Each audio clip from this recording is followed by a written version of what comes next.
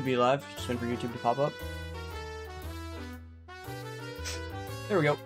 Yo, hey guys, what's going on? I'm Kings, and today we're playing some more Pokémon. Was gonna play some Battlefield, but I couldn't really get in touch with Undead. And game's much more fun when you play with people, not by yourself. So I thought, well, fuck it, I'm bored. Nothing for me to do right now, so I decided to just get on. I don't know where my green screen is. I just didn't want to pull it out and all that stuff. So I turned on my old webcam, or technically the same webcam, just without the filters and green screen behind it. Alright, so we're just kind of starting up from pretty much where we left off yesterday. We're at the exact same spot. We haven't moved anywhere. So I guess we're gonna go do the third gym battle now, right? Okay. So we gotta figure out pretty much where we're going. What town is this called again? Veilstone? Alrighty then, so what kind of items? Storage key, fly exists here, which is all the way up top. How do I get off this thing? What is this? Department store. I wonder if that's like the department store in some of the original Pokemon games where there's just a shit ton of crap in it. And you have to go up multiple floors to find everything. Probably my guess. Oh. But I won't fly. Okay, I guess we're not getting to fly.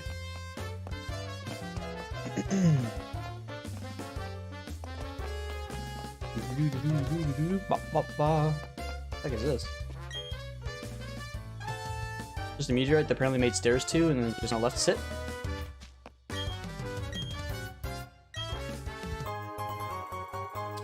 I obtained metronome. Okay. Apparently silk scarf's over somewhere over here. Look at that. Oh.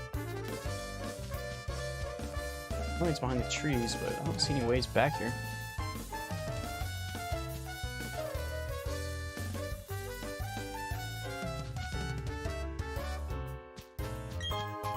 Oh, I just randomly clicked X and I picked it up. Okay. Okay. There's storage keys here somewhere. So there's a storage key like right here.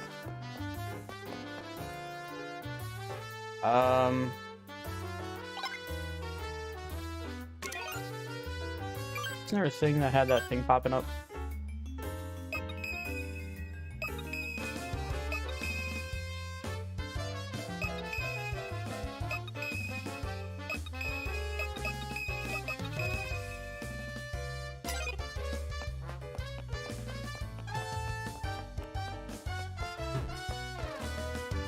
I don't know. There's a storage key like right. PP up apparently up here. Take the PP up.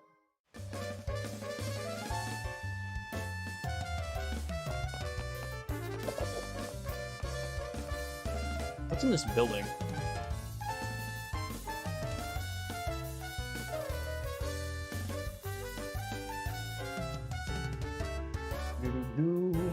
Slash Dawn will approach you. Haven't done that yet. Enter the gym, defeat all the 4 trainers. Puzzle. There. You need to challenge me. Okay.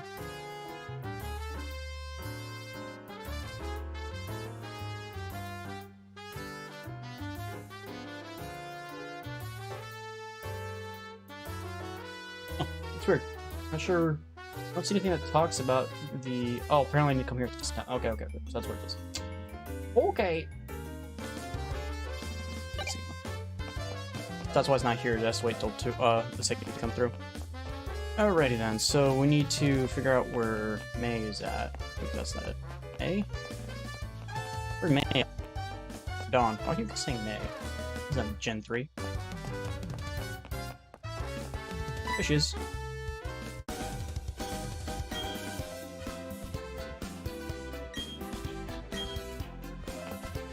Are we ever gonna fight? Is it just gonna be me, Barry? Isn't it just be me, Barry? I wonder what move that is to get the climbing the wall.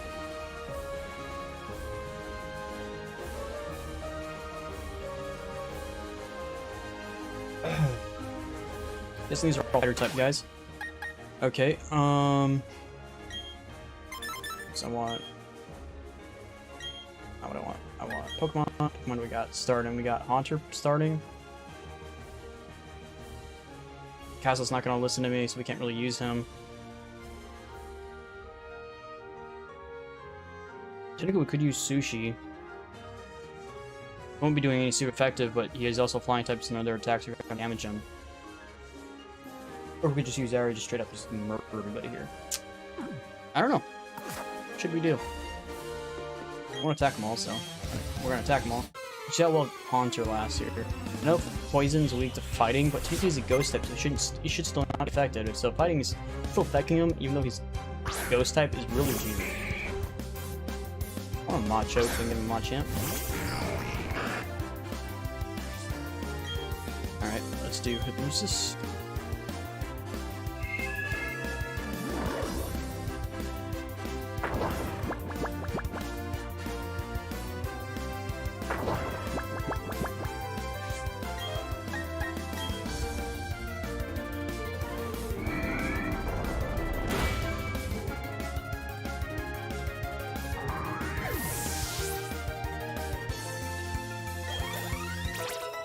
Guys leveled up. Nice.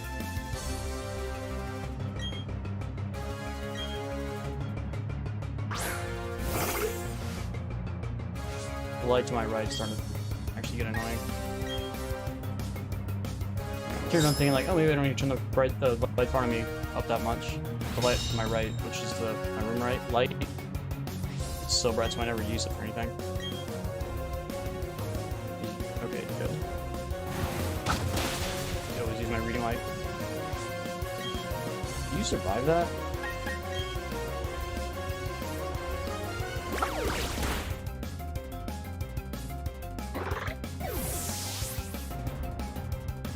Gotcha. Fuck it. I don't care if you guys can't see me or not.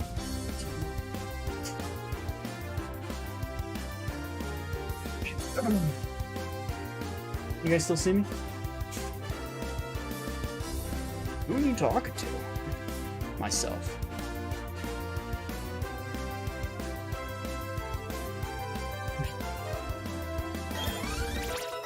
Thank you, leveled up. Let's go. Nice. Mr. Denki leveled up. He's not Denki. Oh, you guys know me.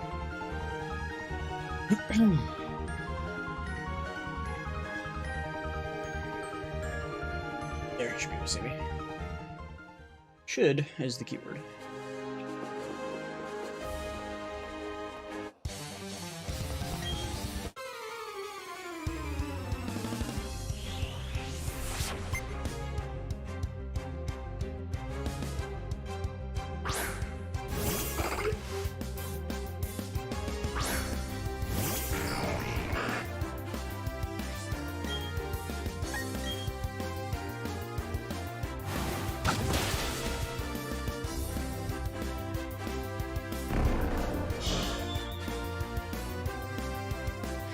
Took aim.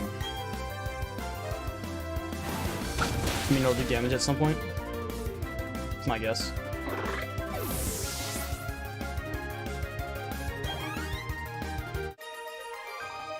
Hunter's almost level 30. Super close.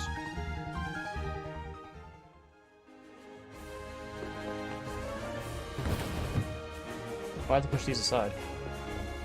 Okay, I didn't know that was a thing.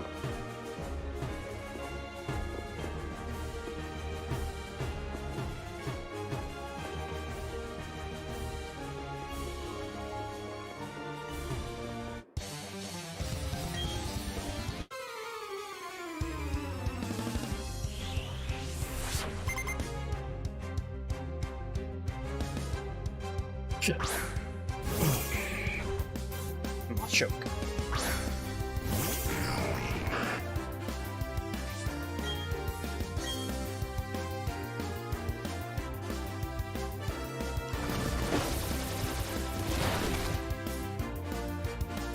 What is a jab? Never seen that. It's supposed to kind of like go with like fire punch and lightning punch, or punch and ice punch. So it's supposed to just fall in there as well. Come on. There you go. Return to the charm, I guess.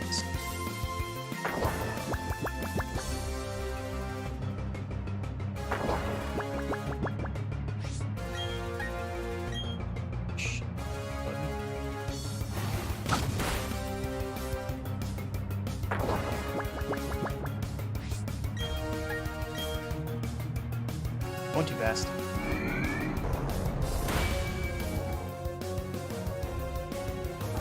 I want to try to see how much Hex does without the combo, just to test it.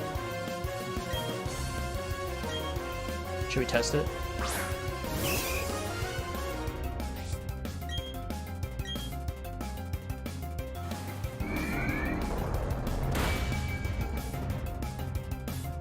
Okay, it just one-shots him anyway.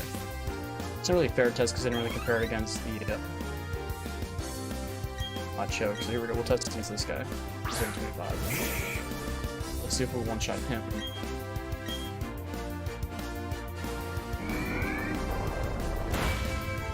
It doesn't one-shot him, he's not hypnosis. But still does a shit ton of damage.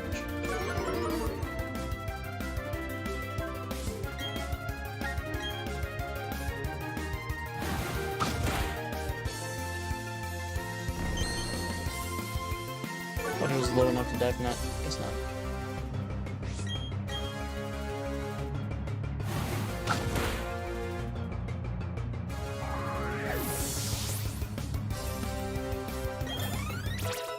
There we go. Haunter's now leveled up, and now Sushi is one. Nightshade, finally! We get to finally learn Nightshade. Okay, gonna stay.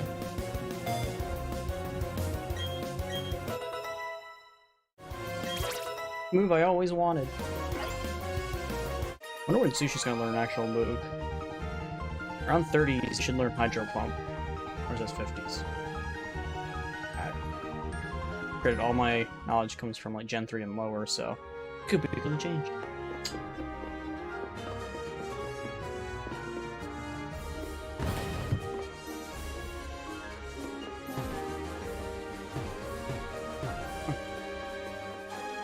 Use tire score.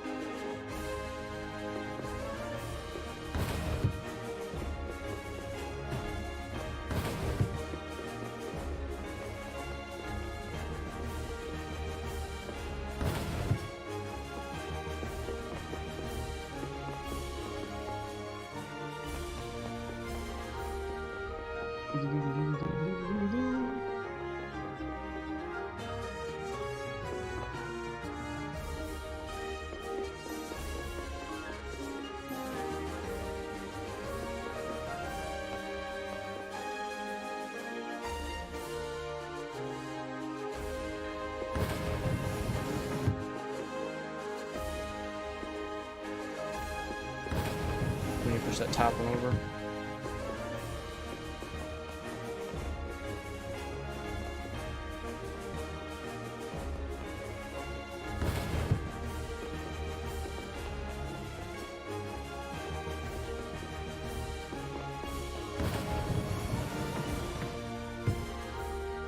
Did I fight everybody here? I fight you yet? Make sure we fight them all. I'm up late? I'm always up this late, man. I just don't stream this late. The reason for doing it, I used to do 2 streams a day, but the reason I stopped doing it because it was always Rainbow. So I knew that if I kept doing 2 streams a day, I'd burn myself out, which I didn't want to do.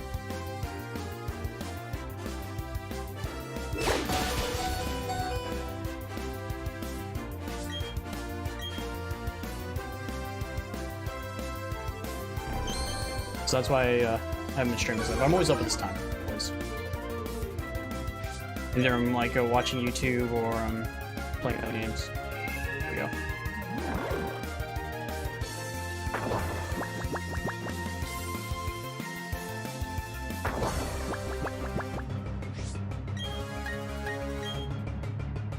gonna look up knockoff. I think it's a dark type move, that's why it's super effective.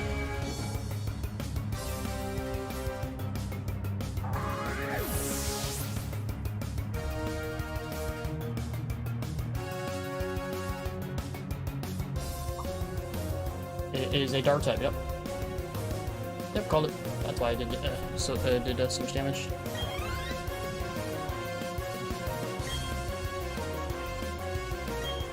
Let's not take the risk. You're just gonna knock off again. Let's switch over to Ari. How's it going, Pizzle? I think you're the only one that's popped in the stream so far.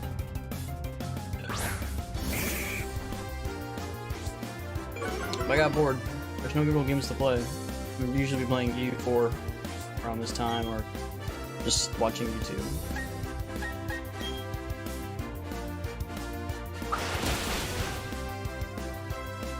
I'm very surprised he survived. Minimize makes the person smaller, and then bulk up makes him bigger. Interesting.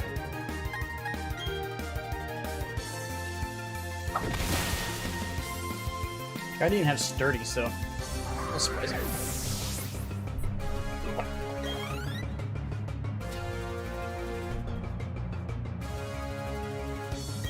Another macho.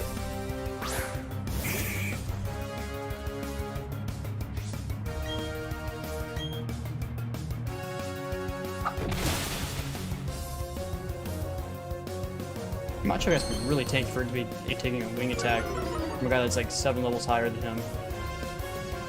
And it still lives.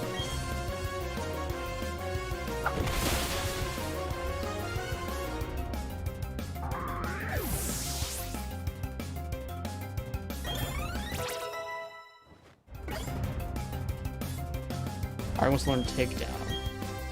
Do I want takedown? I don't like the recoil that it has, personally. 90 damage versus the 40 damage. Nah, I don't like the recoil.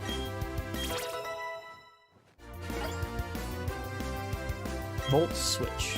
What is volt switch? You may take the user brushes back to the switch place with the party member while waiting. It does nice damage, but I don't like the whole it comes back bullshit, so thank you. I'd rather replay this with like Shockwave that I picked up earlier. Monies.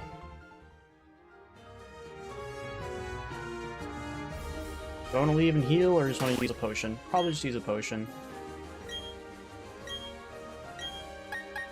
Store. Use up my regular potions that I just have kind of sitting in here. I have a feeling Haunter's gonna die anyway. Oops.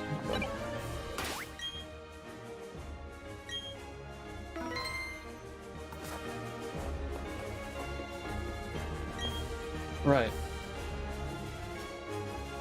Let's do the third gym. The Million.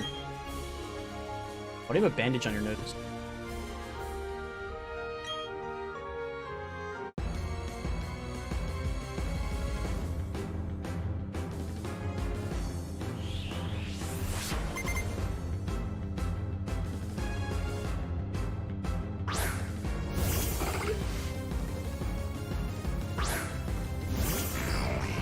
Let's hope he doesn't know Psybeam.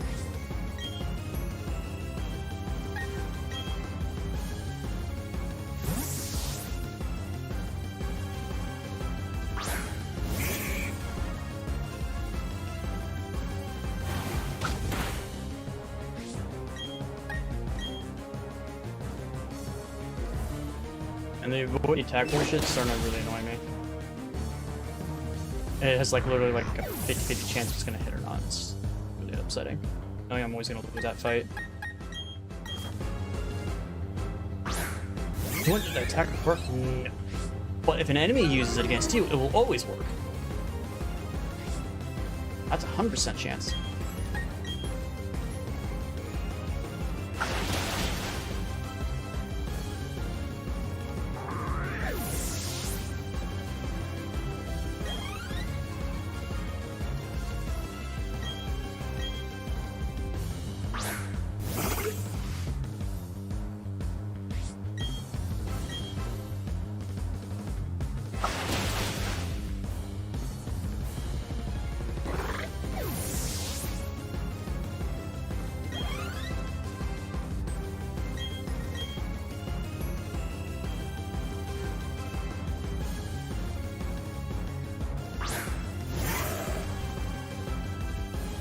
Okay. 30 Lucario.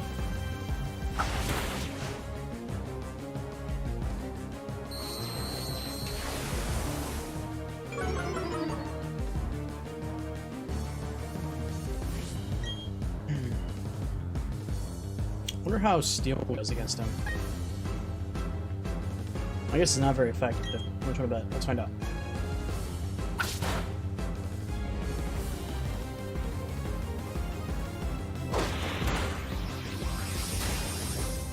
Okay, that just one-tapped him. How'd that one-tap him?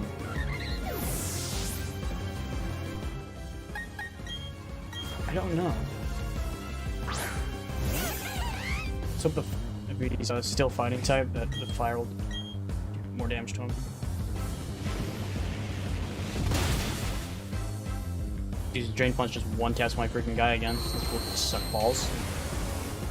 We're just gonna one-tap you. What is that? What was it called? Drain Punch? I kinda want to look that up. Okay, that has to be a new attack I've never seen before.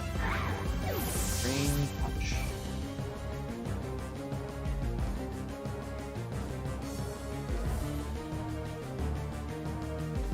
I beat her, so. What is this? This is not what I'm looking for. Back.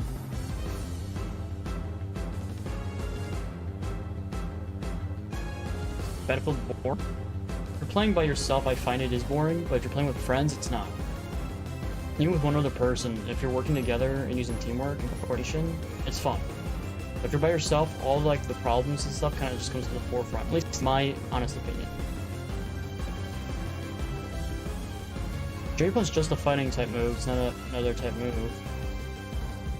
It's pretty much just a fighting type that works as absorption. It does 75 power. That's crazy.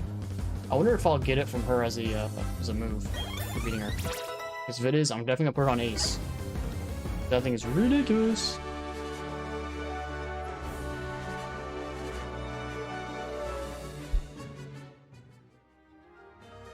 Still buggy? Yeah, and the people still look like potato. That was a game I was gonna play during this like time slot for myself. But I'm like, I look at when I'm playing it, I don't feel the urge of to get on it. And games should have that urge of you want to get on and play, you know? Can I use the hidden move Fly from Poketech? But not Strength? Okay, I'm gonna look it up. When do I learn Strength?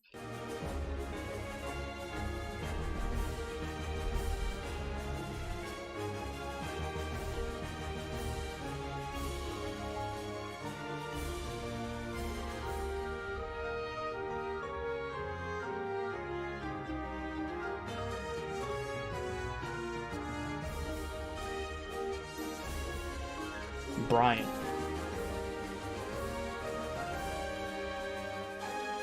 If I try to defeat Brian, we'll be able to use it, but who's Brian?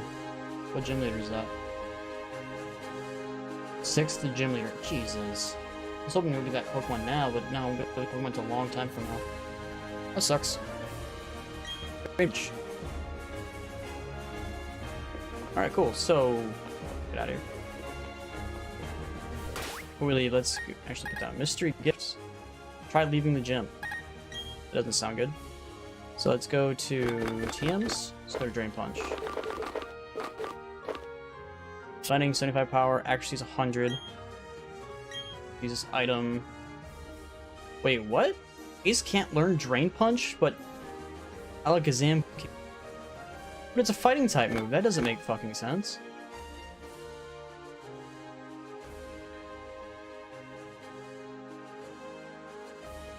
And I have 5 of them. That's bullshit. Like, the only Pokemon I really wanted to have is a Pokemon that can't learn it.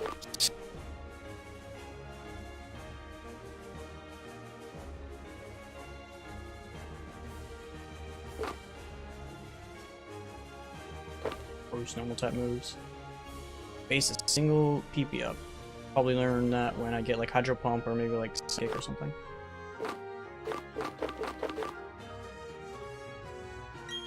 Give this to Haunter, but Haunter's being used.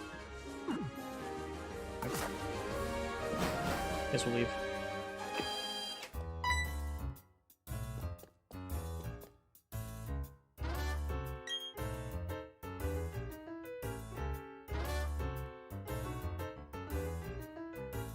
Yeah, they didn't, like, it's not a remaster.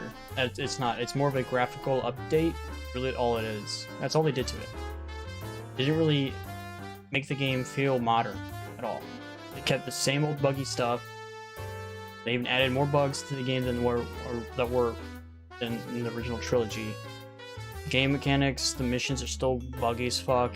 They're still super convoluted. Like, there's a mission in Grand Theft Auto 3 that you have to throw a grenade through the window, and there is no way to aim it. So you have to toss it and hope it works. That's all it is. It's just like, come on, at least give me a throwing arc, give me something that actually like makes it so I can launch it. It's just, no, you just have to literally click the throw grenade and hope it lands where you want it to go. It's just stupid. A lot of the missions are like really, really convoluted. It's, I don't know. It's not really a remaster. They call it a remaster, but it's not. It's not a remaster at all.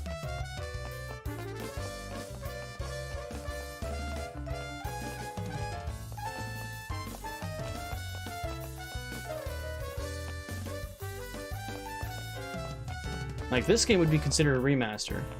They updated with new mechanics. There's new mechanics in the game. I need to go to the Pokemon Center? Where the heck is that? There we go. Like, they take the modern game, the most modern game, which I think is like Let's Pikachu and Sword and Shield, and they just take the old Diamond and story and map layout and all that stuff, and they just add it on as like a skin over, like, say, like Sword and Shield or Pokemon Let's Go Pikachu. So it takes all the core elements from Diamond and adds just all the new game mechanics and features that are from the new modern game. That's how you remaster a game. Remaster a game just saying, we upgraded the graphics a little bit, but then making the graphics look worse than the original in some aspects, and they look potato-y. I'm like, if you're gonna update the graphics for the game, make it look like Grand Theft Auto 5. That's how you do it.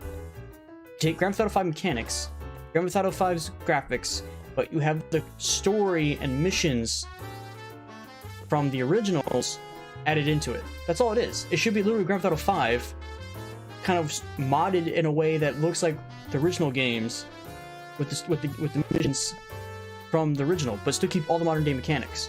That's how you remaster a game. But they failed hard. And they also had the audacity to charge you $60 on top of everything else. And it's just like, but why?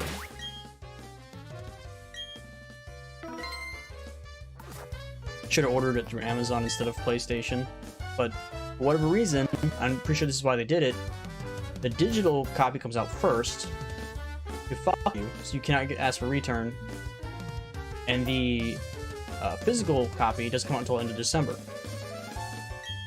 Should've just waited, but I was like, oh, it's Rockstar. They made several $1 billion off GTA 5 just it coming out, and then also billions of dollars off of online. They should be able to spend some of that money and make the game good. No. I don't.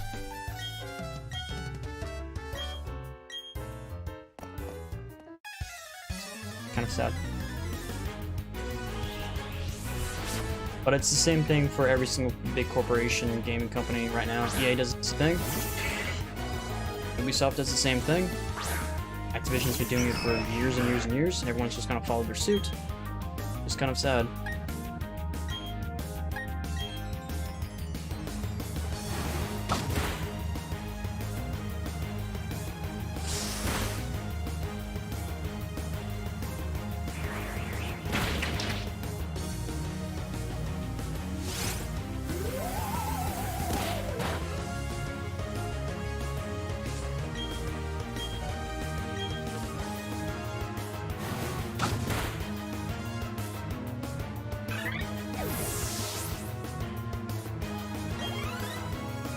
That's a lot of XP.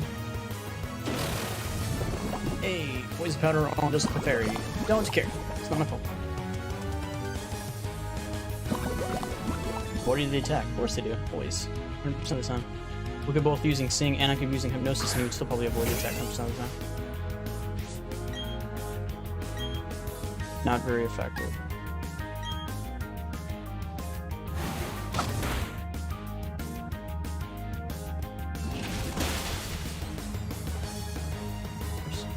Crit. Yep.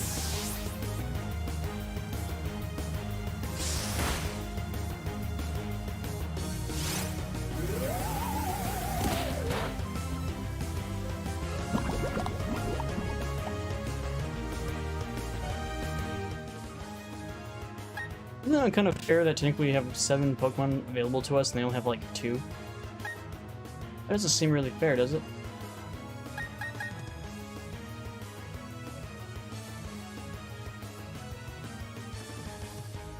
Ooh, what is Skunky? Is it a dark type?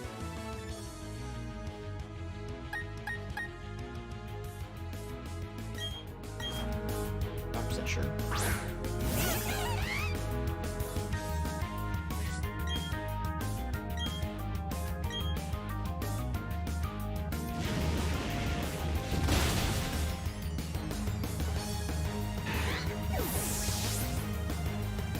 Pikachu. What about Pikachu?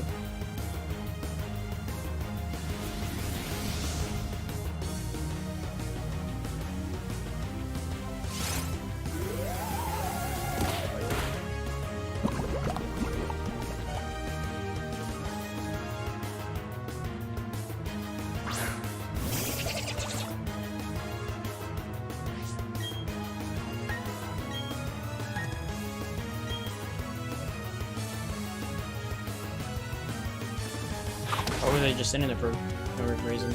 Okay, that was weird. They were just kind of standing there.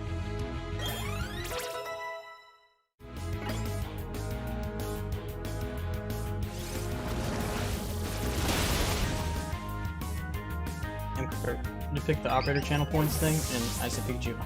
Okay. I have a Pikachu on me right now, so I can refund you your points back.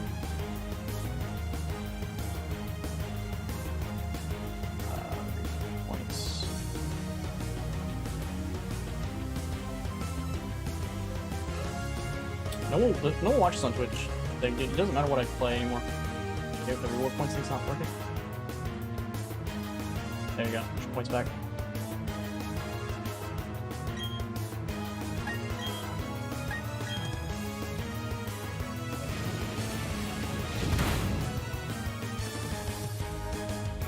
Random crit. Alright. We'll take it.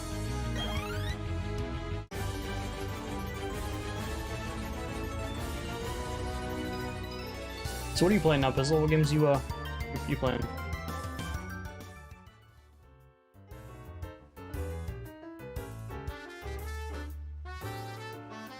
Yeah. I like streaming on Twitch as well. It's a lot easier to just switch games. Don't have to worry about thumbnails and all that crap. Just have to change the title. But no one watches on Twitch. Like, no matter how much I stream, no matter what game I play, it doesn't matter what it is. Rainbow, Battlefield, Pokémon, GTA, it does not straight up matter. There's just nobody interested in watching. I don't know if it's because, like, to get noticed you have to buy bots and to boost your rating. Like, I don't know if that's how you have to do it, but it's impossible, man. I swear to God, it's impossible.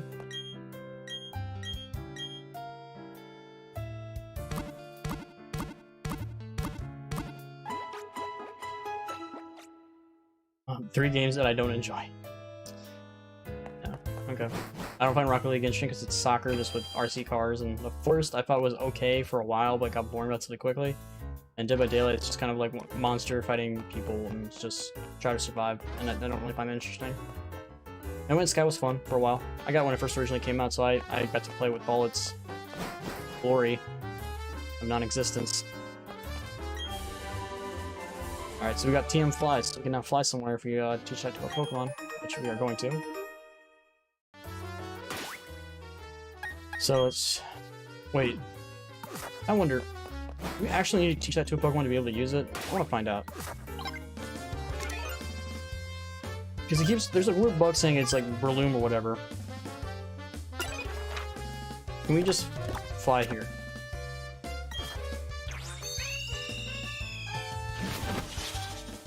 I don't need to actually waste a move on it. What? What? Well, that's new. Okay, so I don't have to actually waste a fly on an actual moveset on one of my Pokemon, so that's cool. Or cut or rock smash. If I knew I didn't have to do that, then I would have never done it originally. Wouldn't have taught cut to one of my guys. I just assumed. Did I heal my Pokemon? Yeah, I did. I really need to finish God of War. Which God of War are you talking about? Are you talking about the newest one? 2018 one? You should definitely finish that game. Because Ragnarok 2, God of War Ragnarok is coming out in a couple months. Is Switch better than PS5? I like the controller better, personally. I like the controller. The Pro controller.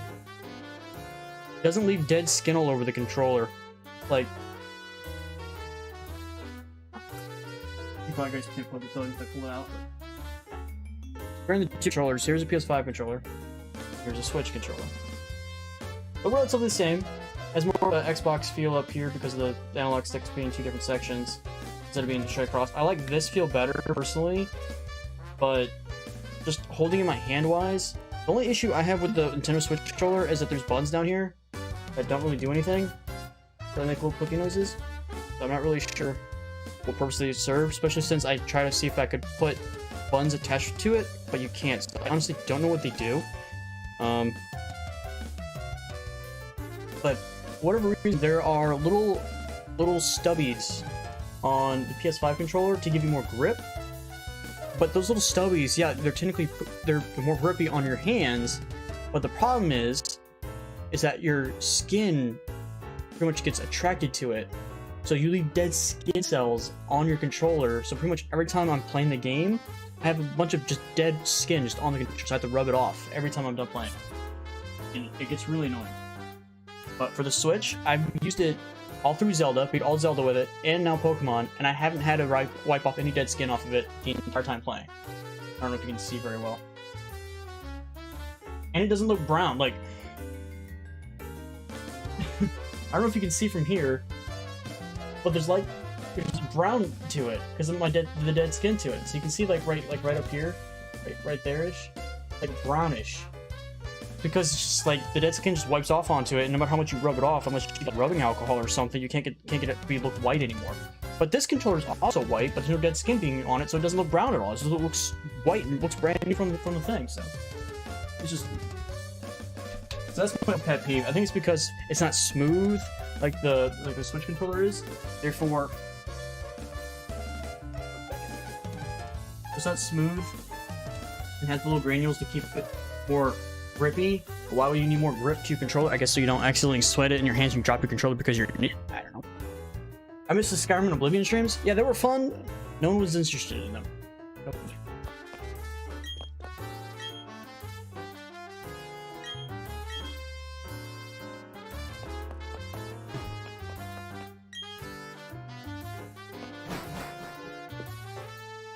I think the PS4 controller is still superior. It's lighter for sure. The PS5 controller is heavier. It's a little bit more linear. I think the PS5 controller, the reason it's heavier is because it has the whole adaptive triggers in a sense. Adaptive triggers are a gimmick. They're just a straight gimmick. They're not very good. I turn them off in every single game anyway, because they're relatively bad. Yeah. There's nothing really superior wise. What is this?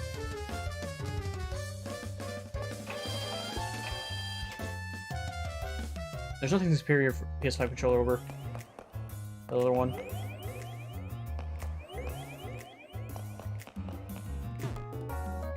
Huh.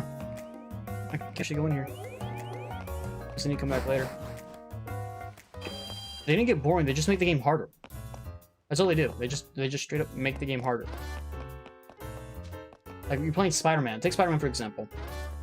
If you have adaptive triggers on, and you're playing, to full swing, you have to press the controller or the top buttons up here all the way down. If you do only half, he lightly puts it out. But you never want to do that when you're trying to go across the map. You want to get the full swing so you can get the biggest arc when you're swinging with the pendulum. So it just makes it harder. That's all it does. Even though there's even adapters on Rainbow. Why would I ever want my controller to halfway push the trigger when I want my gun to full auto? Like, it's just... Yeah, I play Miles Morales. Yeah, I play Spider-Man games. Alright, so where's the way out of here? Here it is.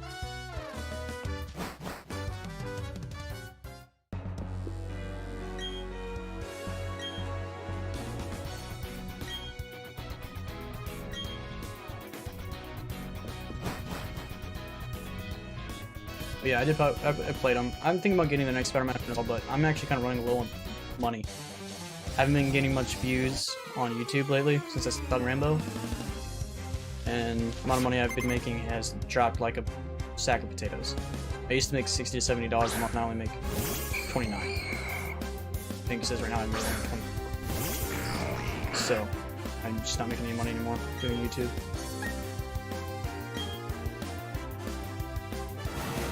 Was the original better or Miles Morales? Miles had more abilities than the original Spider-Man did. Story-wise, I think the story is better in Spider-Man than in Morales. But combat-wise, Miles just has more, has more moves for whatever reason. I guess because he's new, and to make it new and interesting, they have to give the new guy, even though he's supposed to be the same thing, more abilities. I don't know. So theoretically, besides experience, Miles is always going to be stronger than Peter. Just ability-wise, he's just always going to be stronger. The only thing Peter has over Miles is experience. And that's it. I'm excited for No Way Home. That's the movie, right? Coming out? With Tom Holland? Yes, I'm excited for it. I like the actor who plays Doc Ock. I really liked him in Spider-Man 2. It was, where's Spider-Man 3? Whichever one he was in, it was really good. I think it was 2. Because 3 was technically Harry going bad, if I'm mistaken, and Venom. So yeah, 2. Yeah, I'm really excited. Tobey Maguire's in it? No, he's not. Where, if he is in it, it's probably like a flashback for Doc Ock. It's literally gonna be villains that got killed by Peter originally in the original storyline. Both from the Amazing Spider-Man that they only did 2 movies with, and then also the Tobey Maguire one. So you got Lizard Man guy, you got the Electro guy from Amazing Spider-Man, and then you got Green Goblin and Doc Ock from Tobey Maguire's Spider-Man that come from different dimensions into this one. He might make an appearance, Pizzle, but it's going to be probably very, very small. Like, it's not going to be a big act at all. It's probably going to be like a very, very short scene, most likely. Like, it could be a voiceover. I don't think it's going to be in it very much, because I already saw there's a trailer for it that Doc Ock reveals this Peter, and he says, "You aren't Peter." So my guess, it's not. They're just coming into his universe, thinking he is Tobey Maguire. That's how I think it's pretty much going down.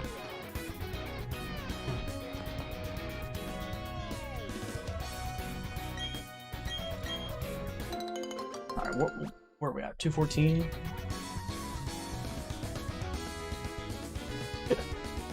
Hmm. 214. What Pokemon are on 214? We got Podium, Ponyta, Judo, Growler, Skunky. He's technically a rare, can technically spawn. Draparig has a technically spawn chance. And the Nighttime could get Nicktoon. Let's try to get Cricktoon. Yeah, Willem Dafoe will be on it. In it. I don't know if they're just voice acting though. I wonder if they're just gonna make it so he wears the Green Goblin mask the entire time. Well, technically Green Goblin will be wearing it. It's not gonna be Willem Dafoe. Willem Dafoe is too old to be doing those type of moves. So my guess is gonna be a actor wearing Green Goblin mask, and Willem Dafoe will be acting, voice acting all the lines. So I think that's how they're gonna do Green Goblin. But since Doc Ock doesn't really have to move all that much, I think they can actually use his whole actor. What kind of Pokemon are in the water? Goldeen, that's it. Okay, so I don't need the water.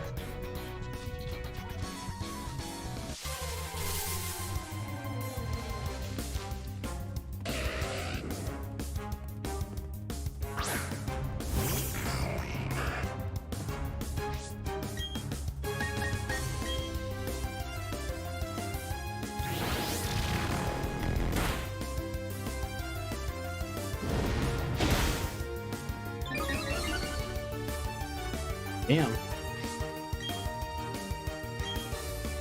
So I'm gonna get killed with flame charge. Yep. I might just drop Hunter, personally. He's just too weak. He's just so squishy. But I really won't change him out.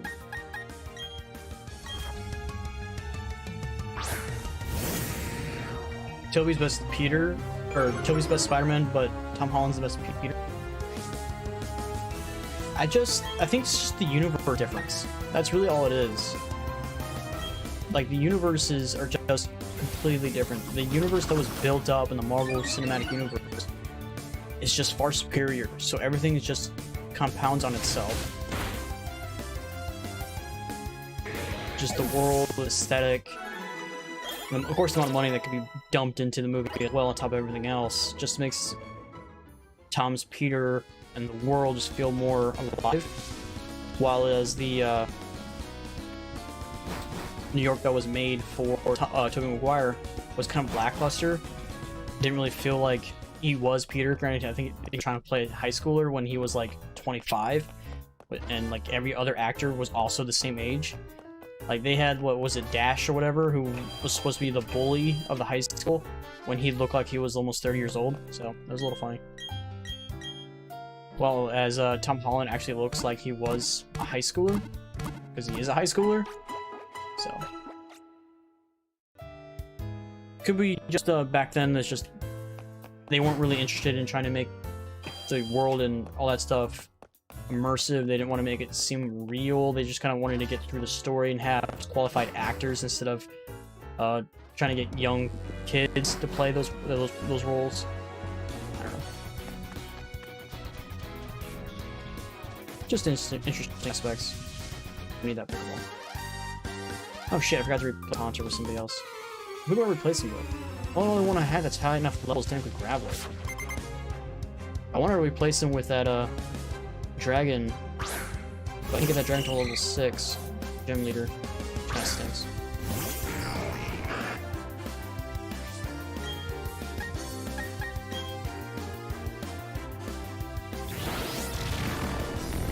I never watched the old Spider-Man cartoons.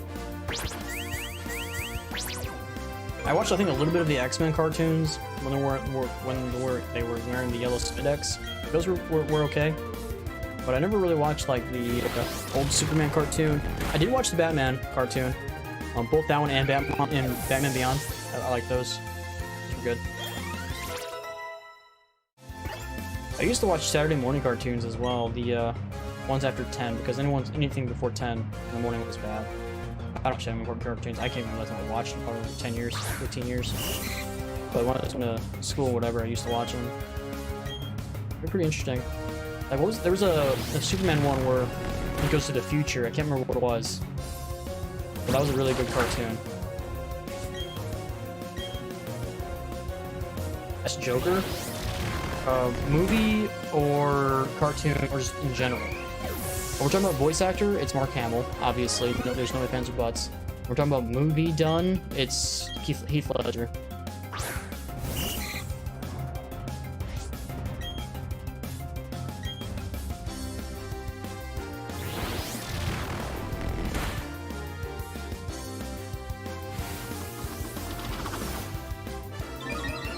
Yeah, just in general, yeah. I think just in general, Mark Hamill's just done more. He's done far more stuff for Joker.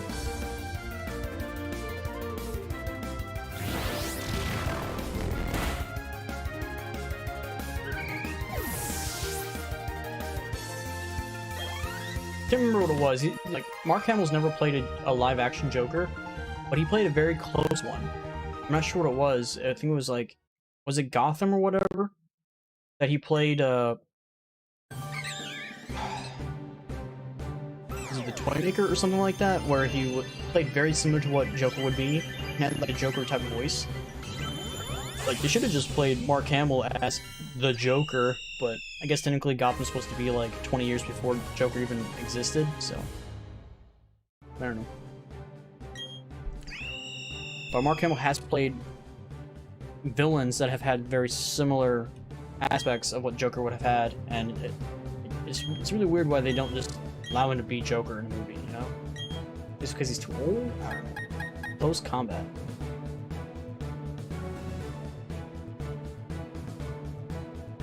It's a fighting type move, but why? It does 120 damage, so it does a lot of damage, has 100% accuracy. Do I want to replace something with it?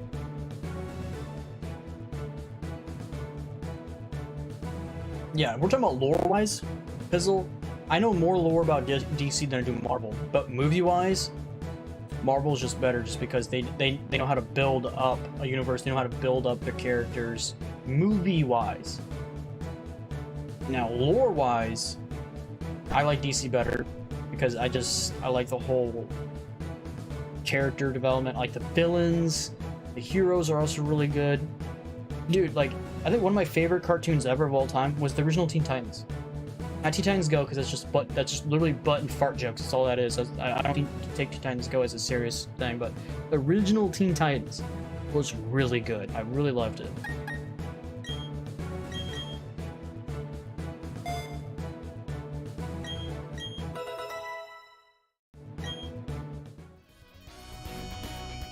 I liked how, what was that original, not original, it was like a Netflix original, I think.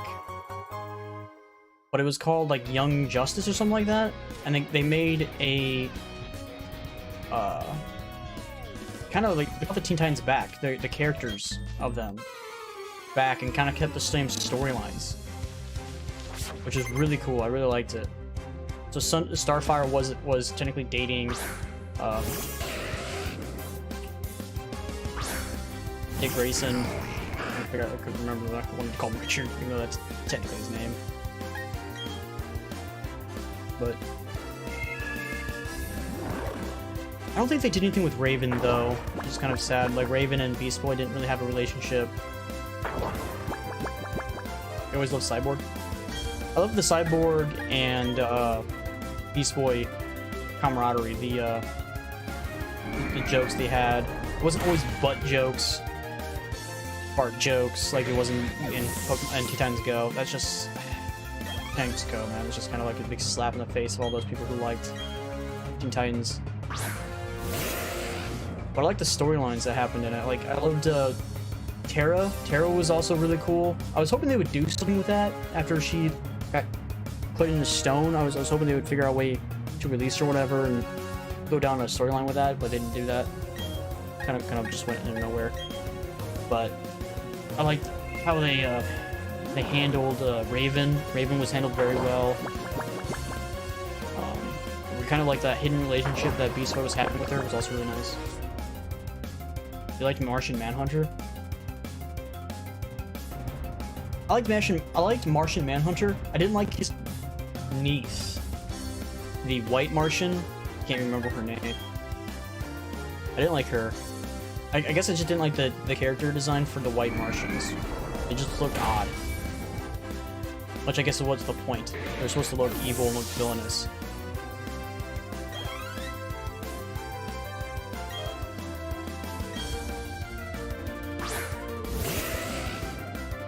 Martian Manhunter was pretty much overpowered as fuck. The only downside he had to him was fire, which anybody could use. So he made him overpowered, but also made him really weak at the same time, which was kind of weird. 3 hits in a row, okay. But when I go against my choke, it's never gonna work because of reasons.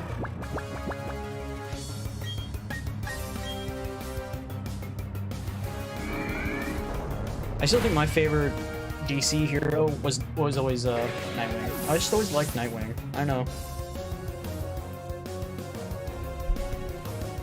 Dick Grayson was just cool. I liked him. He was the best Robin, and he was also the, you know, really good at Nightwing. I just didn't like how he was kind of relegated to like a branch offshoot town outside of Gotham.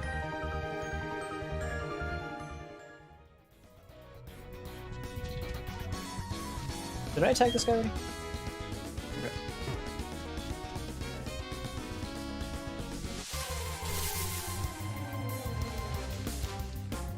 I don't really mind the whole copying stuff. Everyone copies each other. That's not something I care about. What I wish that DC would copy off Marvel would be learning how to build up a universe. Building an actual cinematic universe with heroes being built up over movies and coming together.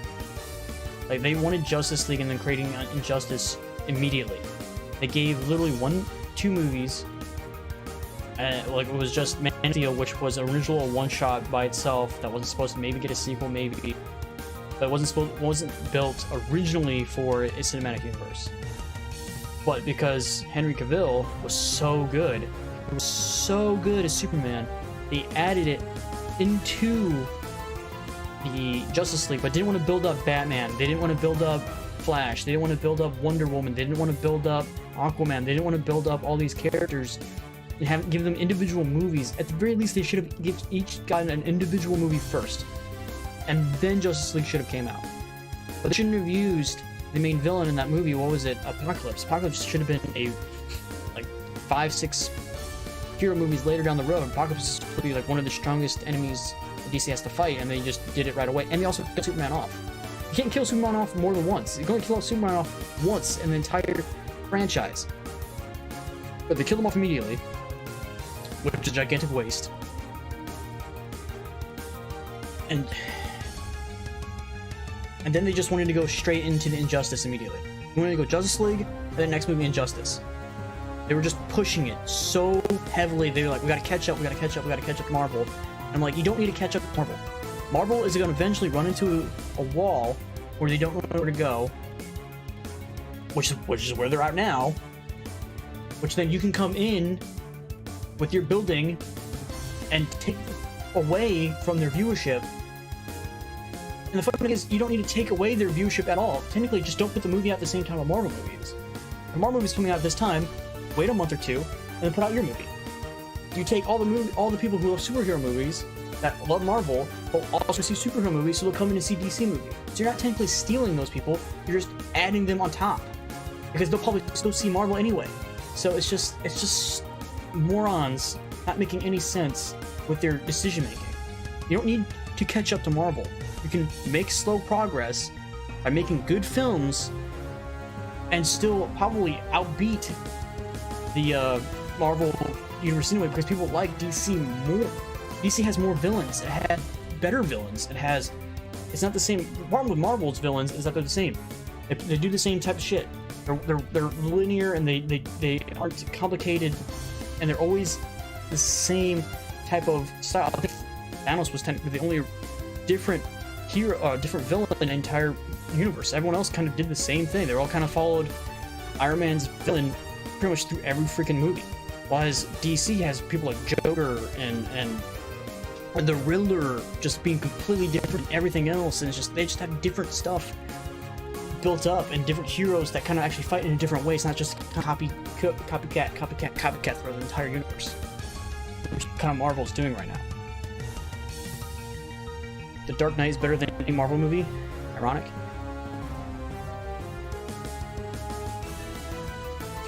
Honestly, I think the entire trilogy for that was actually better than most movies. Even the worst one, which they say is Batman with Bane. Can't remember what that one's called. I think that movie, which is supposed to be the worst out of the 3, was better than probably 90% of the other Marvel movies, personally.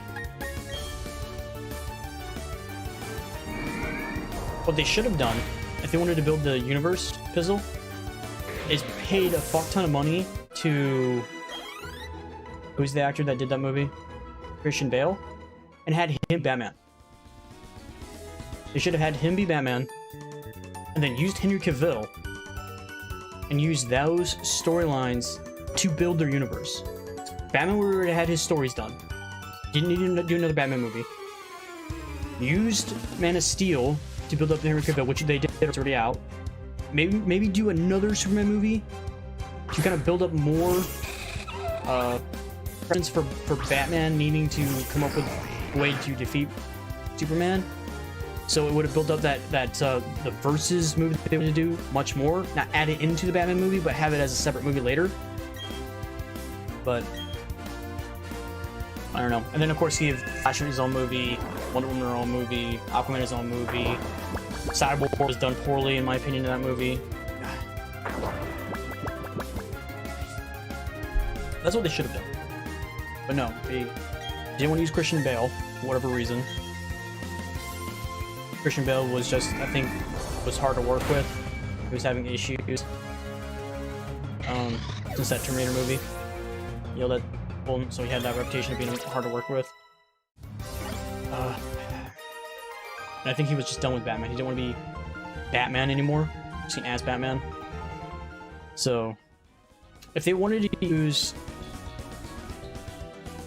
Affleck, if they wanted to use him, they had to have created his own movie because he had his own lore. Like if you watched the Batman vs Superman movie, they built up his own lore without explaining anything.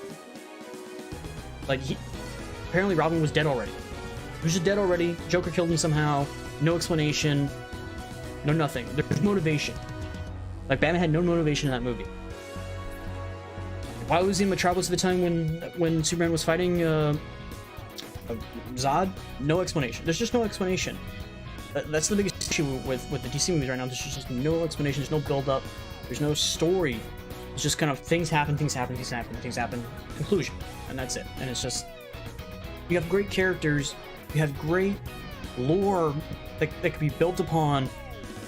And it's just you have so much there and you can do little with it. And it's just kind of like.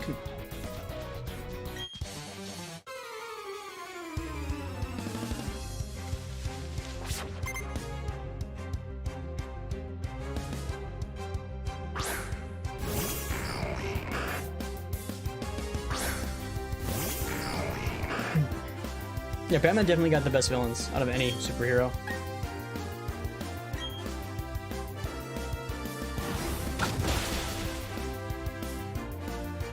Which kind of makes me kind of laugh at Flash's villains. Flash's villains were like third-class villains compared to Batman's. Like, take a look at Captain Boomerang, Captain Cold.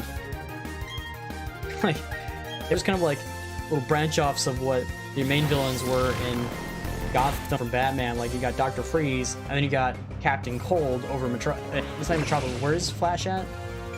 Central City? Something like that? Scarecrow's your favorite villain? I don't know who my favorite villain is. I'm not sure. I like them all. I like a lot of them. Probably, if I had to pick one, probably be Deathstroke. I like Deathstroke. Deathstroke's cool. I liked him even more. Like, I really liked him a lot because it reminded me of he reminded me heavily of the Marvel with Ryan Reynolds character Deadpool. It reminded me of Deadpool really like a lot.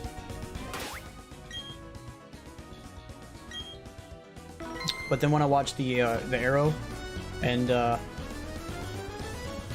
watched that show with Deadpool, made me even like him even more. It was really good. I liked it. Hey, Rig. Alright, we need to catch you without killing you, so I need to place. You ever fan Ryan Reynolds? He's probably like one of my favorite actors right now. We'll use tackle. Jon Stewart Green Guardian was your favorite for sure. Out of all the Green Guardians, or the Green Lanterns.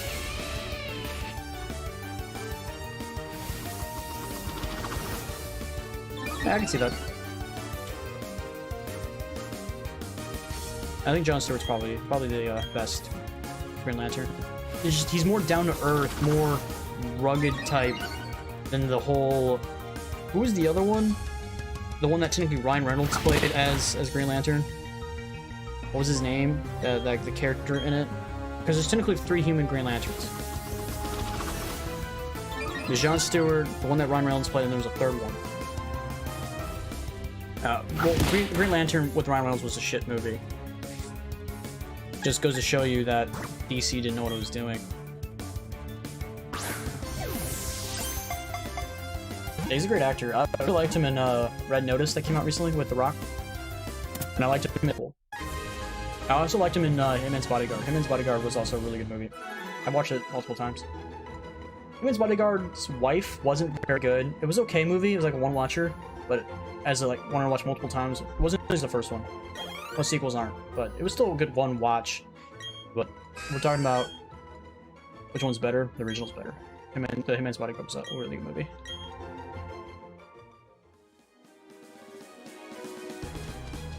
So then you get that frick tune.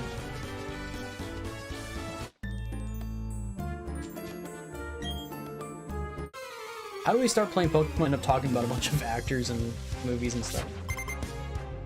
I don't know, I'm more than happy to talk about that type of stuff though. Most people don't want to talk to me at all when they're in the stream.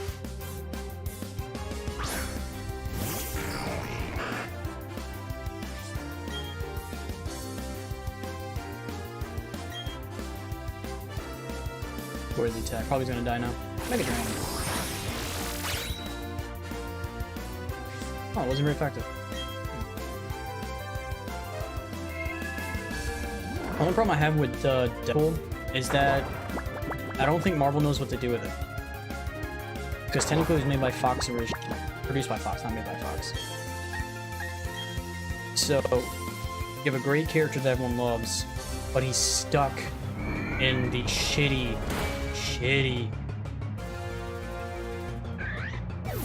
universe. The X-Men universe. He's stuck there. So, I don't think there's a way for him to come from that universe into Marvel Universe unless they try to do it via the multiverse, and they just bring him into this universe and kind of make it kind of like push off that other universe as it never happened. Like that's the only thing that I think they can try to bring in this Deadpool into the Marvel Universe and have him actually be a character in the Marvel Universe. Unless it's gonna just, which I think is what we're gonna do, just yeah, he's done 2 movies. But maybe give him a 3rd movie and then push him off as never being Deadpool again. That's probably how they're gonna handle it, most likely.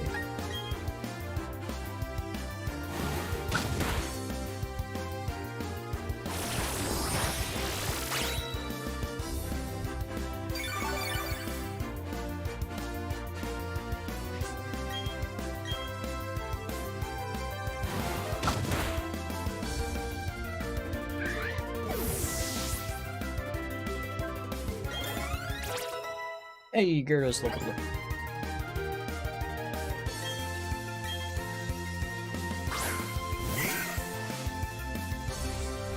You know what I'm finding weird about this game now is that most of these guys are having triplets of the same Pokemon over and over again. This is like the 10th guy I've run into.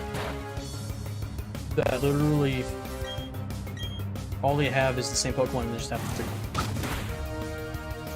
It's kind of getting boring. Should I play Last of Us 2? No. You should not. It is not worth your time.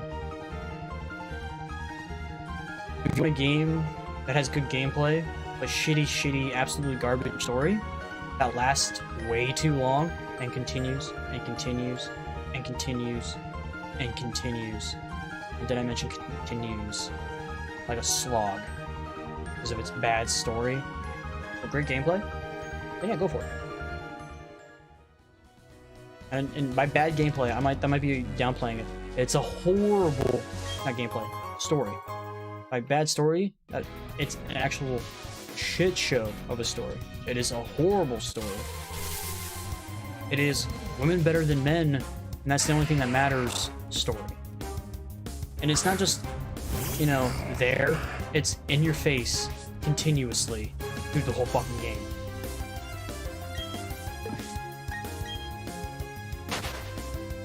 So if you like woke stuff, and woke stuff being woke stuff or woke stuff because of woke stuff, then go for it.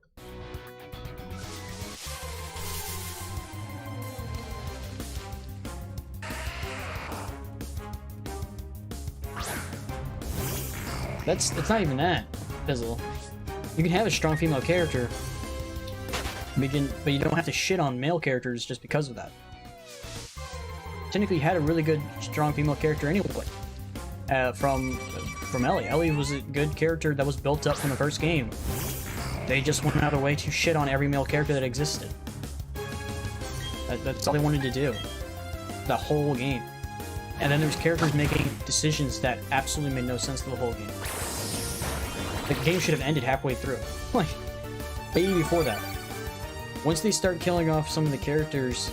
I don't want to ruin the game. If you're going to play the game, I don't want to ruin some of the characters. But once they kill off a certain character and gets headshotted... and it happens out of nowhere... it's then you know... oh! Fuck you. And fuck males. Because reasons.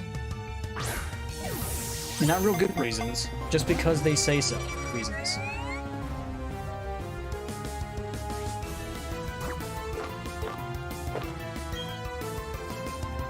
I never played any of the Life is Strange games. They just felt like teen angst games. Teen angst for teen angst reasons. Pushing agenda? Yeah, that's all Last of Us 2 was. Like, they didn't need to kill off Joel, and if they wanted to, I know they wanted to. Let's not get... they're going to. What they should have done is not killed him off until the end. But they killed him off immediately. They killed off the main character from the first game, and gave him no glory, no like sending off. They just killed him and then smashed his head in. Over and over and over and over and over again. And then, to top it all off, they made you play that character that just killed the character that you loved, and they tried to make her likable, and failed. Hard. But she got the best voice actress, best character. The game got best... The game won all awards that year, even though no one liked it besides journalists.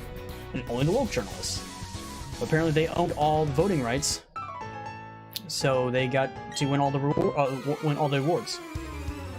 But you know what People's Choice Award won? It wasn't Last of Us 2, it was Ghost of Tsushima, which was... should have won all the other awards.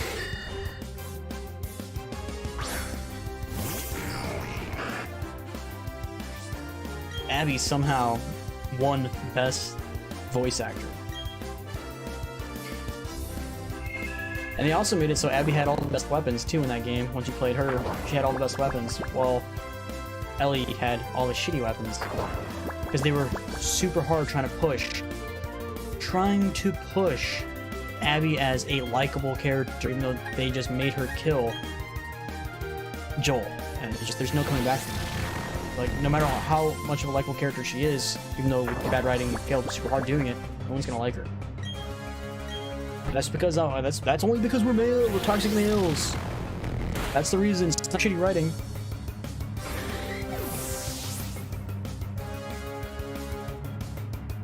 Didn't it beat Red Dead?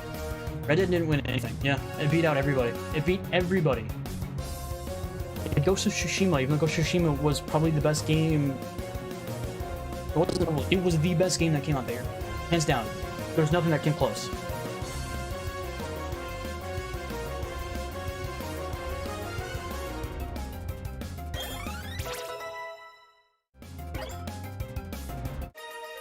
And I've been using Haunter for a while, and he's still falling behind everybody else. Kind of crazy. Should have beat it for sure. You didn't beat Ghost of Tsushima? You should go back and play it. Ghost of Tsushima was definitely a game that you should have played and beat.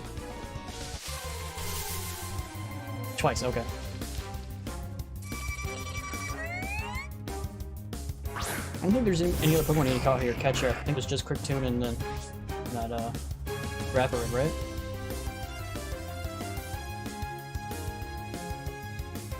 We already have Stunky, so yeah, that's it. So we don't need to catch any other Pokemon here.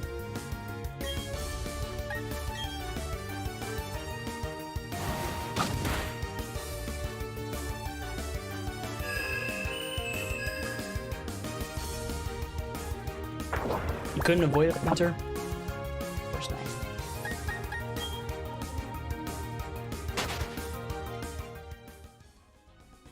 Of course not.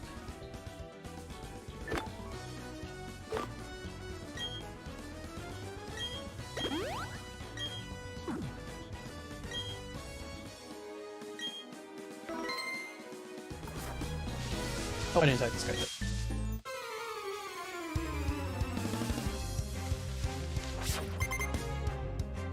I want to have a Twinkie. You can't stop me.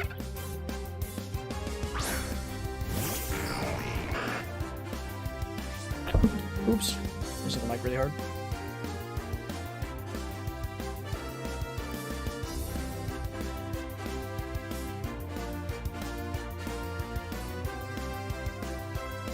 Oh yeah. It should have definitely won. At the very least, if we didn't win anything else, you know, it had better story, better writing, better characters, better voice actors, better gameplay. Open world, whereas the open world only lasted 2 seconds in Last of Us 2. Its cinematography was amazing. It was literally breathtaking.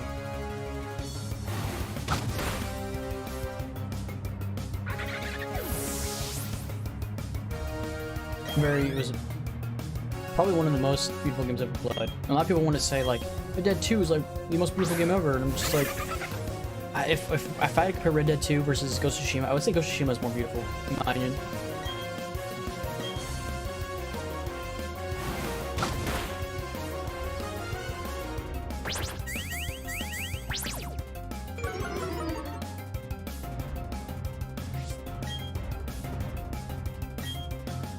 This guy's running out of moves. PP's running low.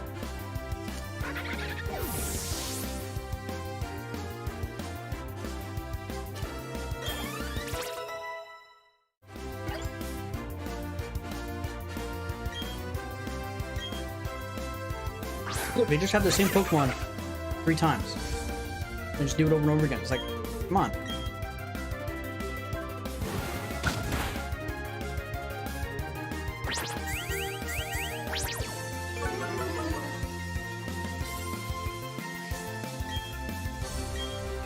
I liked Red Dead. Only issue I had with Red Dead 2 is that the travel time taken going to missions took forever. This is the only issue I had with Red Dead. You go from one mission on one side of the map to another mission that's on the other side of the map, and you have to travel by horse, and it takes forever. Beat half the game, but then I had that whole hard drive issue with my original PS4 that died, so I lost everything. So I had to re-download the game and all that stuff again if I wanted to play the game again. I did not want to go through the process of having to travel through the whole game again, just back to where I was at. And I didn't want to do it, so I never beat Red Dead 2. I also hear that half the map isn't even usable until after you beat the game. Like the original Red Dead area, the down south area, you can't even use. You can't even do anything with it. It does nothing. It's completely barren waste. But no missions. Or very little missions, I should say. I think there are missions down there, but it's very, very few.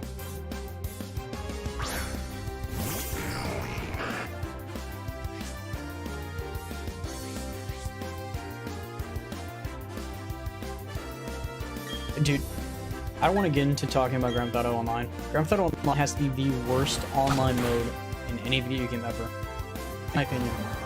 GTA Online is the epitome of boring.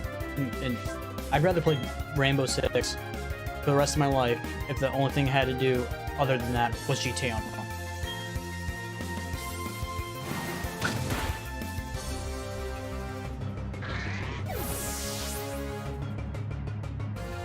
Days playtime. I'm sure how many playtime I have on like other games. But I got to level 10 or something like that on GTA Online, and I was so fucking bored. I was like, what the fuck is this shit? It was so bad. And then later, heists apparently came out, but there was like 4 heists. I do these 4 heists over and over again. Try not to get bored.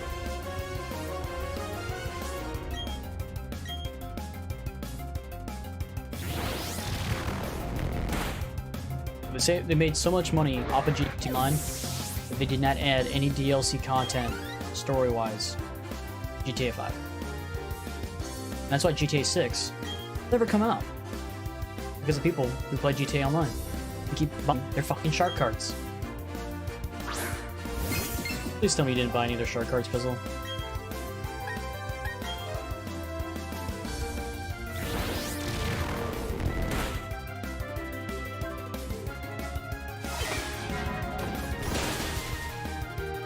I would prefer its characters.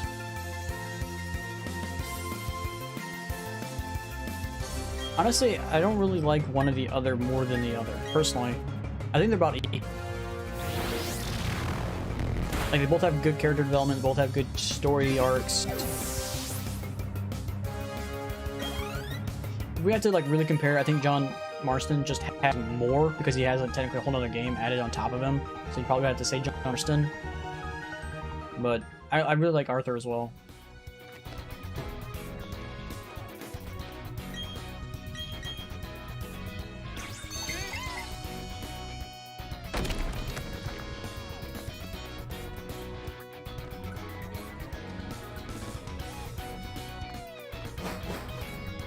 Before we go in the cave, we're gonna go heal. We're almost out of PP.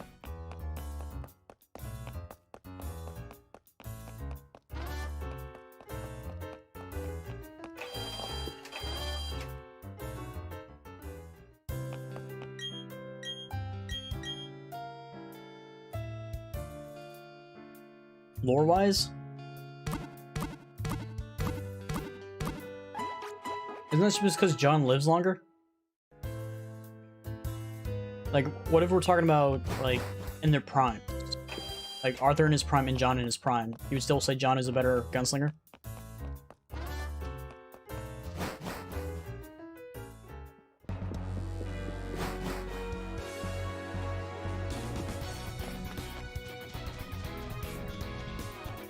Because you gotta remember, technically when John and Arthur are technically together, Arthur is technically going through tuberculosis issues. He's having massive problems. He's sick all the time.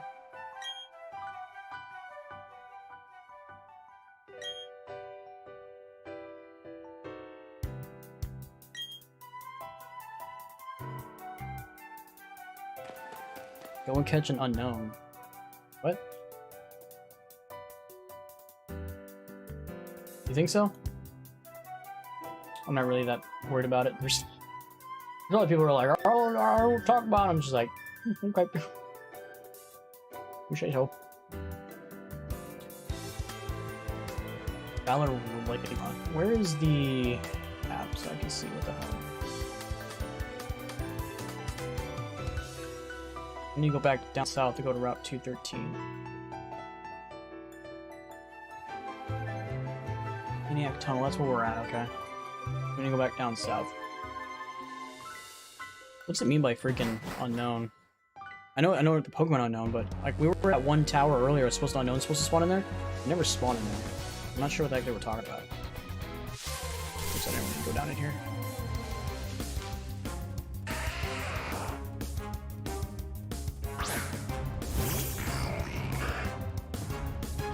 Yeah, I did. I played the original Red Dead back when it very first came out, but I only played through it once. So I don't really remember the story all that well. I tried to play it again on PlayStation Now, but you know how bad my internet is. And it did not handle very well. It was super pixelated the entire time.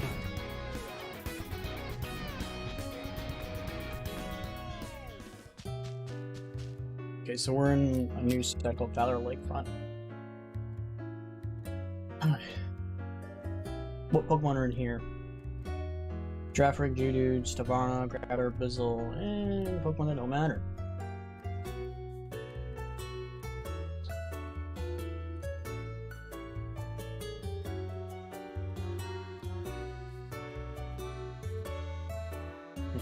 So this area just has no real purpose. Besides the trainers to get the XP from them.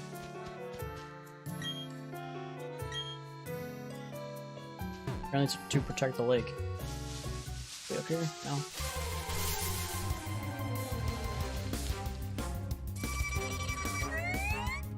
I'm taking Red Dead Revolver.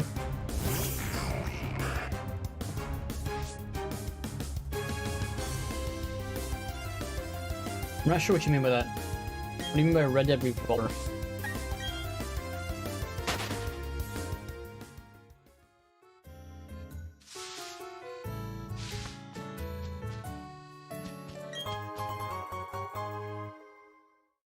If you're talking about Red Dead Revolver as a game, then no, I've never played it. The only game I've ever played was Red Dead. Red Dead 2.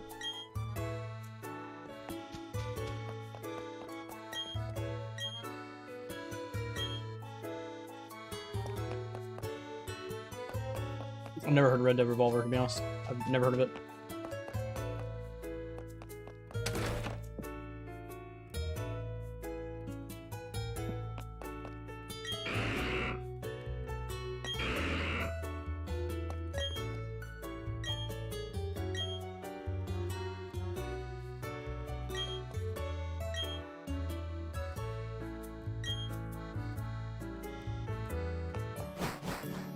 Slept on Gem, it's great. I never even heard of it. I'm kind of surprised.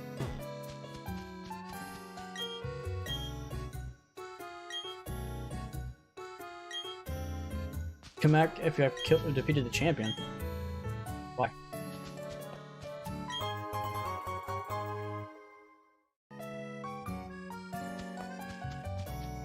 Slower ties in Red Dead Redemption. No, I always thought they were gonna make a Red Dead Redemption 2 zombie mode, like they did for the original. But again, they're not going to, because guess what? It's made by fucking Rockstar and Take-Two. Once they put out their game, they're just going to shove everything into the online mode.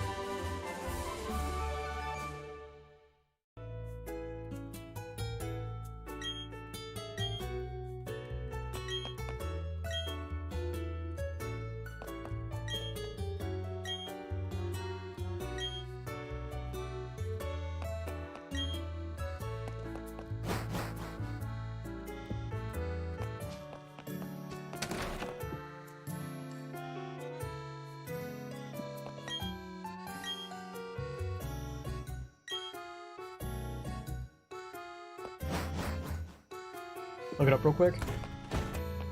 Even if I look it up, I'm probably not gonna remember it because my memory is just absolute dog.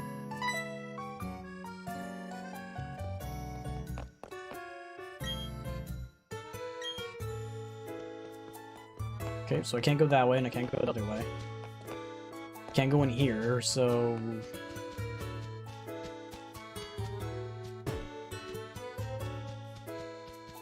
what am I supposed to do?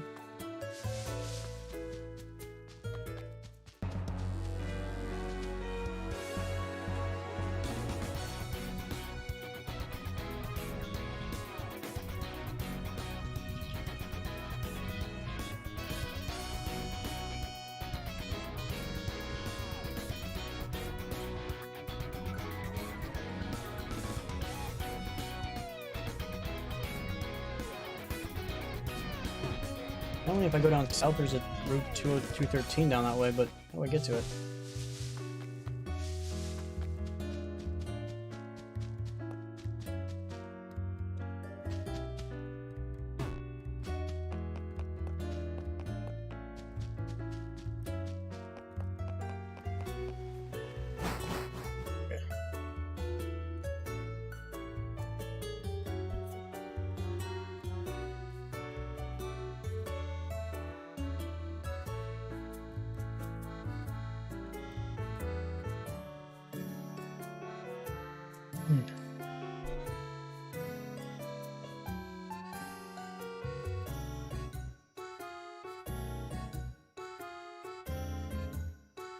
Made by Capcom, really? I'm surprised. Capcom doesn't really usually make good games, in my opinion. They just make fighting games, really. Mortal Kombat. And then, like, Street Fighter. This guy's a Pokémon Center? Okay.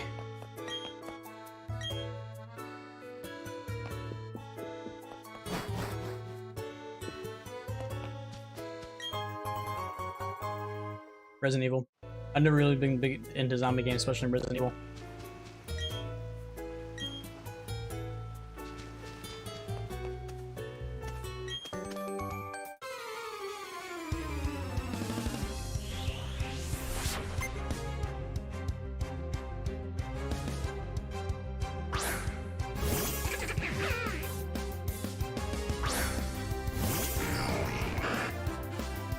technically it's nighttime, so if I get a Wingull, it's apparently very rare. I think there's a Floatzel. Very rare. Remoraid with a good rod. I have a rod, so we can try to get a Remoraid. What the heck is this thing? Oh, it's a barrel. Okay.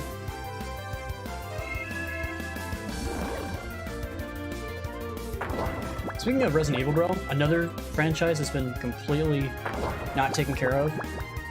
The Resident Evil franchise for movies has been really bad with that. Okay, so it won't be effective to this guy, so we need to trade him out for somebody else. Favorite Pokemon? Quilava. Hands down. Name Typhlosion, it's secondary, or its third form.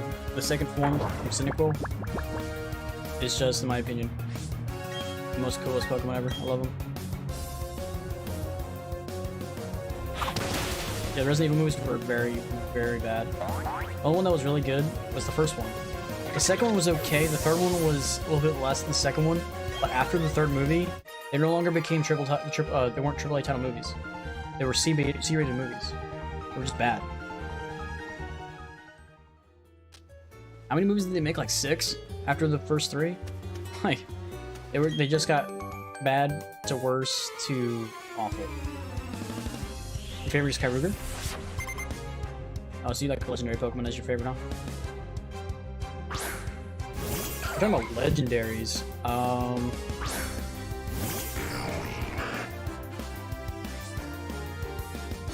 Like Infernape? Infernape's okay. I don't like how he has that wrestler's belt on and they try to make him look like a wrestler. It's just... I don't know. Same thing like Matcha. Like, why do they have wrestling belts? Where does this belt come from?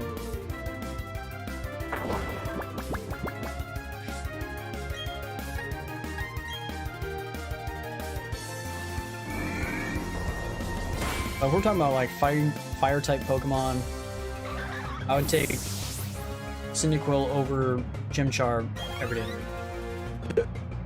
Arcanine's cool too. Yeah, the problem with Arcanine though is that there's only 2 evolutions for him. I never really been big into the 2 evolution Pokemons. I always like 3 evolutions. I like seeing Pokemon grow like a little toddler to being grown adult, seeing the progression towards it. There only being 2, kind of like, it almost feels like there's like, it's like jipping you. It should be like a third. Like, I think from Growlithe there should have been a second form and then Arcanine. That would have been really cool.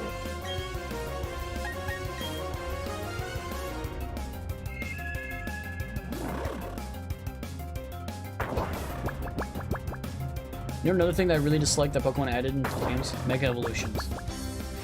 Mega Evolutions, in my opinion, are a gimmick that they try to copy Digimon with, and I don't know why. It's something that shouldn't have added, to be honest. It's like a temporary evolution form that then goes away. It's just like, that's not what Pokemon's about. Pokemon's about evolving and becoming greater, not temporarily evolving and then going back. That's just not what Pokemon's ever been about, and then they just added it and it's just like, but why? Like, adding temporary evolution is just nonsensical.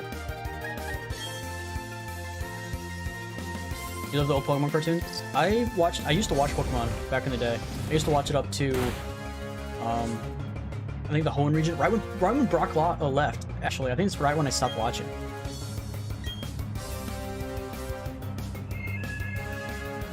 I loved when Misty came back. That was really cool. Loved that episode of Pokemon. When Misty comes back for like an episode or whatever. Then Brock leaves and it's just kind of like, I'm out too. I'm like, okay.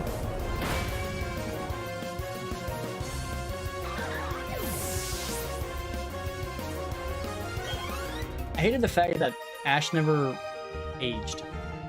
I wish they would have made it so that he aged. Like, it felt like the universe was expanding. That's something I could never get over it. Like, they never wanted the world to expand. Which kind of made me sad.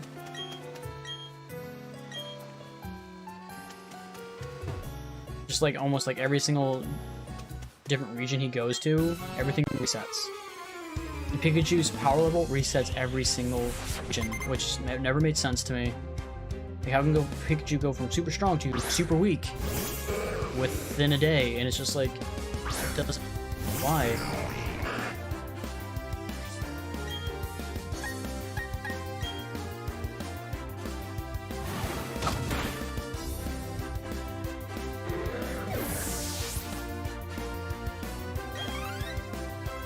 I had to choose a character for favorite Pokemon character, I'd say Gary. Gary starts out as the dick, an unlikable character, but his story progression actually evolves. Unlike Ash. Ash stays the same character throughout the entire time, never changes. But Gary, Ron, Misty, even May, and who's May's brother? Can't remember. But even they had story arcs. They changed as the story progresses. Ash and Pikachu stay the same forever, and it's just like, come on.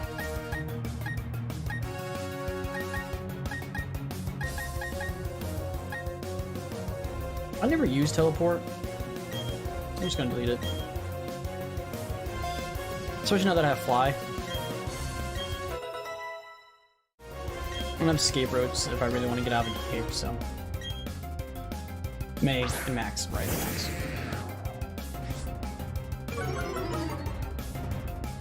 But anything that happened after the third region, I never watched. So this is the region with Dawn. A lot of people talk about it. I don't know anything about it. I haven't watched any Pokemon episodes after the Hoenn region. So.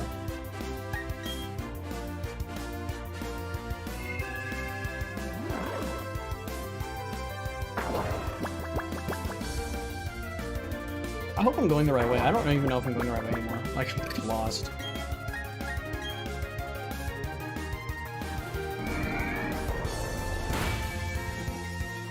Trying to get to the gym. Actually, I think I might need to head back to that other ghost location, but I think their Pokemon's level like 36, 38. So I think I need to get these guys up.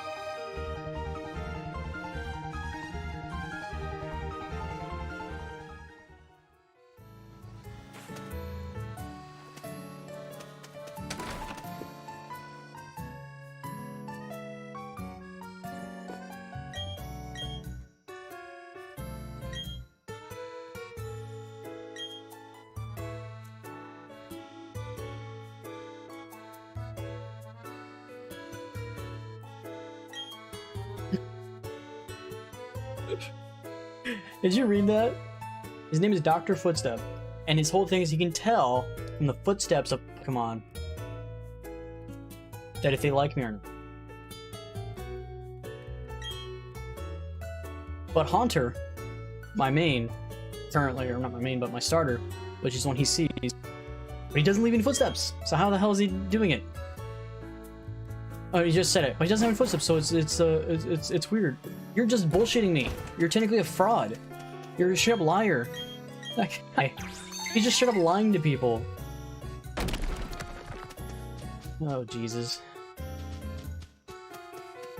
I'm a footstep doctor, so believe everything I say because I put doctor in front of my name. And make some bullshit up about footsteps with my starter, who's a ghost type of flying around with no foots. But you still have the balls to say his foots make it seem like he likes me because reasons. It's like, come on, bud. You're gonna make shit up. You do a little bit better than that.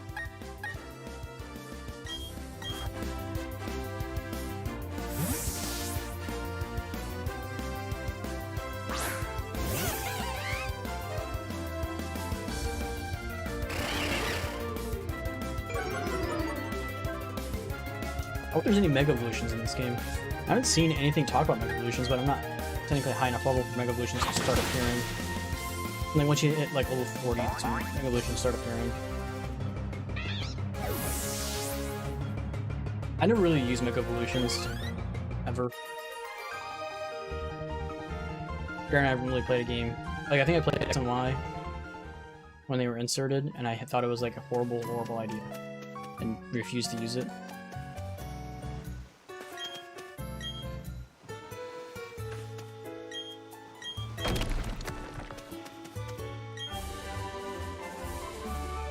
How do you evolve Haunter? You need to trade him with another person. Same thing with Dabra, Machoke, and Graveler. You have to evolve them by trading. So my Graveler, my Kadabra, and my Haunter can't be evolved until I trade them to another person, let them evolve the guy, and then have them send it back to me. because reasons. But I don't know anybody who has a Switch and the game that can trade me Pokemon so I can get them involved and then get them back. Was there any Pokemon here at 213 that I needed to get? Back at 213. Shellos, I think was the only one. We got Shellos. Ooh, Wingull. I think we're gonna get a Wingull. It's apparently very rare. That's the first one I run into. Yeah, rare. It's nighttime. It's uncommon in daytime. We're at nighttime because it's, you know, 3 o'clock.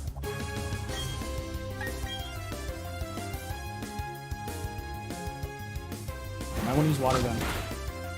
And he got 1 tapped.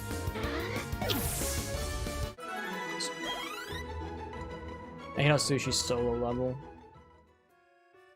Yeah, you solo level! One talk is level 35. I think I'm just gonna switch over to Gyarados as a starter.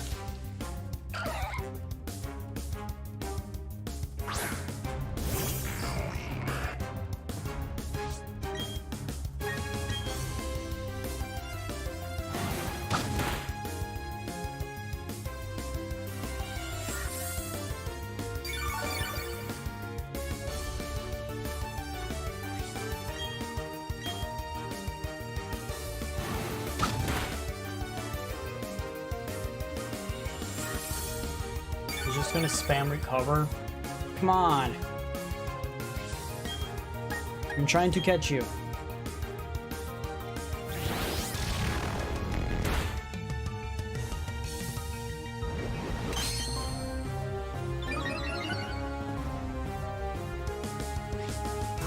Let's just call that good. What do I got? Do I have any dust balls anymore? No, I don't have nest balls. Just throw a nest ball.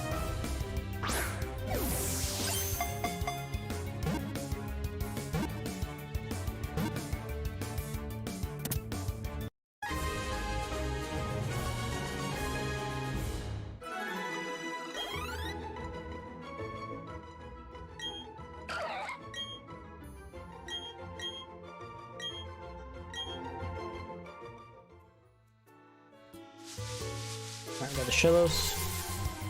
And the Wingull to spawn. There we go. And then we need technically Floatzel, which has the same spawn chance as Wingull, which is rare. Ran into Wingull twice. I don't have any Pokemon that can kill him. Maybe Denki with Tackle. Ever play Saints Row? Yep. I actually was playing Saints Row 3 Remastered on PC. It was free for the Epic Store. But I got like halfway through the game and I kind of got bored with it.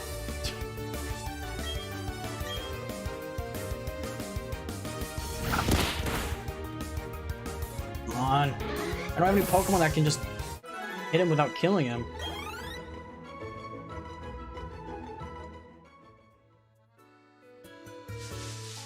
I can try maybe Ace and try to use Ember.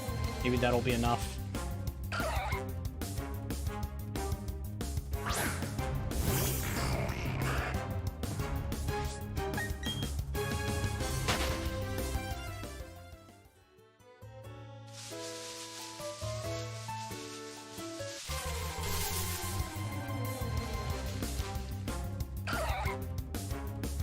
I think I remember playing Saints Row 2 and had a lot of fun. But Saints Row 3 Remastered, it wasn't all that fun. You do missions that are really long and out there, and apparently you take over territory by doing it, which doesn't make a lot of sense. Like, how do you take territory over by doing a mission that has nothing to do with gang taking over anything else? So it's really weird. Well, in number 2, you're technically a gangster doing missions taking over territories from other gangsters. But number 3, you're not. You're just more of a pop star doing nonsensical missions that apparently factor in and taking over territory. And it just kind of took me out of it.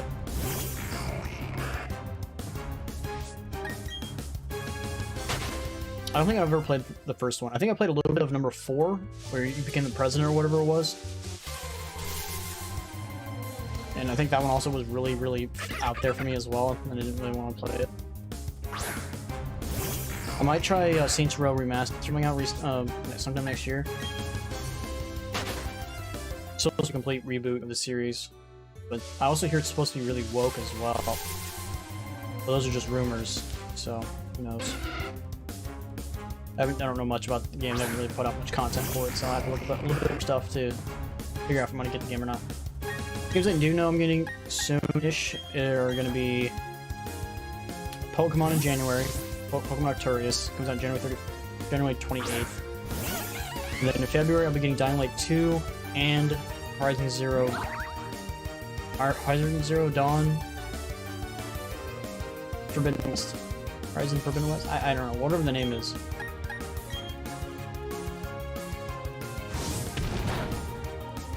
Hey, it's back. There we go. What's my favorite game of all time?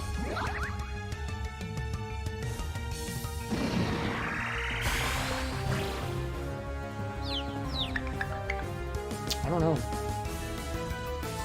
Probably Battlefront 2, made by Epic, or Pandemic, sorry.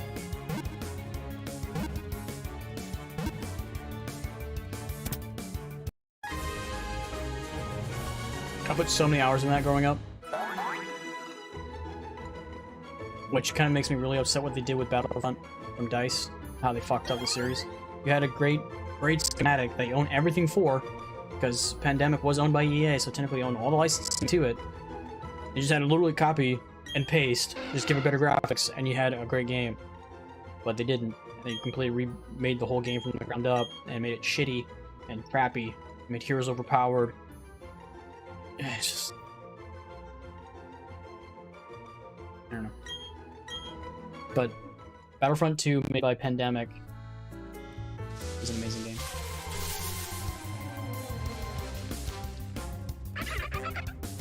Okay, now I just need the Fold Soul to appear.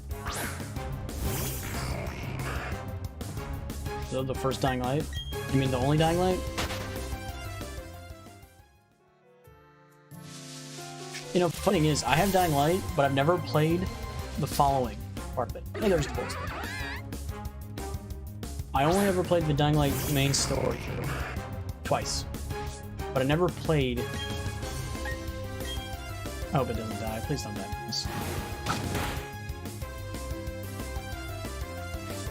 I never played the following part of it. It's supposed to be like a DLC, or something to it. I never played it.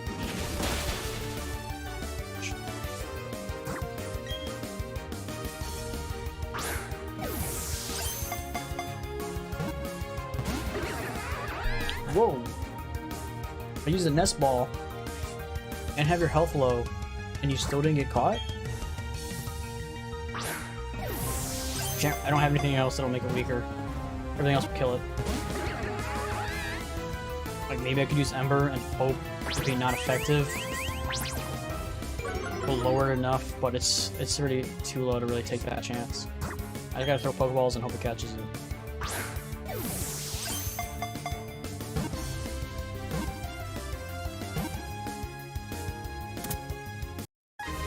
Ooh. I'm scared of the Dying Light 2 delays.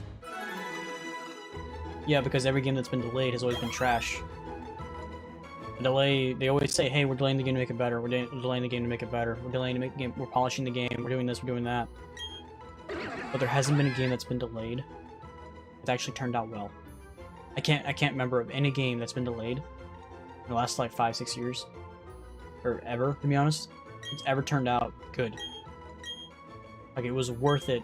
It was worth the wait for it to be delayed. Honestly, I cannot remember of a game that was ever delayed and came out well. So whenever you hear a game like Dying Light 2, game you're looking forward to, it puts up a bunch of red flags. What's wrong with it? What was the delay? Is the delay gonna actually fix the game?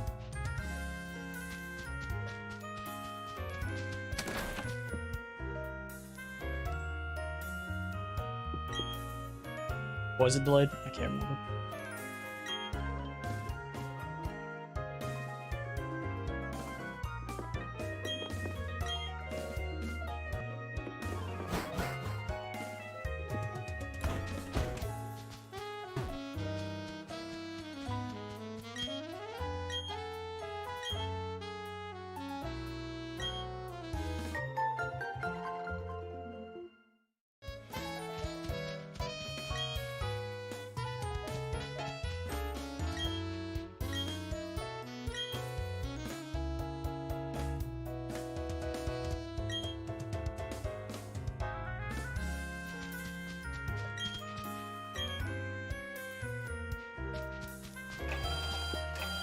Just delayed a whole year.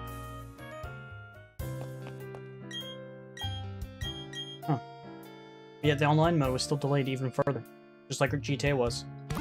Yeah, the online mode for Red Dead Online,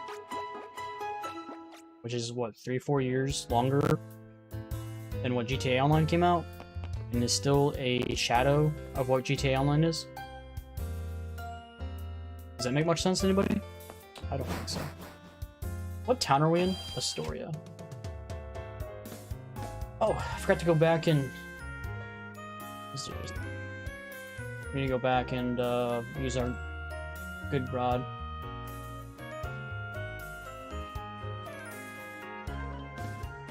Get that Remoraid. Just that. Or forget. I'm gonna forget. We need to get Remoraid.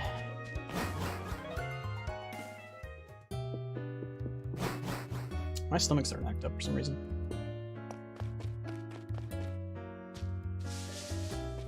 Where's the water?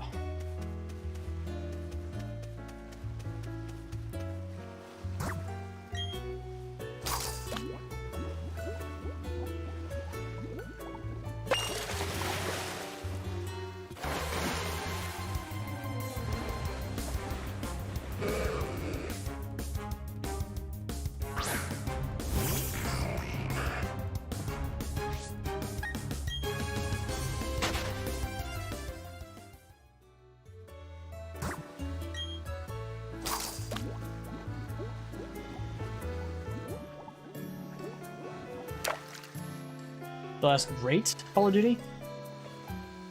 The last great Call of Duty was probably Modern Warfare 2. The last good Call of Duty was Black Ops 2.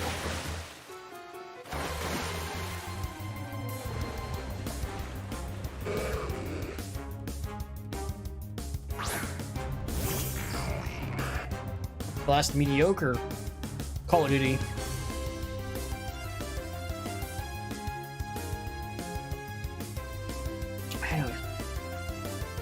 probably still Black Ops 2, to be honest. Everything that came out after Black Ops 2 was trash. Ghost was absolute dog shit. There's how do you go from good graphics to bad graphics in one game generation? I don't know. Then Advanced Warfare came out. Advanced Warfare ruined Call of Duty, in my opinion, by adding jetpacks to the game. I'm getting shot, let's just jump back in the air. So, there's that mechanic. And then we got Black Ops 3, which just was Advanced Warfare, but I can run on walls. Ooh. Okay, I don't have any Pokemon that's gonna make this guy survive if I attack it. I enjoyed Modern Warfare 3. Was Modern Warfare 3 after Black Ops 2? I don't think it was. It was right before, right?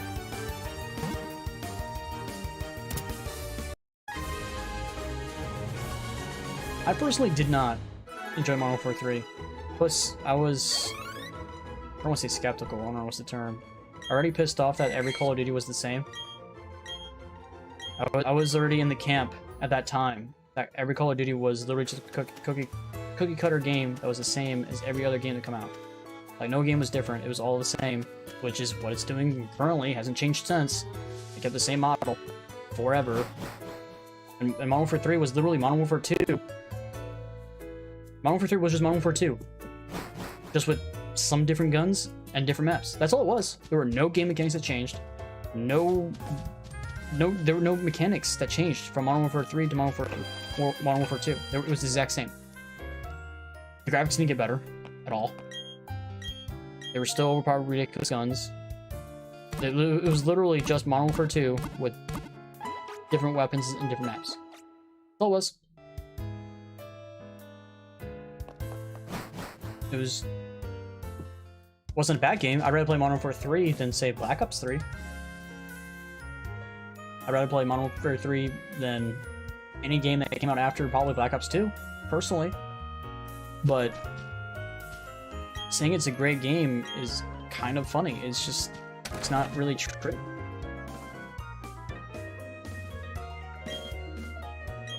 It was just Modern Warfare 2. Recycled. But every game since has done it. Every single one. They were the first. Modern Warfare, or not Modern Warfare, but Activision was the first to do this. You know what followed suit?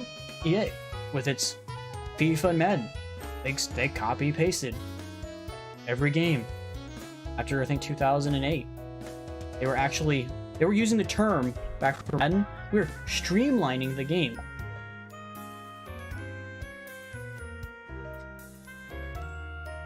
Were you a 360 player?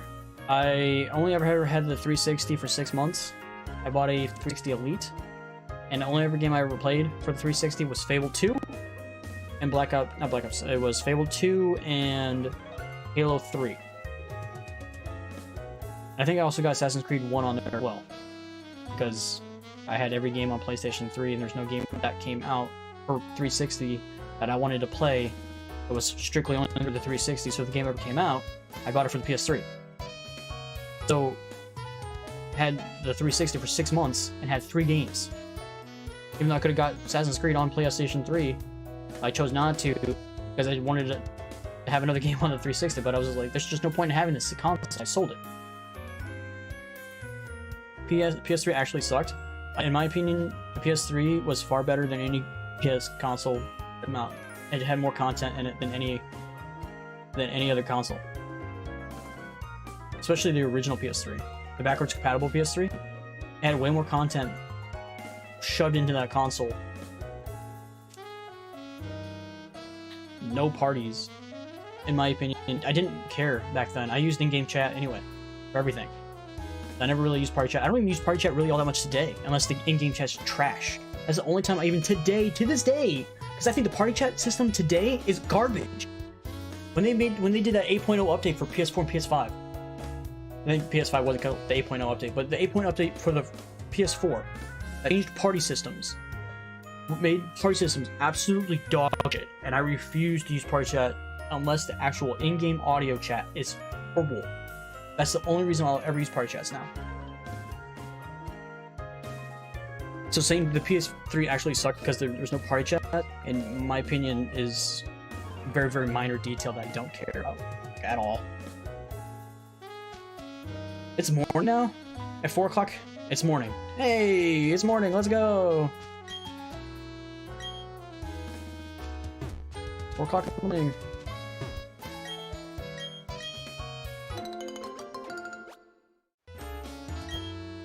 Yeah, but PS3 was far superior console to the Xbox 360. Even though, in my opinion, the 360 didn't really compete with the PS3, it was more competing with the PS2 than it was the PS3. The PS3 came out, I think, like, way too late when you compare the life cycle for the 360, but I think the 360 just lasted a long time, that's why people compare the 360 with the PS3. But I honestly think the 360 was competing more with the PS2 than it was the PS3. But the PS3, if we're just counting everything in general, the PS3 blew the water out of the Xbox 360. Didn't stand a chance. Didn't stand a chance.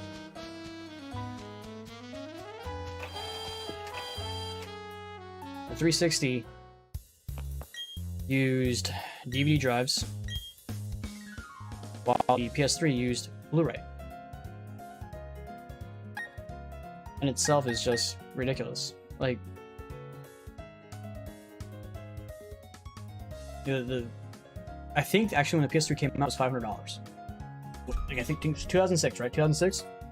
Blu-ray drives back then, in 2006, were $800 to $1,000 by themselves. Just by themselves, just a Blu-ray drive. So you could buy a Blu-ray drive, also a game console on top of it, for $300 cheaper than the next cheapest Blu-ray player.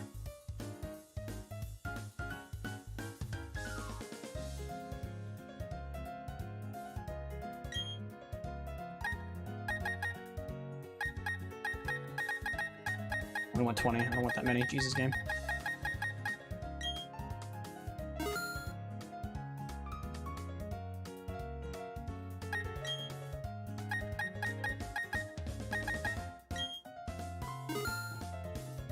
PS2 was still the best console ever because it had more games than everything else.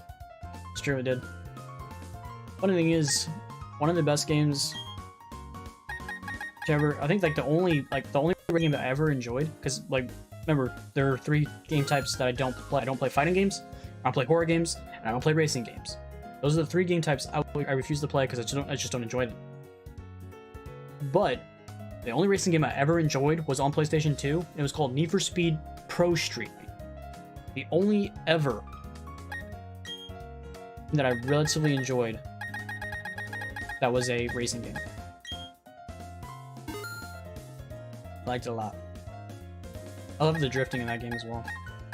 It was good.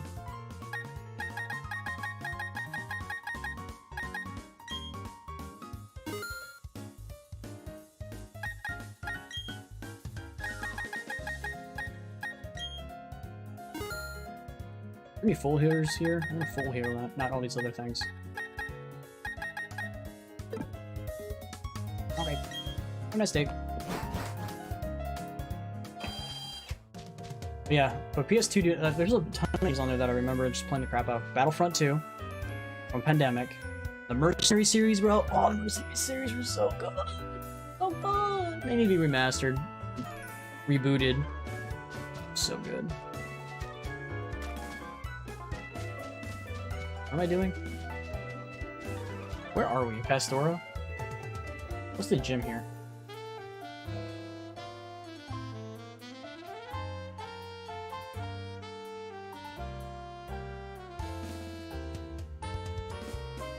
There's a macho brace here somewhere? Where the hell is that at? In this building here. What does it show? All three Burmy oaks? What?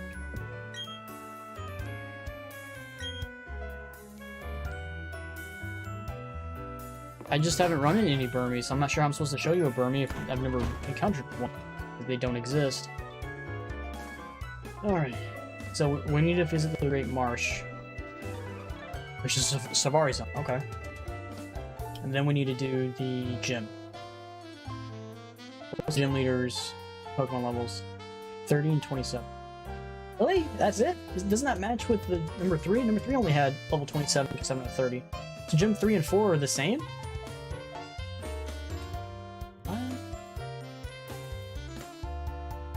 Defeating the gym leader will give me the ability to unlock Defog. What the fuck is Defog? TM05 is strength, people. TM05 is strength, not Defog. Why did you remove that? Please explain. I've never heard of Defog. Where the fuck is Defog at? I've never heard of it.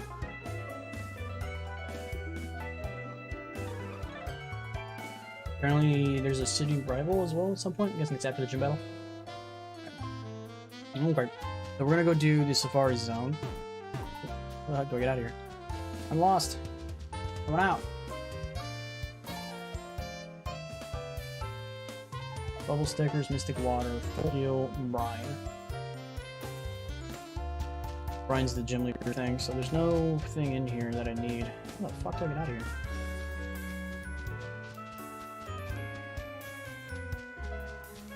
I'm lost. I want out. Oh no, where? How did I get down here? This doesn't lead up. How do I go up? I'm stuck. Someone take me out of here.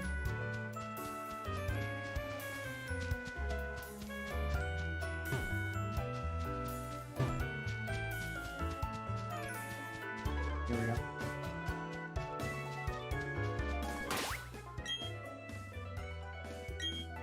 I don't like fighting games. Yeah, I've never been big into fighting games. I never liked them. The whole like side by side and fighting over and over. I just never really got into it. Horror games, I like sleeping. Sleeping is one of my greatest things. I love sleeping. Not being able to sleep sucks. So I don't watch fighting or horror movies or I don't play horror games because of that. So I like sleeping. I'm gonna go right back. I'm gonna go use the restroom real quick and get myself something to drink.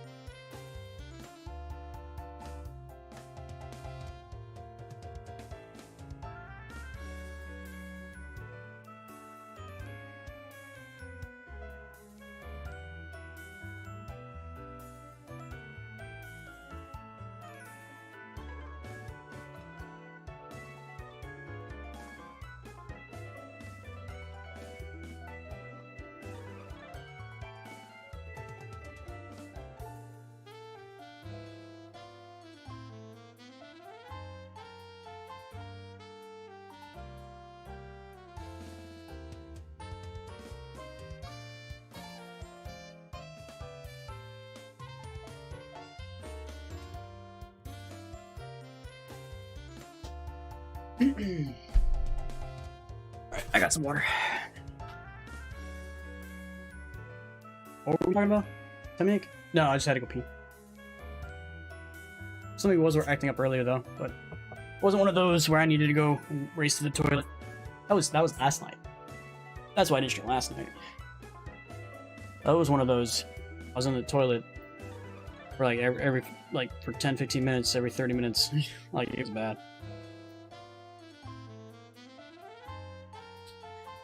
You know, these are one of the water bottles that don't have a flat bottom, so they always kind of like sit like that. So I never want to leave the cap open because you never know if it's going to be stable. So I'll just close it. You know, what the heck is this mystery gift? What is this? Feed the gym leader at Pastora Gym. Okay. Funny games, right? Yeah, like Mortal Kombat, Injustice, the Street Fighter games. Those games, yeah.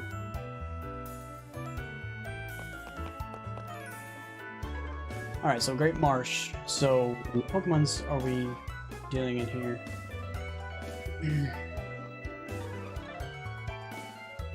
Find some Pokemon areas. So, Area 1. Wooper. Meryl. Wigsire. Ezreal. And Hoothoot. We could have caught Hoothoot if we were like here like 30 minutes ago, but because it's now daytime, it's not here.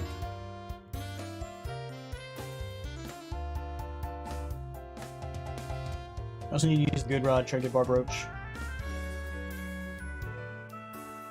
What about Area 2 later when we get there? $500.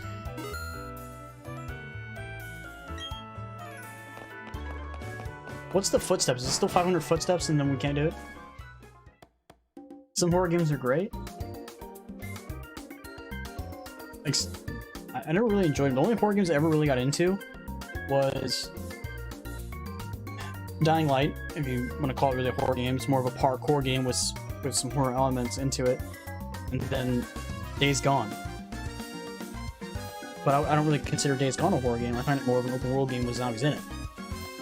But other than that, I haven't really enjoyed any other horror game, to be honest. Dying Light and then Days Gone are the only ones I really played.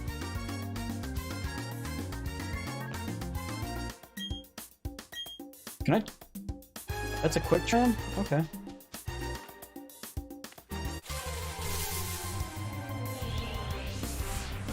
There's the Wooper.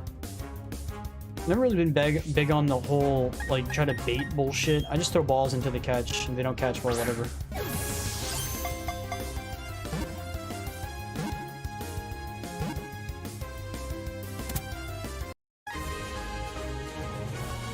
You gotta throw rocks at it and make it escape, because the likelihood of it catching still doesn't really change. I hope that Dying Light 2 is on the flop. Me too! I hope that game's good. Because it's like the only game besides Horizon Forbidden West that I'm actually looking forward to. Then after February, there's no games that come out again.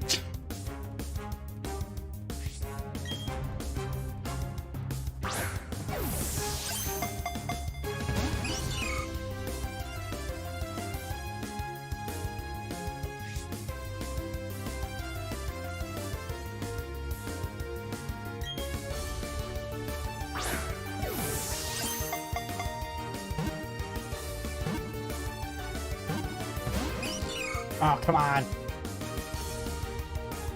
One more should catch.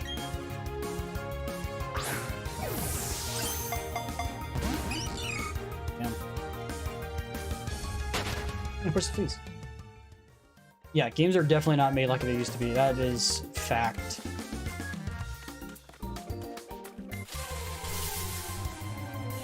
Games back in the day used to be made to be good because they wanted their games to sell. Now, game developers don't have to make their games to be good. They just straight up don't have to. Okay, that's the first time it ever went to one of its things and then got caught. It usually has to go through all the little things. I was like, done. Okay. But yeah, games, yeah, they used to come complete, exactly. Now they don't have to come complete.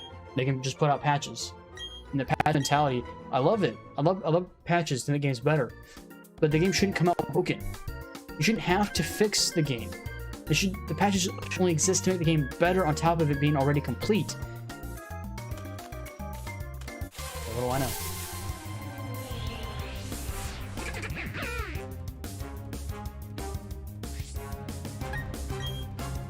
What does mud do?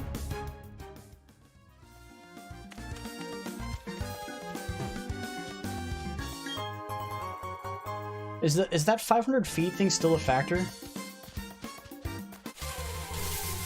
I don't know.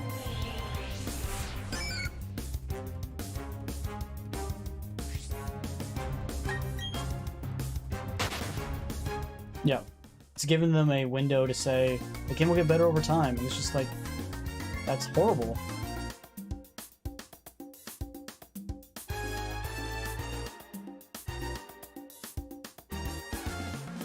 Is Meryl the only one? Yeah, okay, Meryl's the only one in this area.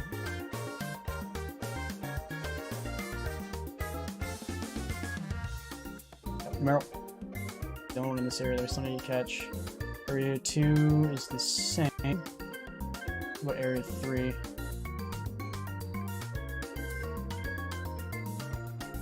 Are they all the same? Is Meryl the only one I'm missing? Area 4? Okay, this is a very shitty fucking safari zone. Each area has the same Pokemon in it. What? Wow, this is a bad fucking... Okay. I just need Meryl and we're out of here. This is a really lackluster safari zone. Holy shit. Remember the old safari zones where each different area was its own, was like a different region, a different planet? Now it's just, no, it's all the same. So we just need a Barbaroach, and then here's a Barbaroach, and then the Meryl, and that's it. Technically, there's a very rare chance to get an Asmoral, but I don't think that chance is very high.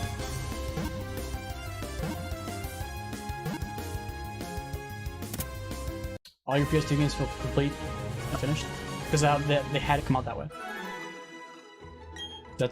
They were designed that way. Games are not designed that way anymore. They're pushed, they're rushed, they're just... Like, take Cyberpunk, for example. Cyberpunk had the opportunity and potential to be an amazing game. It was just rushed. Way super heavily pushed out. The marketing team super hyped it up beyond belief. And the game just was not ready. By any measure, it wasn't ready.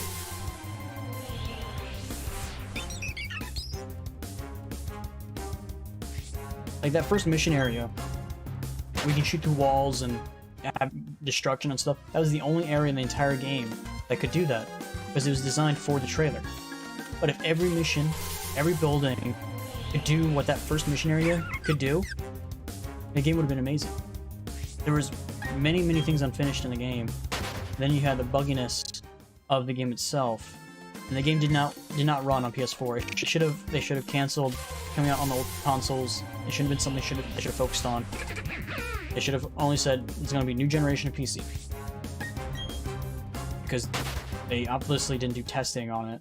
Because if they did, would not have put it out in that state.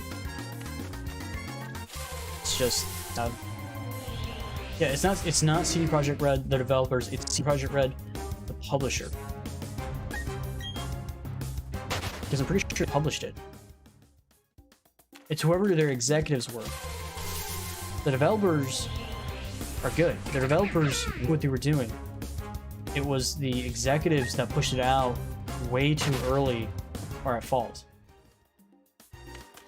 Give me my Meryl, please.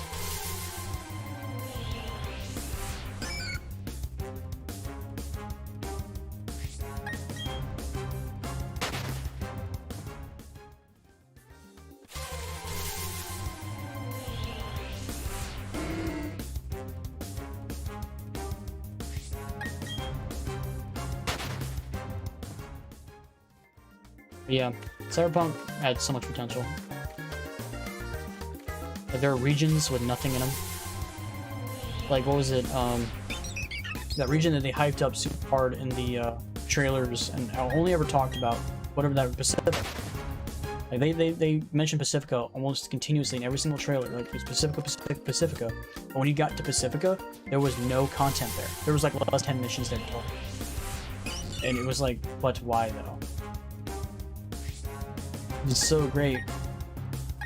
Mud do.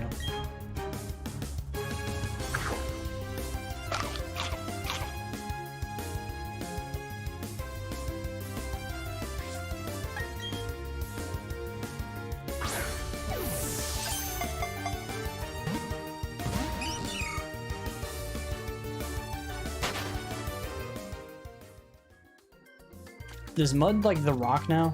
Because they didn't want to seem like they were doing animal abuse, so instead of throwing a rock at it, you throw mud at it? Is that what they did?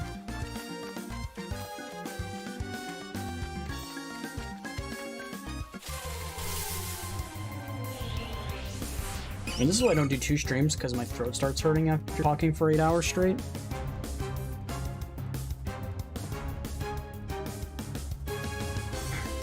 I can really feel it in the back of my throat right now.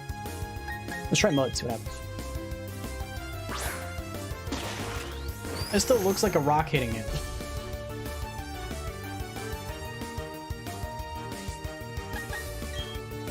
Witcher 3 was amazing. Yeah, that was a very good game. I beat it twice.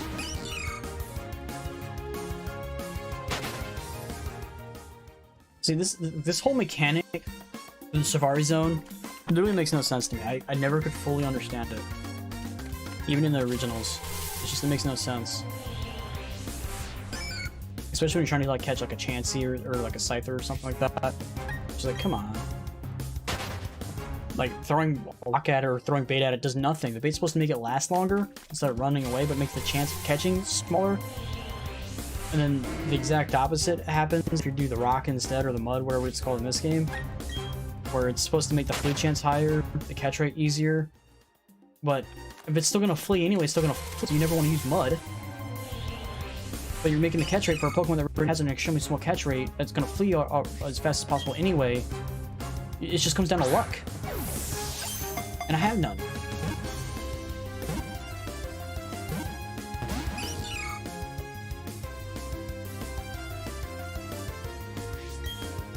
You just gotta hope it randomly works. And it's just like, no skill involved, it's just good luck. I've not played Stardew Valley now. If the game was for free, I probably would have. But they want like money for it. And it didn't really look like a game that I wanted to spend money on. Like if it ever came out for PlayStation Plus, like a free game, I'd definitely try it out for sure. Because apparently a lot of people say it looks good and plays good, but it's also that over-the-head type game, like an old school type feel game. It's just, I don't know.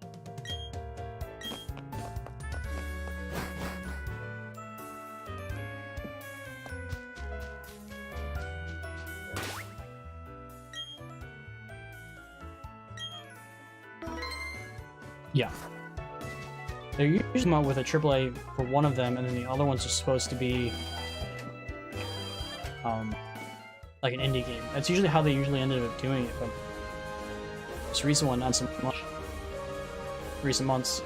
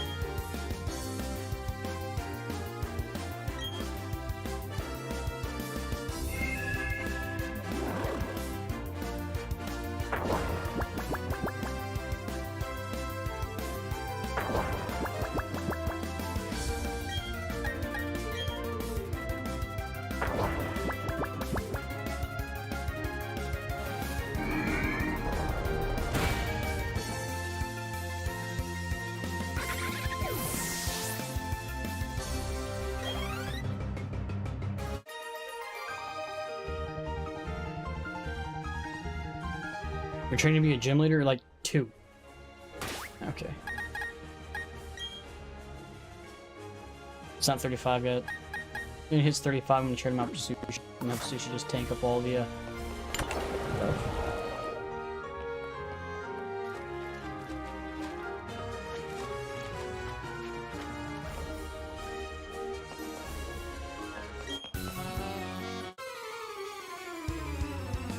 December we'll get cool games. I don't think there's any game coming out in December besides Halo. I think Halo's the only game coming out in December. We're talking about PlayStation Plus free games for December. They might have announced them already, I'm not sure. I might have to look it up.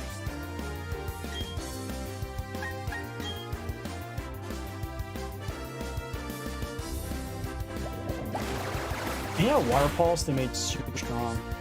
Like comparing it to like Water Gun and stuff like that. Water Pulse is so strong. And also, I think it also has the opportunity to Jesus. Can you just attack it without failing over and over again?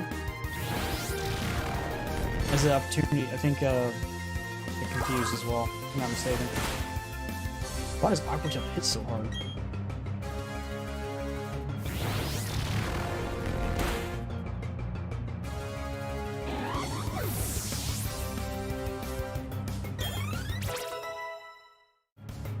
She leveled up. Unless they're not Aqua Tail. Okay, apparently it hits really hard. Let's see what it is. It has only 90% chance of hitting. So knowing my luck, even though it's technically supposed to hit almost every single time, it will miss.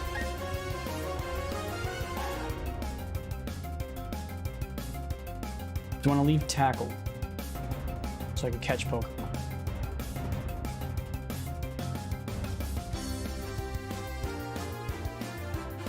The only reason I would leave Tackle on and remove Bite. I don't need technically Bite because technically Punch is stronger and better attack. But the key, just keep it. For just catching Pokemon wise, we'll just leave Tackle. Someone's not gonna color my hand.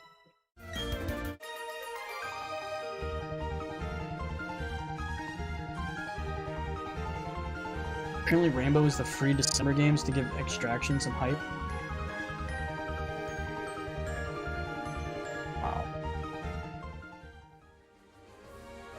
That means we're going to see a bunch of shitty players on the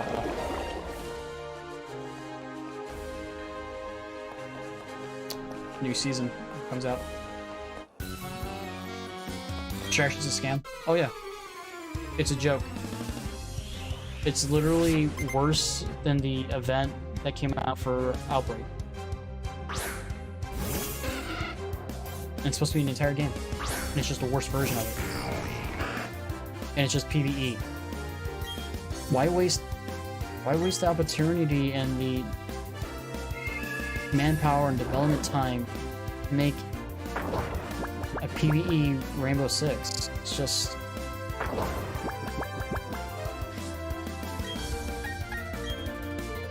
Plus, they're missing the zombie craze. They're literally missing the zombie craze that happened 4 or 5 years ago when there were zombie games all over the place. It's just... It's poor timing with a bad game, and it's just like, why though? Just things that just don't make sense. So we're not beginning Extraction. They should put that time and effort that they put into Extraction into making either Rainbow Six a better game or making Rainbow Six Siege 2.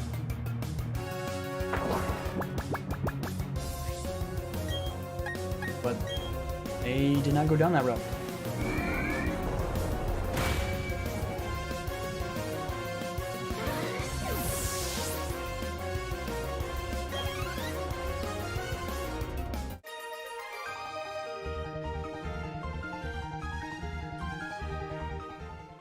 Carbon copy of Siege, but without any of the mechanics that make Siege great.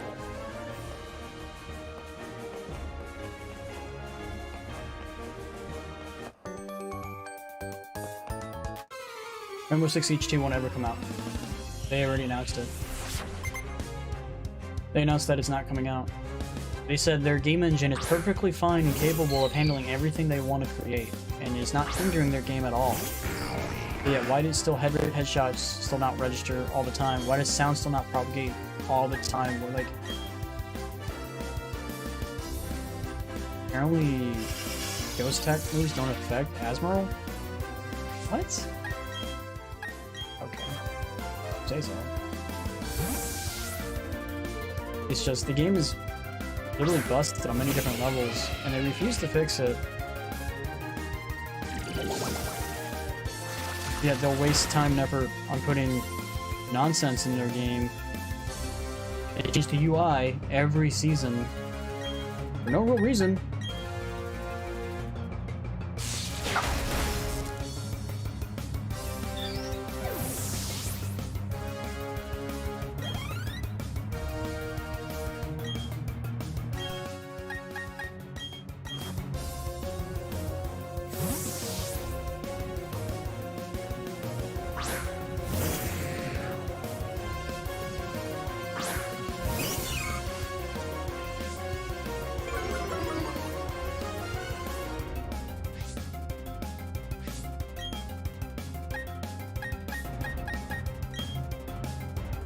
Why is Meryl immune to dark types? Did they give it fairy type for some reason?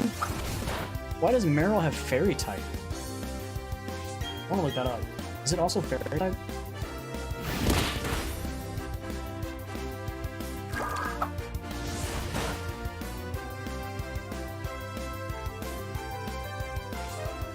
Yeah, it's water fairy. Dude, they gave freaking fairy type to like a bunch of weird Pokemon that are not fairies or even close to resembling that as a type. Now, I could understand if they want to make fairies a thing. I can understand if they want to make that a Pokemon. But why go back to old Pokemon and make them now fairy type? Remove their original thing. Like I think was it Clefairy used to be psychic type, but it's not longer psychic type, now it's fairy. The things that used to be super effective on it in the old games are now no longer effective. Which breaks canon. Like, why was it super effective literally before, but now it's not? Like, it doesn't make sense.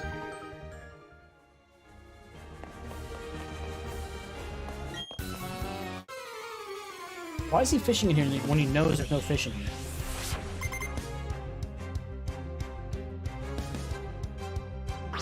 Stop breaking canon lore. If you want to make fairy type, make it all the new Pokemon fairies. Don't make old Pokemon that already existed and already have many different historical lore and stuff about them and just magically saying, yeah, all this stuff beforehand doesn't matter.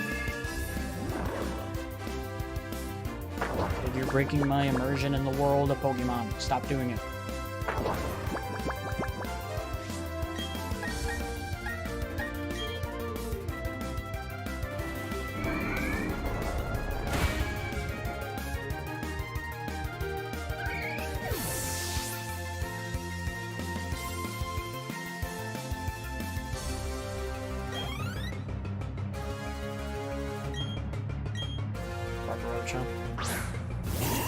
A water ground type is something I don't fully understand.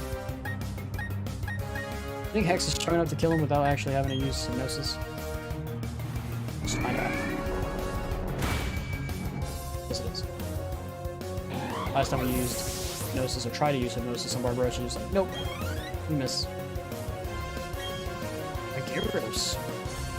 I think my guy's strong enough. I think Gyarados knows Bites, so this is probably going to be a mistake. This is going to be a mistake.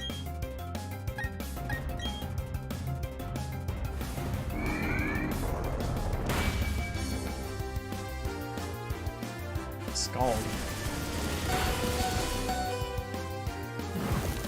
How do you get Scald, but then my Gyarados doesn't? Where do you... What? Why does your Pokemon get that, but my Pokemon doesn't? That's not fair.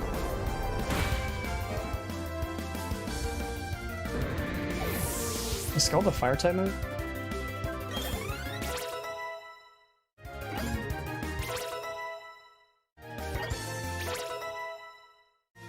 He should be leveling up. He just wants to learn close combat.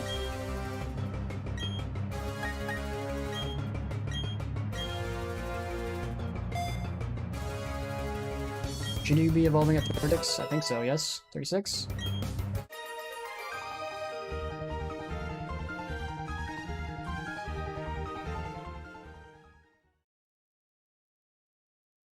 There we go.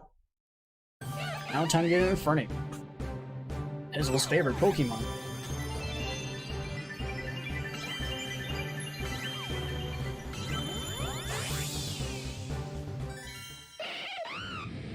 Oh, this is not the one with the belt. Which one is the fire Pokemon starter that has a belt? I think that's the cat, right?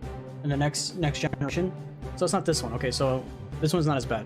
I was getting this guy mixed up with the cat fire starter that had a weird belt on him, just like a mod choke. I'm like, but why? Okay.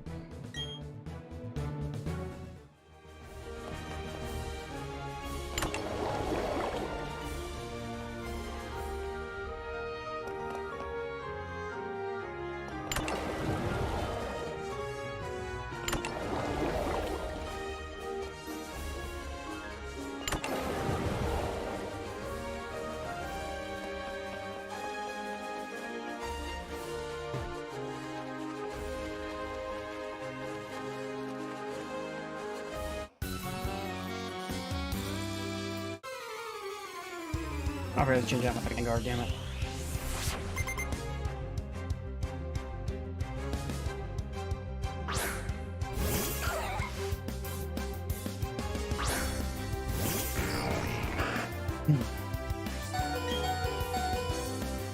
That did anyway.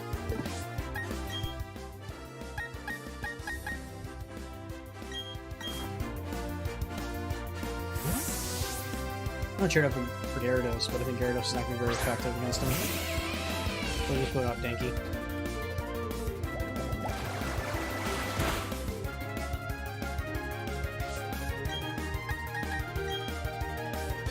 I think I need to make it forget Tackle and give it Shockwave. I have Shockwave waiting for it, because I haven't taught it yet. Technically, I don't need Flash, right? Because Flash is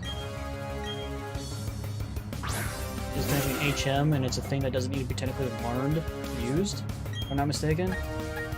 I could technically make it forget Flash, because Flash is not needed in that. But the only reason I taught it Flash originally is I thought I needed it to be learned like the old Pokemon games. So apparently not.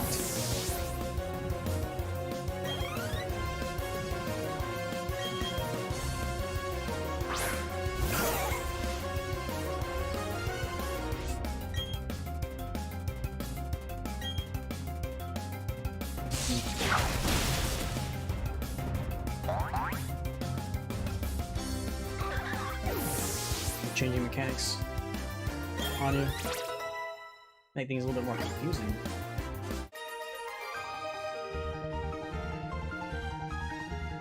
Didn't even wash your hands. Why did you tell me that? I didn't want to know that.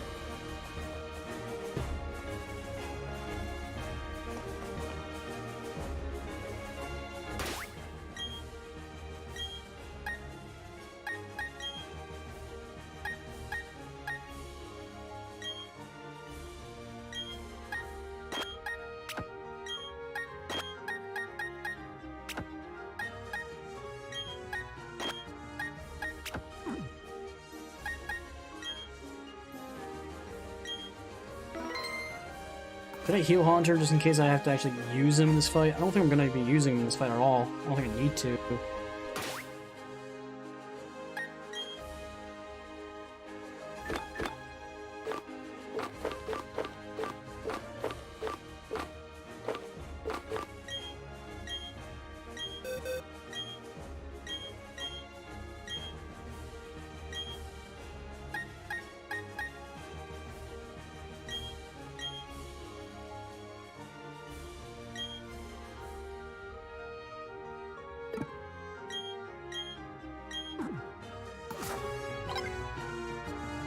Yeah, Flash isn't in here. So actually, no, it's not something I can't tell him to forget that. Not a hidden move. Evolve Chimchar? Yeah, you need to evolve Chimchar to make him into a Fernic, don't you? I don't understand your question. Yeah, so it's not technically in here, so I can't make it forget it. However, when I go back to the cave, that needs to be lit up. Damn, that sucks so bad. He's gotta keep Flash this guy forever. We'll just make him forget Tackle, I guess. But I don't want him to forget Tackle. Yeah, it's now Infernape. Yep. Same thing with my Starly. Starly's now its max level as well, max evolution. It's now what's it called? Staraptor, which is pretty much just supposed to be Pidgeotto. Just this Sinnoh's region of Pidgeotto.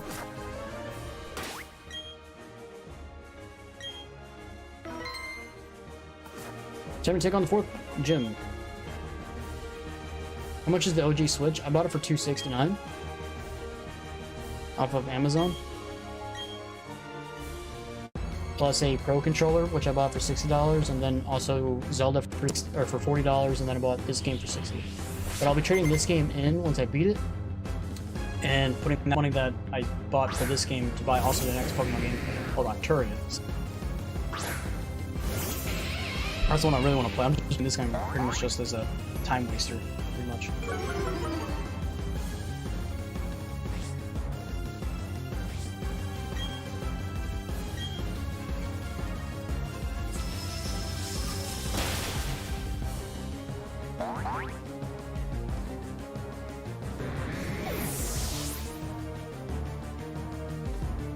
Probably be cheaper for Christmas.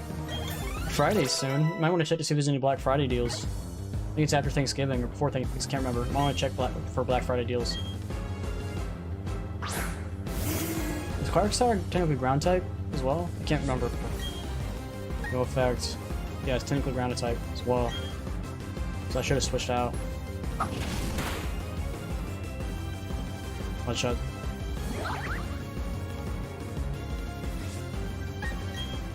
Let's not take the chance with that. Let's switch out for this guy. Hopefully he doesn't ignore me. Depends on games you want to get. Like, do you want to play Zelda? You want to play Breath of the Wilds? Breath of the Wilds 2 when it comes out? You want to play Pokemon? Like, I don't have what Pokemon it turned away. Like, why are you turning away? I have the gyms. This is I don't understand. Like, traded Pokemon are fucking useless. It's only level 36. Well, because I don't have the next gym badge, and it's like it won't listen to me anything up to level 40. So every gym I get to is gonna be past the level required. So when I get to the gym, which is now, everything up to level 40 will listen to me. So as soon as I beat him, he'll listen to me. But as soon as I get to the next gym, he'll be level 44, 45. So nothing until level 50 will answer me. So the 50's gonna be useless as well. So it's just like having him in my party is awesome. Having a Kadabra and turning him into an Alakazam would be amazing. But I'm not gonna be able to actually ever use him because he's always too level. Because I always have my guys over leveled. God, I hate traded Pokemon. They're so bad.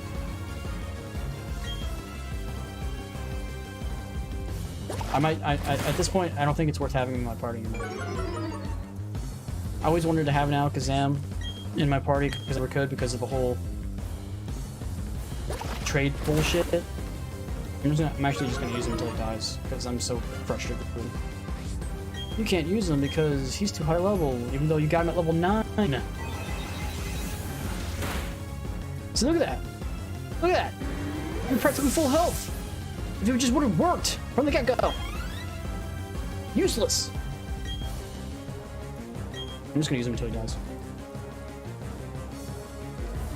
But yeah, getting the Switch, in my opinion, probably was a mistake because I just did not have the money to really support doing it. I only have 400 bucks. I thought like I was gonna be making money off doing YouTube, making like 50 to 60 bucks. I have only been making 20 bucks a month. So if I was making the 60 bucks like I originally was, I wouldn't have to be worrying about running out of money. But since no one's really watching me anymore and no one's really donating anymore, this kind of makes everything more difficult. Like, I don't think I've gotten a single viewer on my YouTube channel for this stream. I don't think I've gotten one.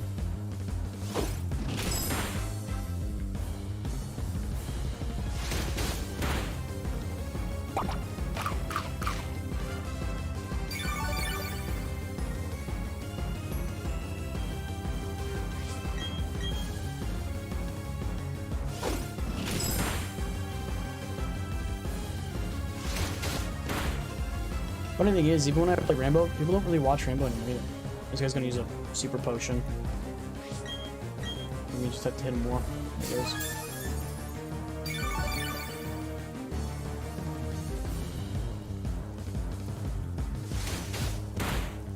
Like, even when I streamed Rainbow, it was like a week or two ago, whatever it was, a week and a half ago. No one watched it. I got like 40 views, which is not any more than I get from any other game I played. But and yesterday I played Pokémon, and I got like 20 views, which is like almost at the point like, why do I even stream anymore? I got 5,000 subscribers, and not even 1%. 1%. Watch me. I wish more people did, Pizzle. I really do. I really wish more people popped in and said, hey, like, even if you don't want to watch, just even popping in and saying, hey, what's up? How are you? Have a nice day, I'm leaving. Like, even that would be at least better than never showing up. Unless it's Rainbow. Like, unless I play Rainbow, they got, oh, hey, can you want to pick me up? I'm just like, why the fuck should I pick you up when you're not here supporting me ever? If you're only here to play with me on Rainbow, and then once you can't play with me in Rainbow, you're fucking out of here. Especially the same people will turn off the stream as soon as they join me. It's just like, thanks, asshole. I'm just trying to have fun, you know, enjoy doing the streamings, and enjoy playing with you, and just like, you're only here to use me. It's really what you're here for.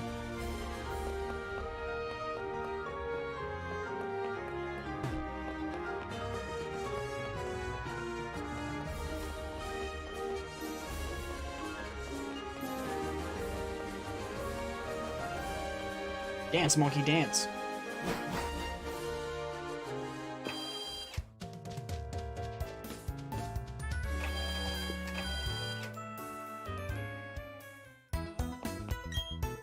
Yeah, I'm not gonna change who I am. I was playing Battlefield a couple days ago, and there was a guy who said, oh man, no wonder I don't watch you anymore. You complain too much. I'm just like, I'm sorry, bro. I complain about things I don't agree with, because it's how I vent my frustrations. If I don't, I build up, and then, you know, end up exploding, and then probably end up breaking my monitor. And sorry, but no video game is worth me breaking my monitor or my fist. So that's how I relieve my anger, so I don't build up and end up killing somebody. I don't know about you guys, but building up anger is not worthwhile.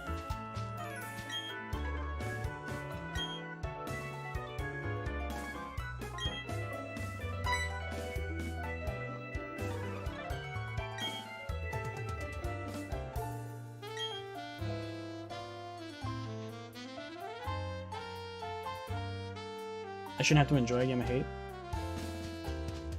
It's like, there are games that I enjoy that I run into frustration moments. Rainbow. Like, Rainbow used to be a game I used to enjoy. I used to play it every single day. I used to be looking forward to getting back into it. That was back when, of course, there were not two developers, but there were two operators. There was a new map every other season, or almost every season. There's new content, game was changing constantly. But there were still mechanics I didn't agree, like headshots not registering, sound not propping, which has still been a factor for like since the game came out. So, and constant bugs that have been in the game since release and they haven't fixed yet, like the audio chat bug, which you can't randomly talk to your friends that you're currently playing with in a rank match where you need to coordinate, you know, things like that. So yeah, there's things I complain about, because I just don't go, oh, okay, you know, oh, it happens in, oh, okay, there's, oh, okay, and just builds and builds and builds and builds and builds. It's just not how I deal with, it's not, and people, that's probably one of my biggest reasons why I don't get a lot of viewers, is because they hear me complain and go, I don't want to hear this guy complain. That's probably why I'll never be a successful YouTuber.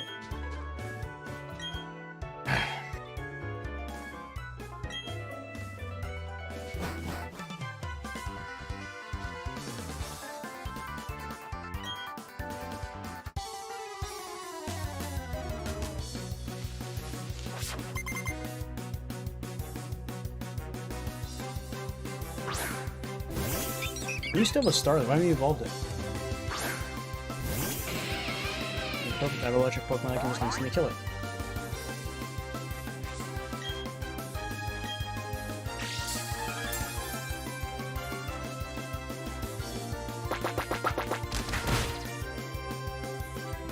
really hard. Not as hard as that. Doing what makes me happy doesn't necessarily help me in anything else other than making me happy. You know what I mean? It doesn't help me financially or help my channel grow. I was at the point where I was like, do I just play Rainbow for the rest of my life? Being unhappy just to get views?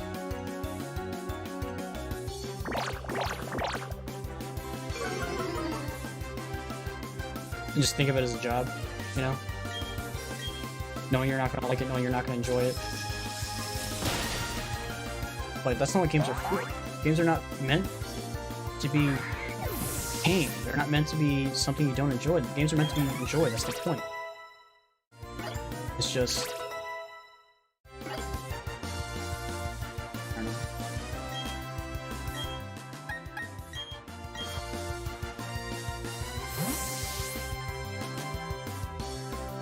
I love playing different games, man. I love playing different games, especially open world games. If I had to do it all over again, I'd just play open world games. Games that I could just dive into the world, enjoy playing, and just say fuck you to Rainbow. I'd probably be at like 1,000 subs. Probably would have no monetization. Channel would probably be nowhere. Probably would have given up a long time ago.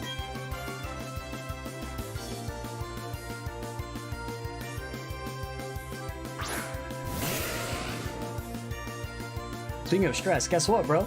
New season for Rainbow comes out soon. Yay!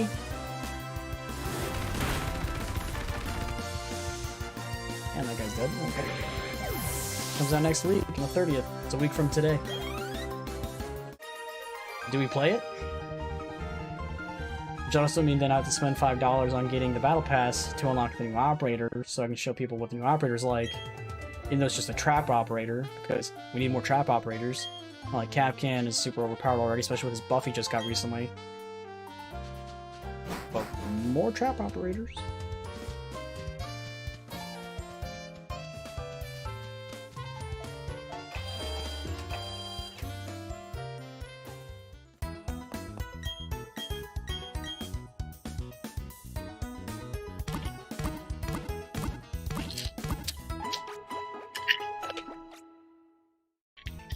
Then Outback gets remastered or reworked.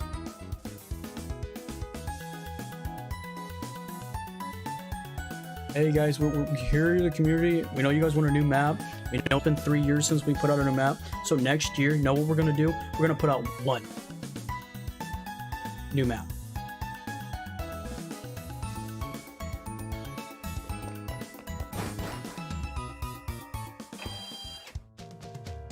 You know what made Rainbow popular? 2 operators and a new map every season. You know what we're gonna do? Let's make it 1 new operator and 1 new map every 3 years. That would bring people to the game, right?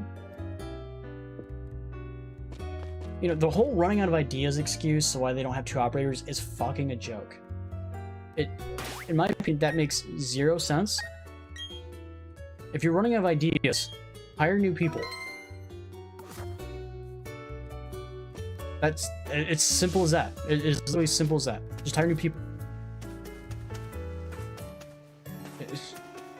It's a joke. What do I need to climb that? I don't know.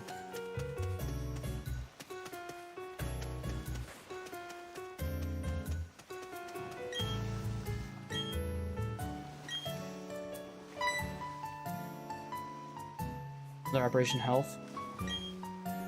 They're never gonna do that either. It's just... I think at this point, it almost feels like they've given up. That's what it feels like.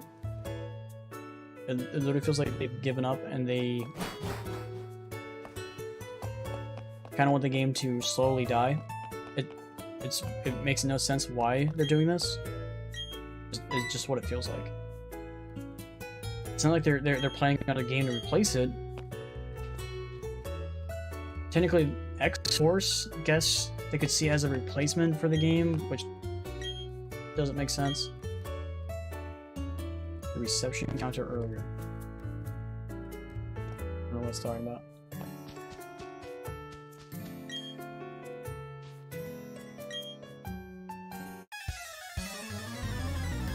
I tried to switch out to Gyarados. Damn.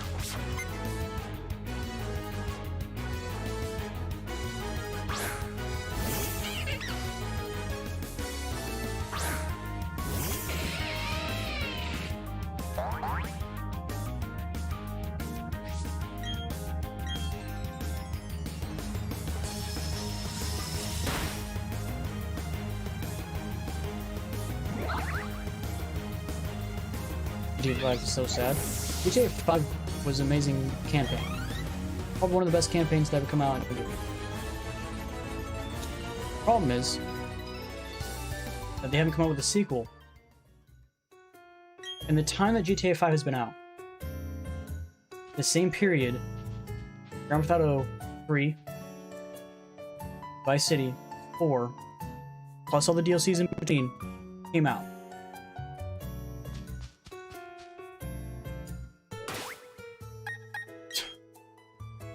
It's kind of funny.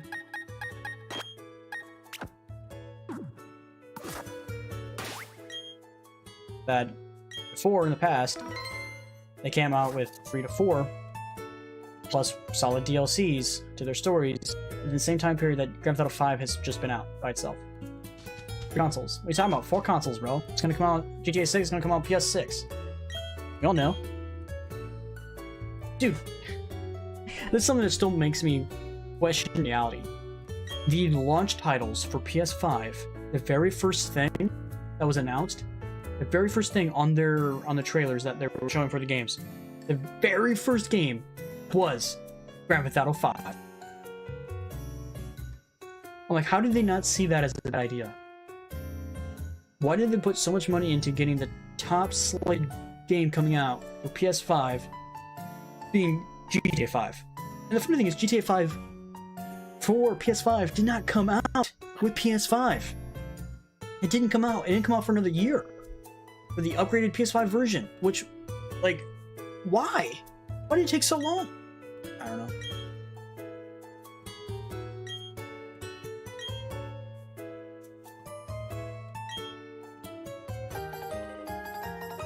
Hey, we can go back to those side up. Remember how to get there.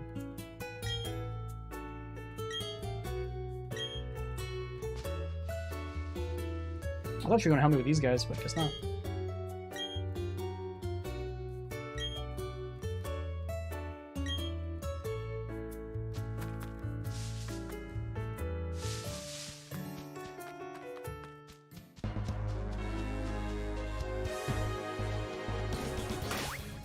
So I'm just supposed to go all the way back to the Psyducks?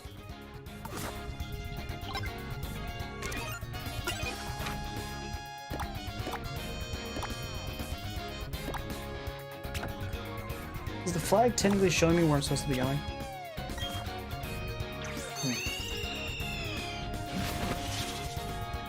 Yeah, it's been out for way too long. And the biggest thing that I will never let go is they did not add any DLC to the game, story-wise. Nothing. The only content they ever put out was for GTA Online. And that should have been something seen as secondary. It should have been secondary.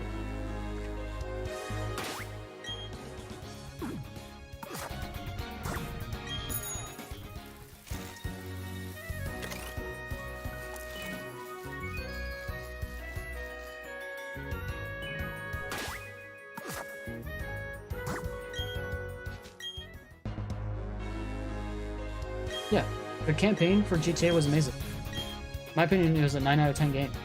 In my opinion, the online mode for GTA actually lowers the score for the game in general. I think it's a 8 out of 10 game because of GTA Online. If GTA Online wasn't there, I'd say it's a 9 out of 10 game.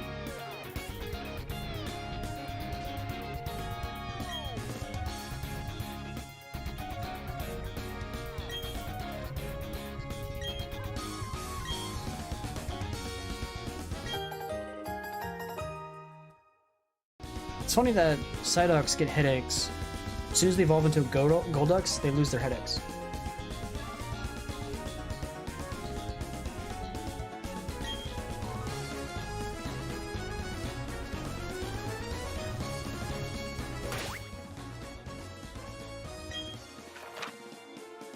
We need to go up and then left. Okay. What route is this? Still 210? So we need to go back. Route 210. See if there's any Pokemon we're missing.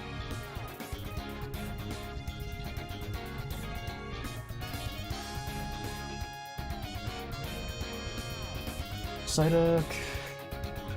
Look at them all.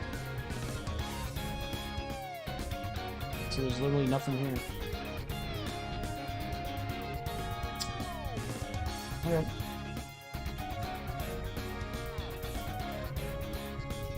There's nothing here.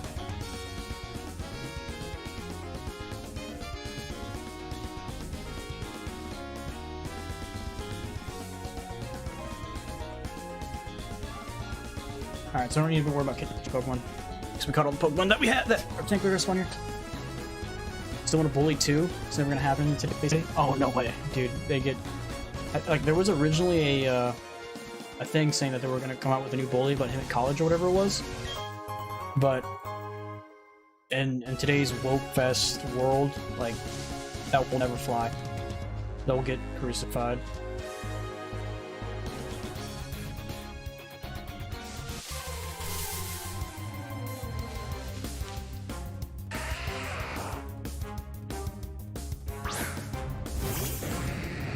You made fun of his feelings. Cancel him.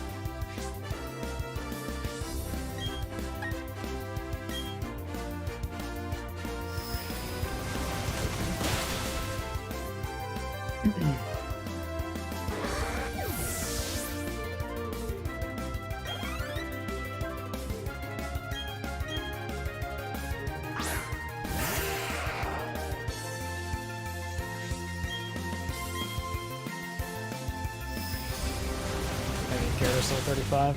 Chuck. But by the time this guy gets to level 35, everyone else is probably gonna be level 38, 40. Gyarados just has an extreme XP pool that takes forever to level up.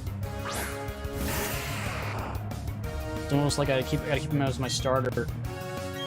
Oh shit, speaking of starter, dude, I'm losing the money and I have an amulet on. Shit. I'm gonna do that after we finish this guy off. I'll be staying until 6, so another hour.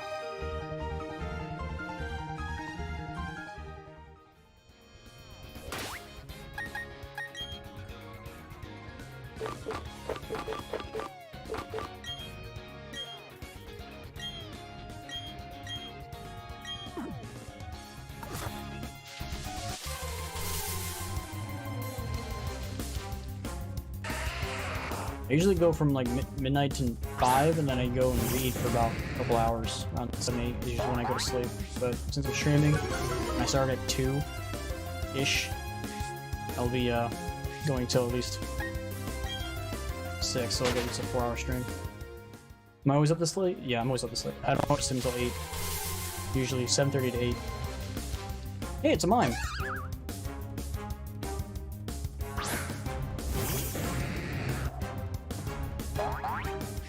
Now the question is, do I have any moves from anyone in my entire thing to catch it without killing it? I think it's too low level, to be honest. You can just throw some balls at it and just hope it catches. Are you always up this late, Pizzle? You want me to stream more often this time?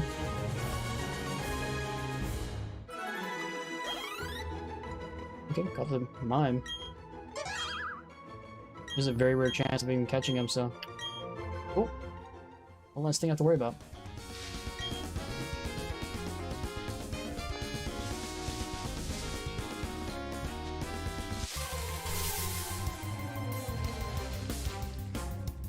Yeah, so you're about like an hour behind me. How I feel about it. I go from 7 to 8, and then wake up around 3 to 4. And the stream around 4:30. Unless I end up sleeping in, which sometimes happens.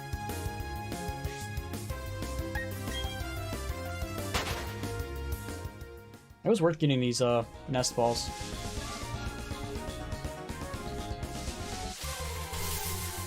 I'm looking for the other two ninja brothers. Apparently there's 3 of them. Maybe they're farther up north. Or no more to the left.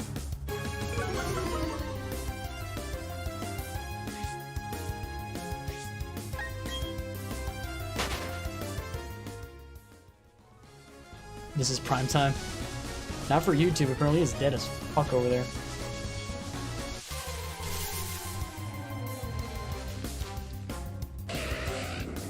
Okay, I kinda wanna check. How many views have I actually had on the streams? I'm actually very surprised my Battlefield video is actually doing relatively okay. It's actually at 95 views. 6. I've gotten 6. Oh, I lost a subscriber.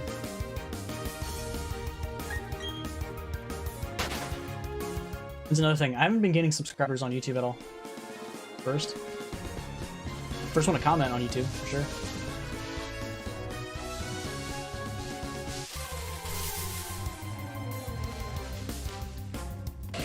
Like, I've gained 2 subscribers this month, according to my analytics. Probably tomorrow I'll probably say negative.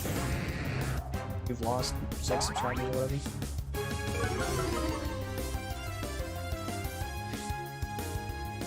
The thing is, when I was streaming Zelda, even the game being 5 years old, I was actually getting relatively decent subscribers, which is actually very surprising.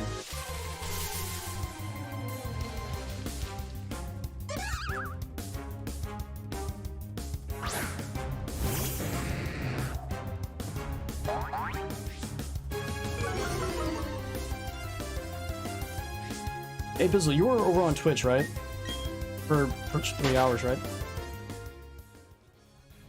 How many ads did you run into? Because they did a whole weird change to the ads on Twitch recently. I'm not sure how they're working. Because before it said like it was putting an ad out, 4 ads every 30 minutes, which is insane. I lowered it. Is it still too much? Did I lower it some more?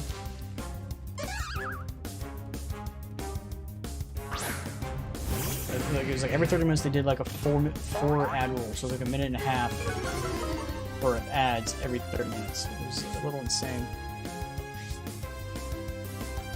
You just got 3 ads. Oh, I see it. No.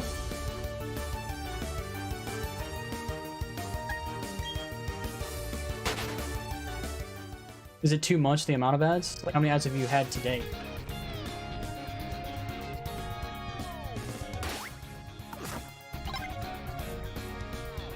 Okay. How am I supposed to get through here? I don't have defog.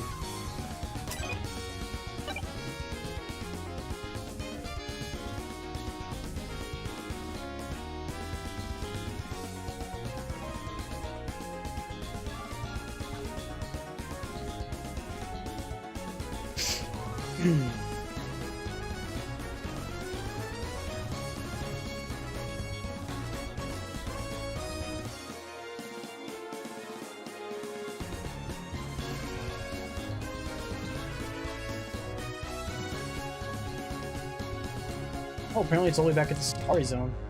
That's where you get defog. Oh, I gotta go all the way back.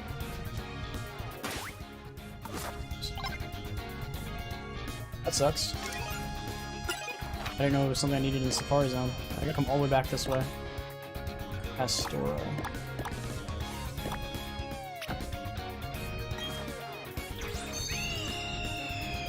Some Fortnite? I haven't played Fortnite since Season 3, man.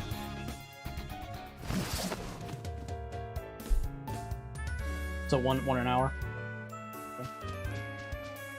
So I gotta spend $500 to go in and get the defog, and then leave. Okay. Oh, Fortnite's a joke now? I wouldn't. No, I have not been keeping up with it. Apparently, I heard that there was some supposed Naruto thing, so you have some Naruto skins. Okay. Now we can leave.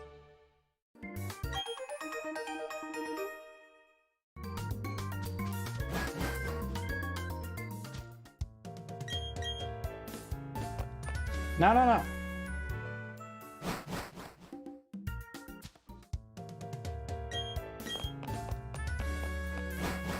Spent $500 just to get default. I'm gonna keep clicking the wrong button.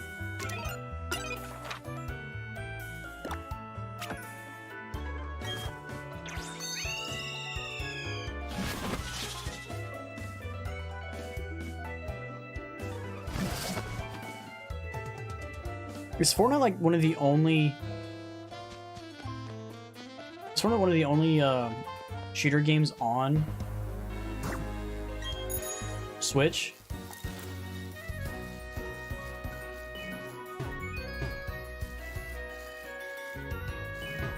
I haven't heard that many shooter games on Switch. I always found it weird that like Siege wasn't on Switch. Apex sometimes is Apex. Just those shitty battle royales. Probably gonna do Battlefield tomorrow's stream. Technically later today's stream.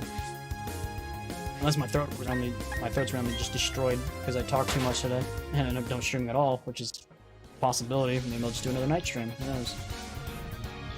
Who knows?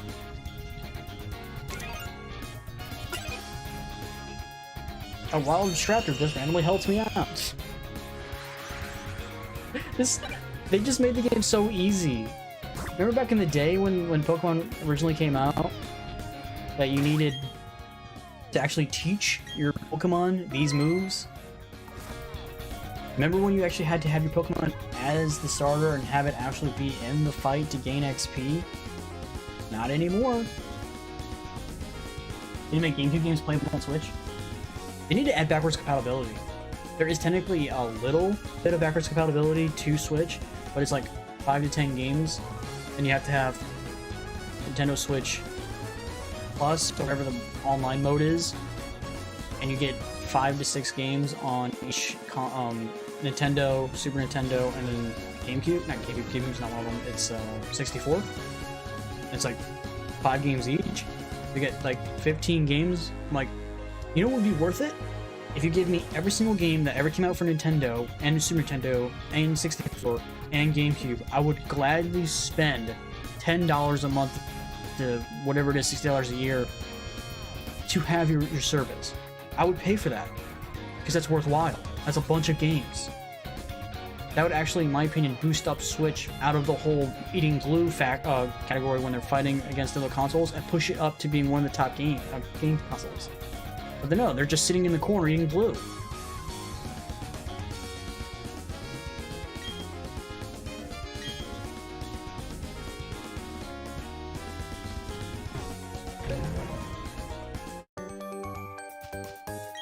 So Nintendo thinks like it's still like 2001. In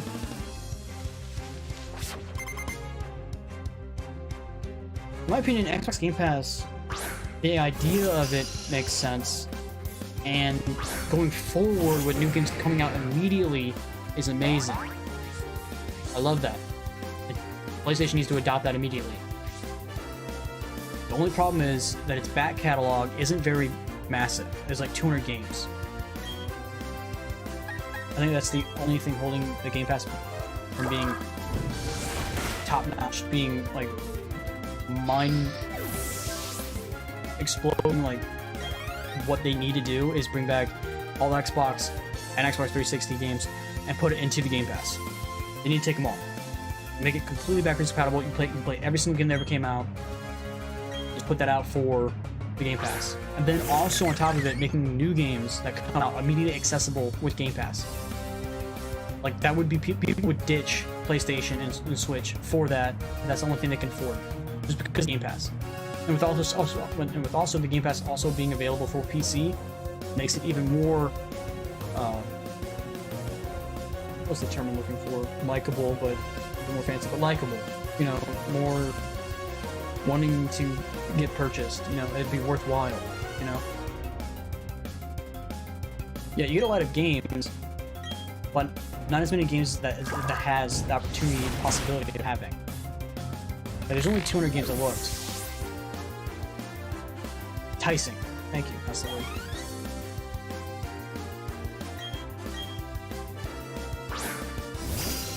It's 5 o'clock in the morning. Give me a break. My brain's shut off. What? Who am I kidding? My brain's always shut off. Doesn't matter what time of day it is. That's what I got you guys for. You guys are the only person here. Technically, it says I have 3 people watching on Twitch right now, but the only one posting is you, Pistol. So who is that other guy? Who is the second guy? I know one is me on my tablet, so I can see what you guys are saying, see when the ads pop up and all that stuff. But who is the other guy?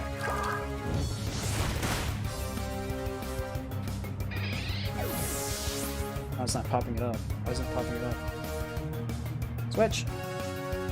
Switch. Yeah, this is 3 viewers. I don't know. Random fella, I guess. Well, shout out to you, random fella. Hit that follow. You're liking the stream, man. Been here for a while. Launcher's not leveled up. Let's go. Sucker Punch. What can I use to forget instead of that? Do I really want Sucker Punch? It does only 70 damage.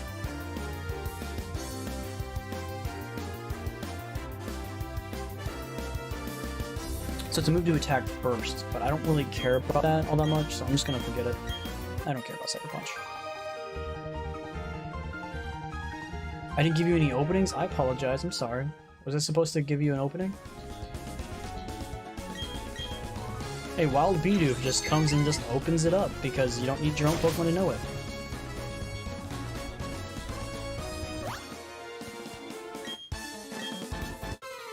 Dude, her hair blended in with the ground so well. Like, what is that? Is that a person? Dude, speaking about the GameCube, bro, the GameCube had so many good games. Remember the Pokemon games that came out for the GameCube, bro? I love playing them. Like, Pokemon XD was really good. Pokemon Stadium back for the GameCube, really good. The Smash Bros on GameCube was fucking awesome. I loved it.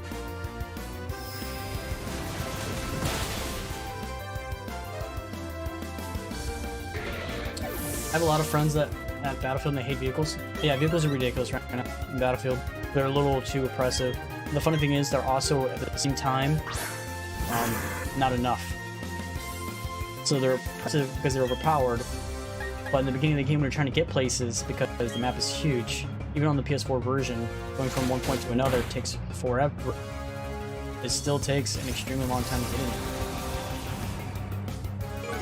in. So you're like, well, I think the biggest issue for starting they need to fix is that allow you to spawn in vehicles that people have already chosen, because people can spawn in like Jeeps and stuff that can carry up to 3 to 4 people, or tanks that can carry 2 to 3 people, or the AA which can carry 2 people, or the other light vehicles can carry 2 people, but they can only be spawned with only 1 person in it. So when people have to spawn, they have to spawn on the ground after those have already been picked up, and there's only 7. Only 7 people can get a vehicle out of 64. And then those people have to run and try to get into one of the vehicles before they drive off, because those guys aren't going to wait. So that's the biggest issue. They need to make it so that people can spawn into those vehicles that have already spawned, getting, you know, from 64 people on one team from P5 to having only 7 of them, going up to maybe like 20 to 25 people able to actually get one. That's still only 1/3 or a 1/4 of the team, but still better than literally a small fraction being able to get anywhere. You also need to add a sword move, pretty nice. Battlefield's fun if you have someone to play with. That's my biggest issue right now with Battlefield. I don't have any fun with it, but I'm playing by myself. I did like the first 4 or 5 days by myself, running into all the problems that Battlefield had, and all I was just complaining about the problems. And I had so many people going, God, I can't. How do you play this? Like, how do you have a community with you complaining so much? I'm just like, sorry, but the game's just trash. But when I was playing with Undead, and we were just gaming together, bro, I kind of forgot about all that crap. I was forgetting about all the garbage I was running into, or if I did run into it, complained about it and moved on immediately. Before, I wasn't moving. It was just just sticking in my head. Like, I wasn't communicating to somebody else, trying to have fun with this other guy. I was just thinking about broken game. That's why I think playing with friends always makes the game more fun. And the PS4 version sucks, like the game designed for next gen. I believe that the PS4 version could keep up with the PS5 version if they optimized it. I honestly 100% believe that it is capable of running on a PS4 if they optimized it. The problem is they don't optimize. They left the game about as bare bones as they possibly could. And it's kind of ridiculous, to be honest, how bare bones the game is.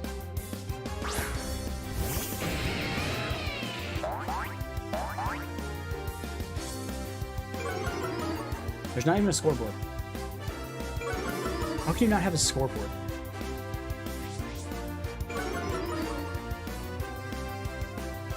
I did not play Black Ops 3 because I bought the beta for it. Which means you had to pay $5, you had to pre-order it back then. So I got the beta for it, played it for like 2 days, and like I felt like this game was absolutely dog shit. So I uninstalled it, went back to GameStop and said, give me my money back.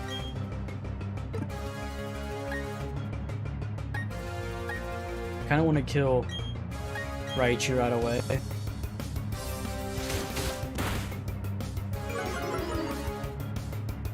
It doesn't kill my Gyarados.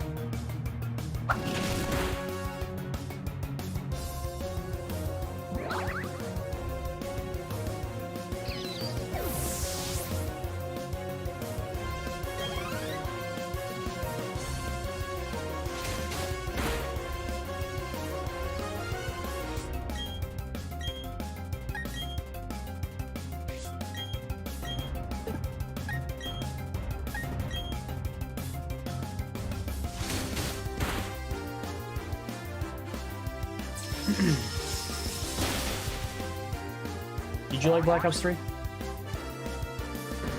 Like, I stopped playing Call of Duty games. Like, I think after Advanced Warfare, to be honest. I think it was like right when I stopped.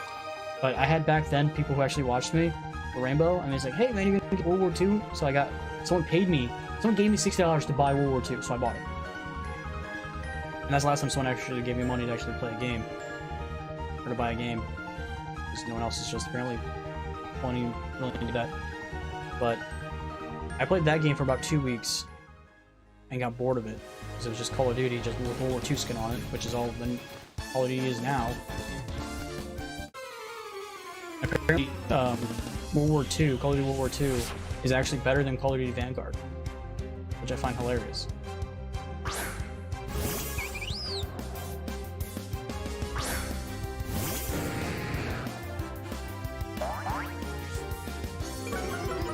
Seeing Gyarados bounce up and down saying, oh, he likes me, is kind of funny. It just does not fit Gyarados' personality at all. Gyarados is supposed to be like big, mean, angry. But then you got Gyarados bouncing around saying, I'm happy! This is probably a mistake. I need to trade him. No.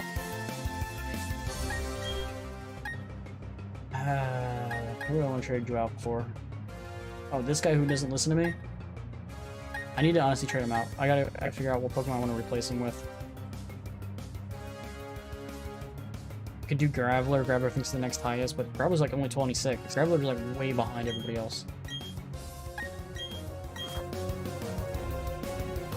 World War II had a great story.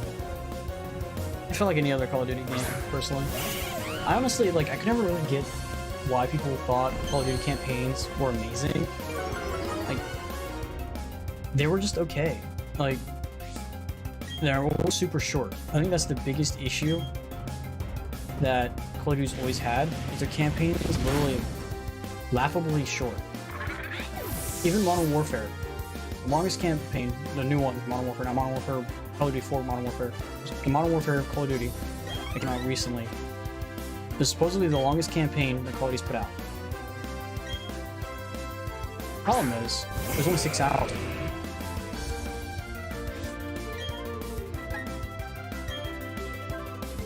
Six-hour campaign is not worthwhile, in my opinion. It's not even worth mentioning. It's just a tack on afterthought.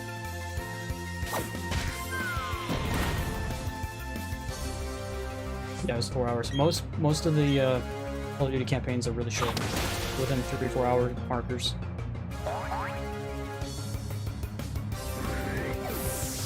And I think the new Vanguard actually takes straight up copies certain missions from World War II and puts it into their game. Like the flying mission, the mission where you're as a pilot is literally just copy paste of World War II, and instead of it being third person, which World War II was, it's now in the cockpit. That is the only difference. Same mechanics, same flying mechanisms, same everything. Only difference is that first person and third person.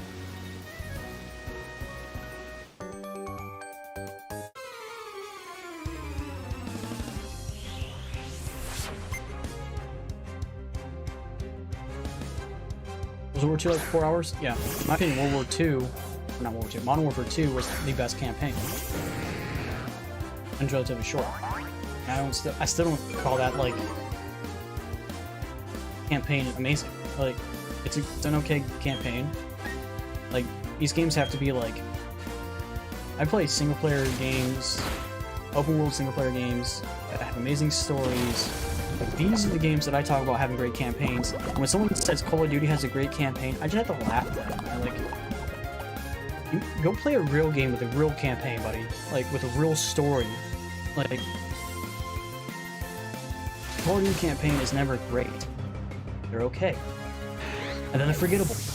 Almost immediately. I can't even remember what happened in Modern Warfare 2 campaign. It's been so long. And the campaign was so short.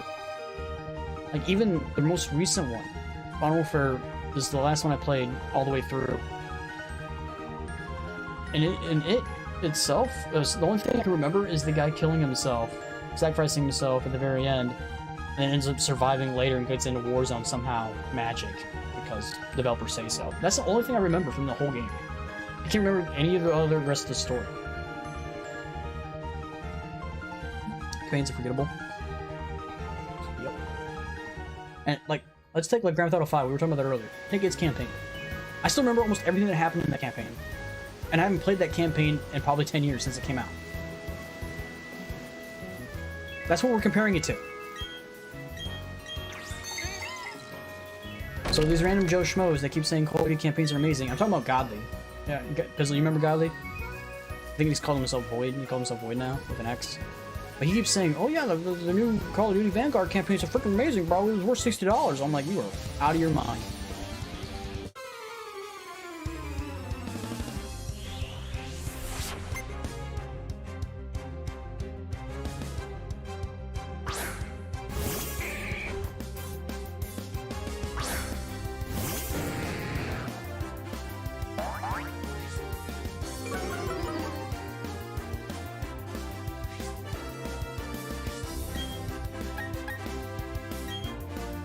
Oh my god, still poisoned. Is poison still the effect that every time you move, your guy loses health? Or did they remove that because that was too hardcore? 46 hours is worth $60? That's what I kept telling him. But then you know what his remark was to me? That I spent $100 on Battlefield. I'm like, how does that have to do with anything with what we're talking about with Call of Duty? But that's what his remark was every single time. The only reason I spent $100 on Battlefield was to be able to play with my subscribers. The only reason. The only reason I spent $100 on Battlefield was because of that. Because EA are assholes and decided to split up their fucking player base because they're idiots. Like, why do PS4 players not be able to play with PS5 players? oh, because the game can't really play with it and PS4 can't handle it. That is complete horseshit. Complete horseshit. It can. They just didn't optimize it to be able to do so.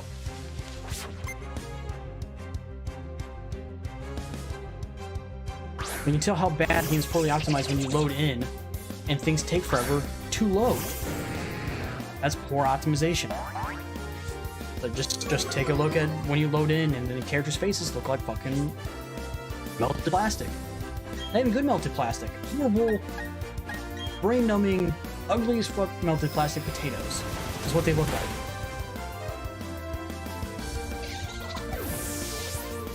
You go to the loadout screen, and guns take forever to load, and you can't go and customize them until they've fully loaded. PS5, they load automatically. It's due to the PS5's freaking thing, so it can, you know, load things faster. They just need to optimize it in another way. You can optimize it in the way the PS5 works, and you can also optimize it in another way that the PS4 works. They just didn't do it, and it makes no sense. That's not the move I wanted. It runs better, for sure. It runs far superior on PS5. You go to like I was talking about. Characters don't look like melted potato plastic when you're loading, or when you go to the loadout screen and you're waiting for the guns to load. That's not a thing on PS5. They're just automatically there. So it's just a PS4 thing that does that. Probably Xbox as well, 360 or One, whatever it's called. They just didn't optimize the game to how they should have.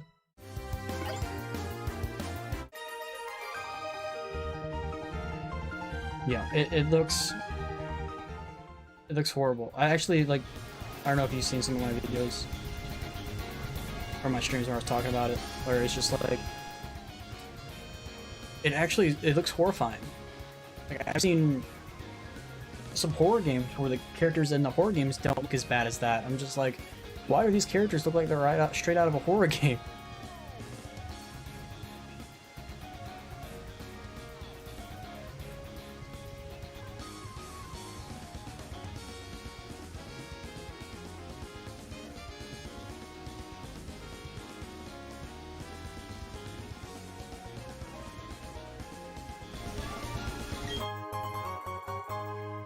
The heck's a smoke ball? Is it a Pokeball? What is it? No. Like a quick escape?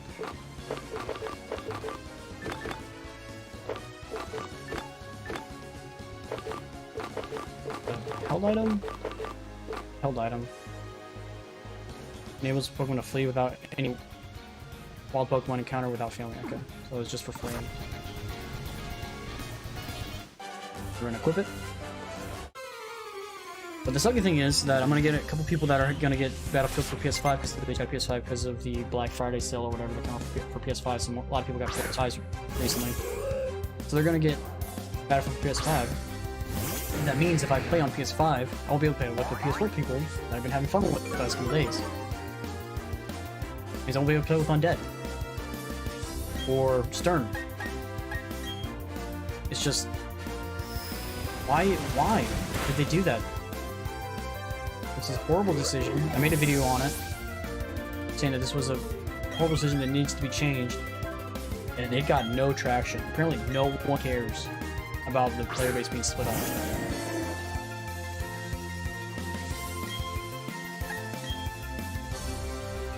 I've been playing the PS4 version just because, like I said, I do not want to play by myself. The game gets boring super fast. And then it just makes all the problems that are part of the game just kind of shove them more in your face.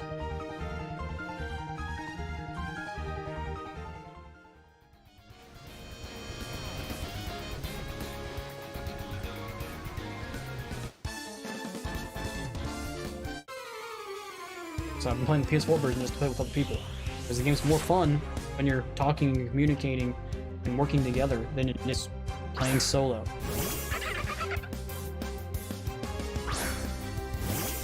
First time I've seen this type of guy, this type of character.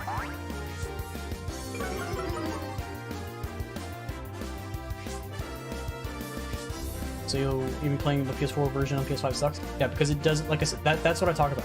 They're not using the PS5. They're using the optimization that they did for the PS5 and it's transferring over to the PS4. So even playing the PS4 version on the PS5, because I don't own a PS4 anymore. I gave that to my brother. I played the PS4 version on the PS5 and it still looked like absolute dog shit.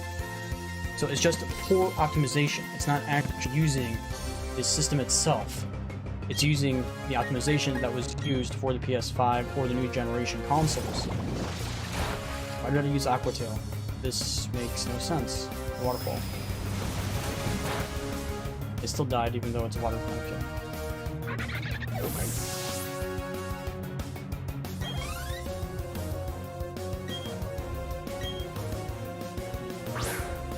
I can use Crunch.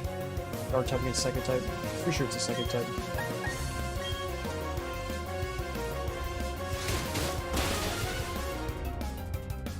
I get it at some point.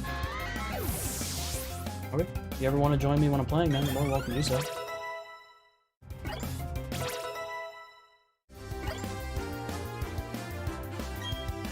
I wish I could make my Macho, or Macho, my Macho into a Gengar. It'd be nice.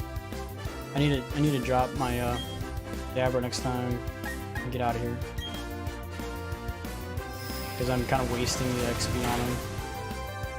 He just never listens to me. I'm always too high of a level for him. Like, he would listen to me right now, but in 2 levels, he would stop listening to me.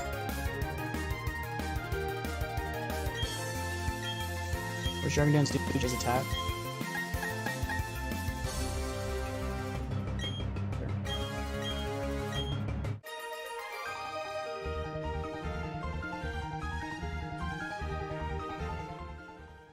$4,000 monies.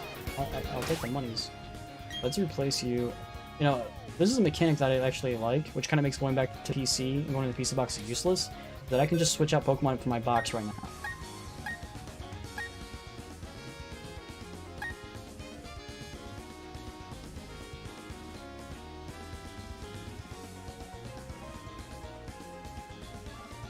Who should I switch you out with? He's technically the highest level. I want to switch him out with that that dragon that I can get, but I need strength just to be able to do it. I guess we'll just have a rock type for now.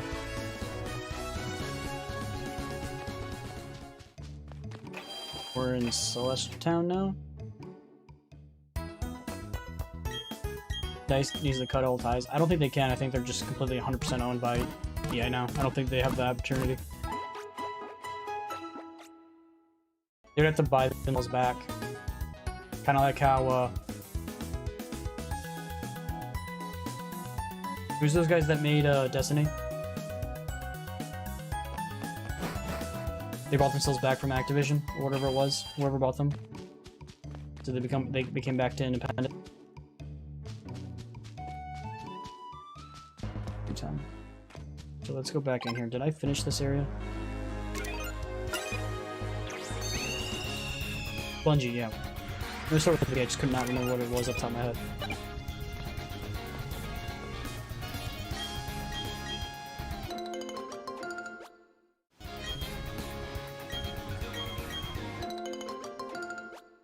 So they would have to buy themselves back, and I think it's already too late. I think they've gone too far. They're too integrated with EA to do that now. DICE used to be a good company. Back when Battlefield 3 and Battlefield 4 came out, man, they were like the top dogs. I was super excited for DICE when they got the rights to make Battlefront. But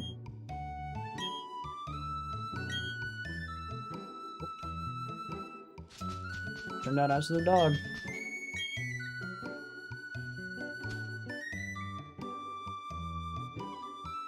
Oh no, dude, Activision's top list, top billing in my opinion.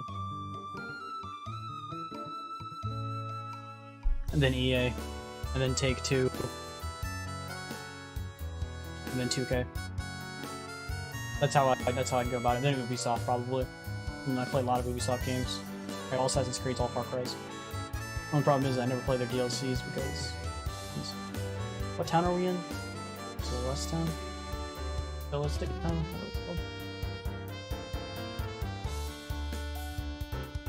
Surf? Hey, we can learn surf somewhere up here. Where's the surf? Apparently it's supposed to be like right here. Inside the ruin. Okay, so it's inside there. Analog watch app is inside this building. I don't know what that means. What is that?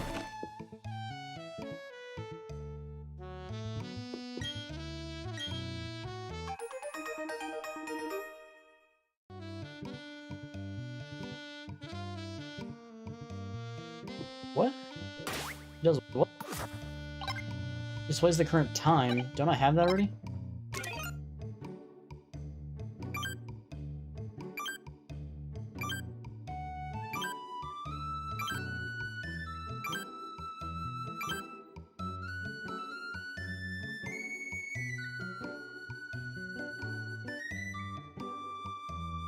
So it's just circular clock instead of it being military time.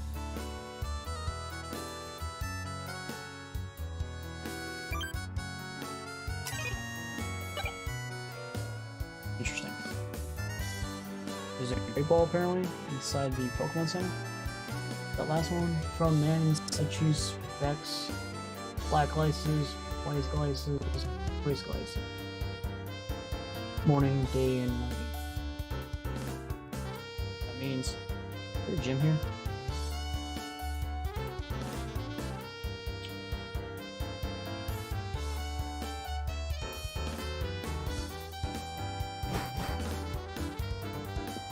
And they're good for their open world games.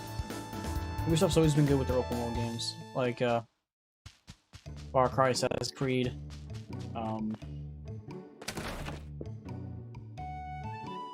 Even their Tom Clancy games, their Wildlands, is that what it's called? And then Breakpoint was not good. It was literally a massive island that literally respawned enemies every single time you left the area, and it was like, felt like nothing you did mattered, and the story was actually really bad. That kind of made it even worse. The Division series was good. The Division 1 story was so good, and then the universe was so immersive. How the world looked and how everything just kind of played together. The snow and the trash and just how the world looked. Just so good.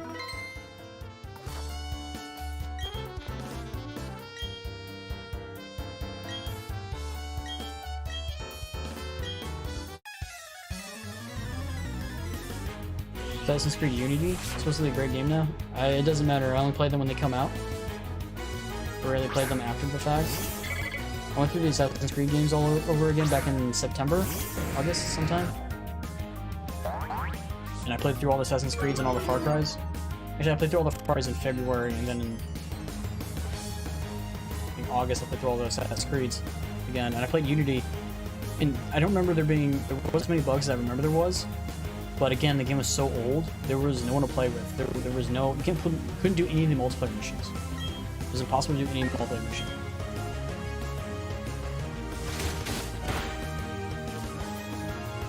So you had to do only the main campaign.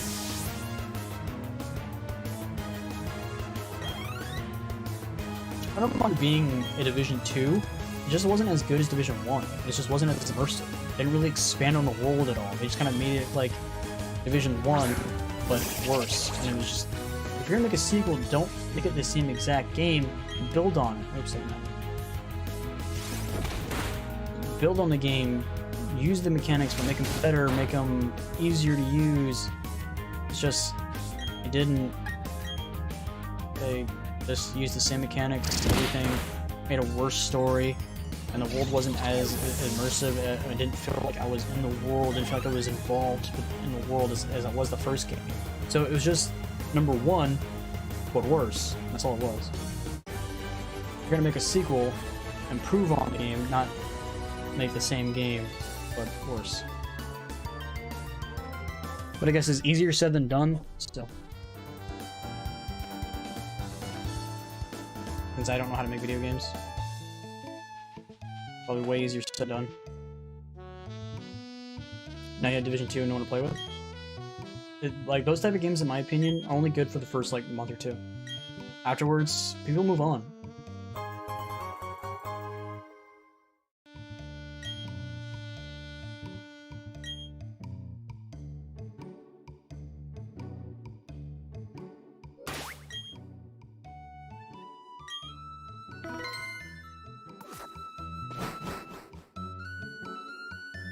You got it for $3. Nice.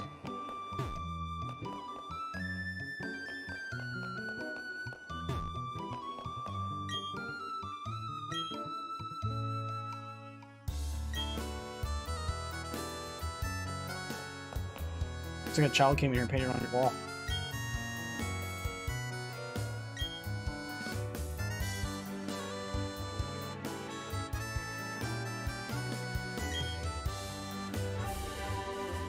Guessing it's Surf. Which one about Surf?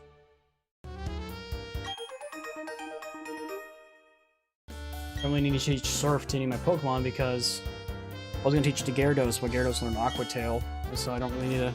Unless Aqua Tail's not as strong as Surf, I have to check to see how much damage Surf actually does.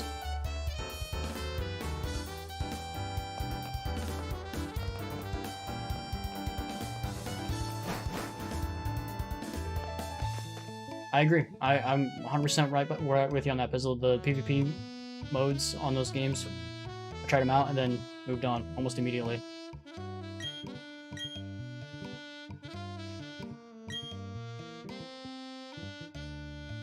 New world without strife. If there's humanity in it, there'll be strife. Like, strife exists. If there's living beings, no matter what world you create, there'll be strife no matter what. Even with animals, there's the thing called the food chain, so... Doesn't really make much sense how you're gonna create a world without living beings in it.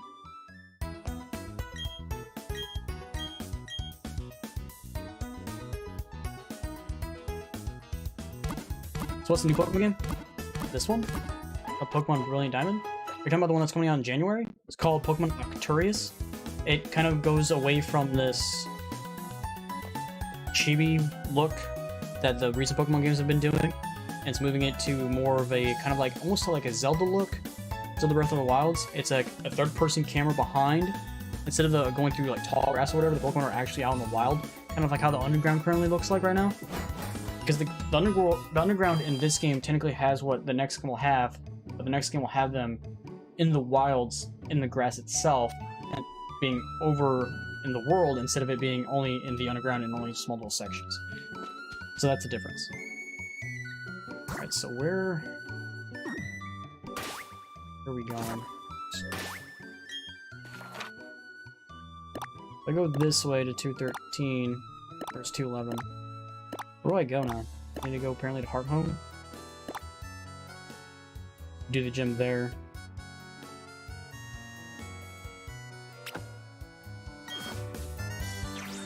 Funny thing is, my Pokemon's not really all that strong. Yeah, I think they match up with the Pokemon gym leader that's here with 36. Or is it 36 to 38? My Pokemon can technically do it. But I usually like them being like 4 levels, 5 levels higher than the gym leader. But now they're on point. Because there's just nothing really here to keep them trained up, which is a little weird.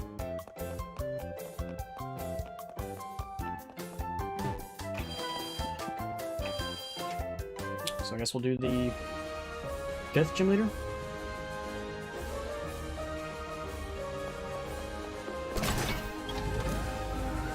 It's all ghost types, I believe. I think this does what the 9th gym leader did in Cinnabar Island. It's all riddles. If I'm not mistaken. I think that's fine.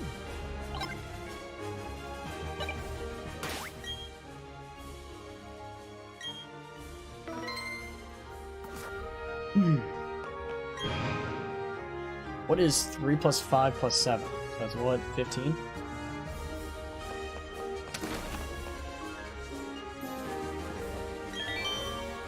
Hey!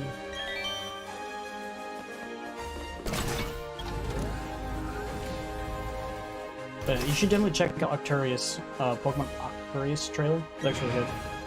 It is 12 plus 28, 30, 40.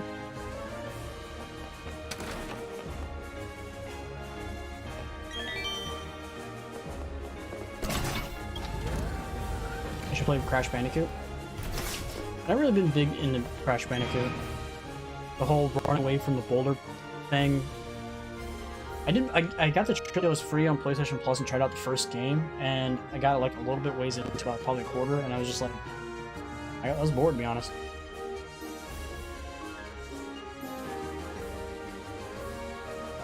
It's 39, right?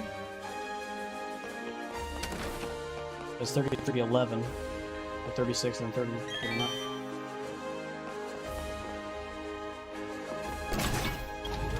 It's free in the PlayStation Plus collection. I already have it.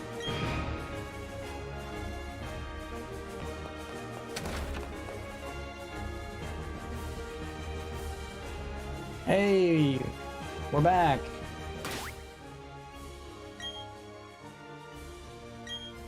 But I want to fight all the peoples.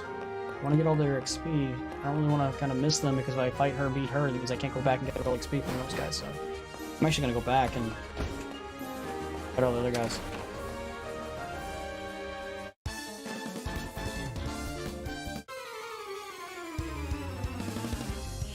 I just want to show you that I'm not completely stupid, just mostly stupid.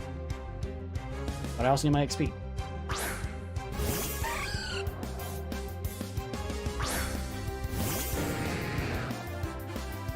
So these are all ghost type Pokemon. This will probably be the last thing I do today as well. Just defeat this gym and we'll get off. It's almost 6.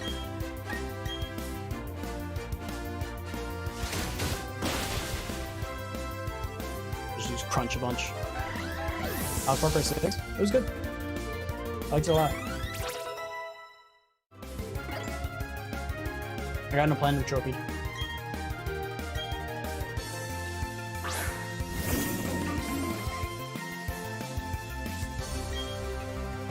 Is this a ghost type Pokemon or poison type? I think it's just poison type, right? Oh, it is ghost. I'm guessing it's ghost poison, like Haunter.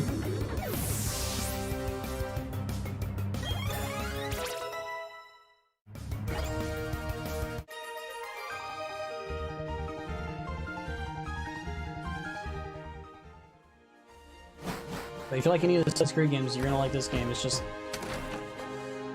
like Assassin's Creed, but it's just more polished.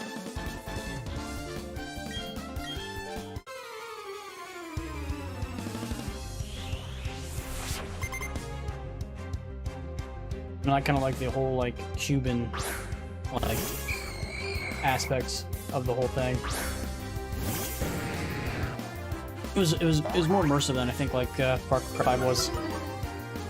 I didn't really like Far Cry 5 all that much. I can see myself replaying Far Cry 6, but Far Cry 5, no. I've already beaten it twice. Like, just the whole religious aspect of Far Cry 5 just took me out of it. And then him being right at the end also took me out of it. I was like, oh, apparently the nutso is fucking right the entire time. We should all believe his crazy bullshit and him just killing people randomly because he says so. And apparently that's all technically what God wants. Since he was right, it means technically God wanted all the people to die and be on bliss the entire time. Like, just the whole thing about it just put me off. Oh, you get a Gengar and I don't. What a Gengar.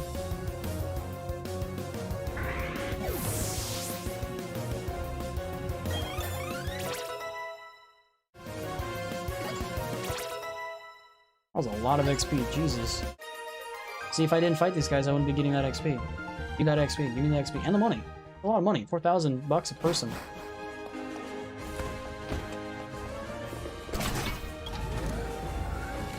We're gonna go all the way back.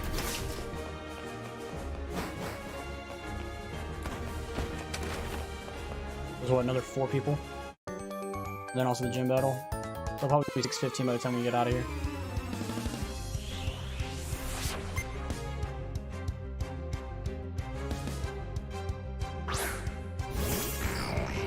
Yeah, but I think it was Sword that said yesterday, like, once you beat the first gym leader, all the like you go up to the 6th gym like almost immediately because they're all within the same level of the 3rd gym leader and 4th gym leader are all the same, literally have the same exact level. And then what, maybe 5 levels, 6 levels. The 3rd gym leader or the 5th gym leader is the same level. So I wonder what the 6th difference level between 5 and 6. So I guess it's probably more like 44, 45. I'm not sure. Why did the ace give me 4,000, but then this kid only gives me 600 or 1,600?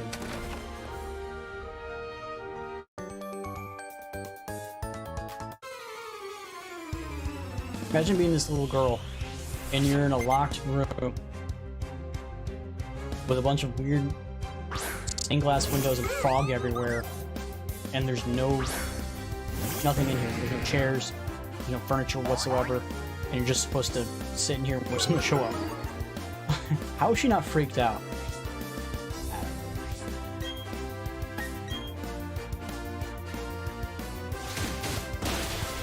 I would be freaked out sitting in this room.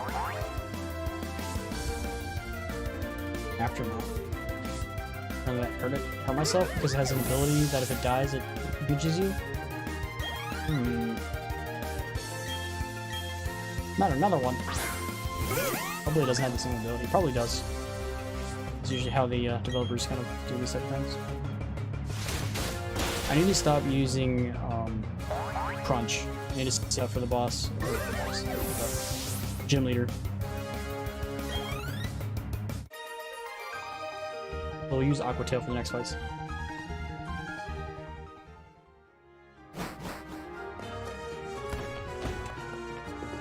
Two more.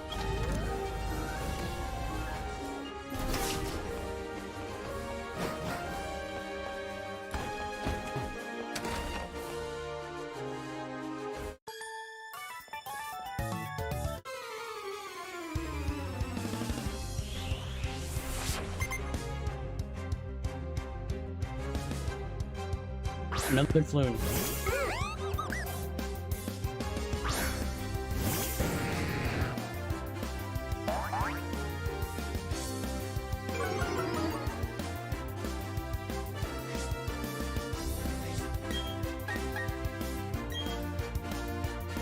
Hopefully this doesn't poison my guy. Damn, that was a lot of... It dying did a large chunk of damage. Jesus.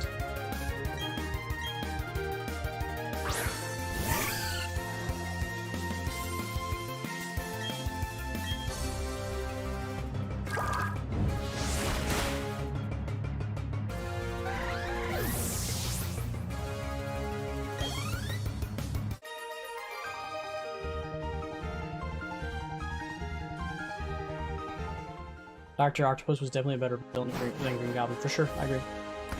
But William Dafoe just did such a good job.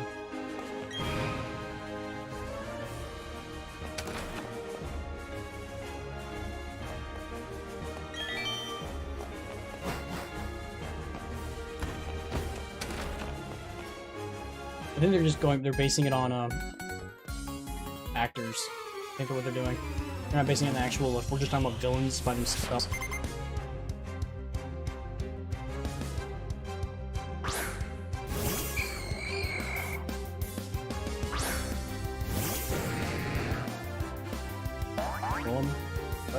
What are you even talking about now? You're confusing me. Stop with your confusing stuff.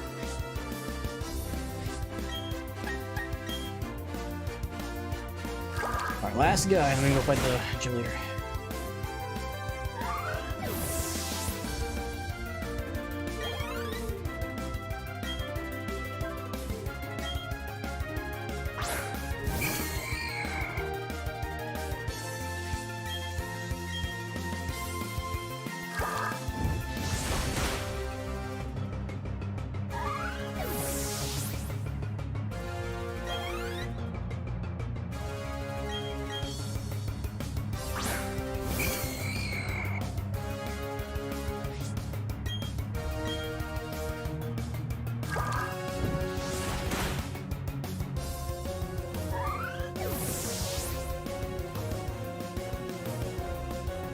It's not William, it's Willem.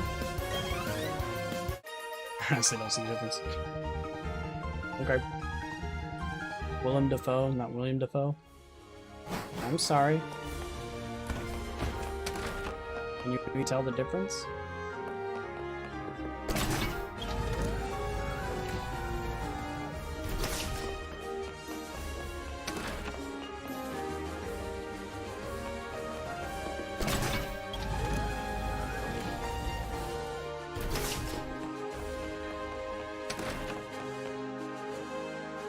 Hey, I remembered the order to go through this. That's how good I am, boys.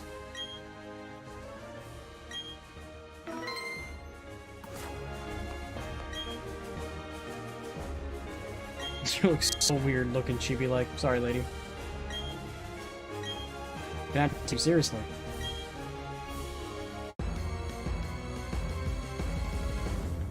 What's with your hair?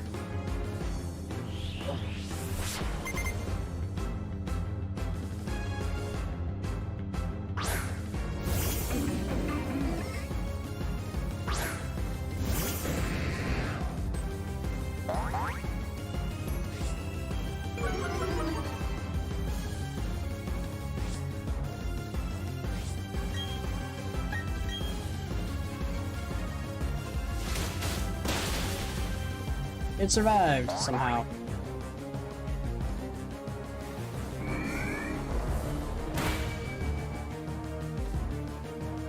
New sports game. What is it, FIFA? Madden? Which sports game are we talking about? And do we really honestly care at this point? That was a waste of Hydro Potion.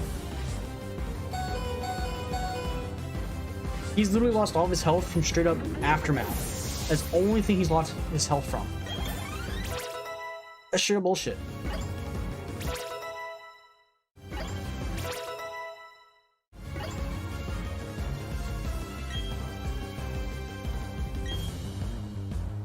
Oh, and a Hex. I think he lost something from Hex. So health lost from literally just Hex, one attack, and the rest of it was just dying. I don't think I have anything that gives me more. Oops. This one does. This one's like a hyper potion.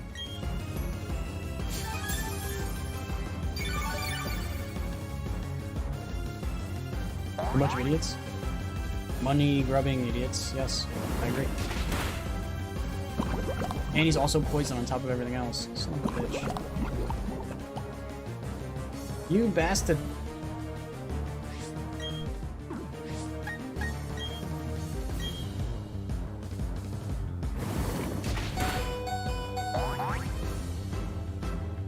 How is he faster? He's also gonna eat a citrus. What did he eat? What? He just said he ate something.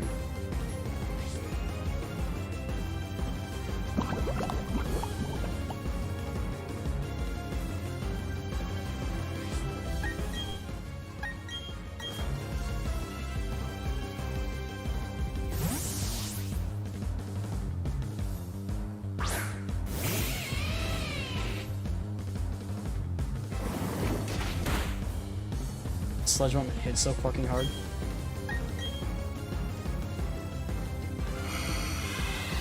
Did he eat that? I don't know. But now my guy's confused. And I was gonna hit himself continuously and die. So Gengar's gonna kill my Pokemon because of this. That's how it always works. 100% of the time. Every single time. Sludge Bomb, gonna kill him now. Lives with 1 health. And now poison, so hold back from the poison after this round anyway. He's gonna hit himself and kill himself anyway. Oh, he used a shockwave, so at least he uses that. Managed to kill Gengar, but now he's gonna die. At least he got the XP for it, and he leveled up. Level 40, let's go. Scary face. How about no? Everyone wants scary face.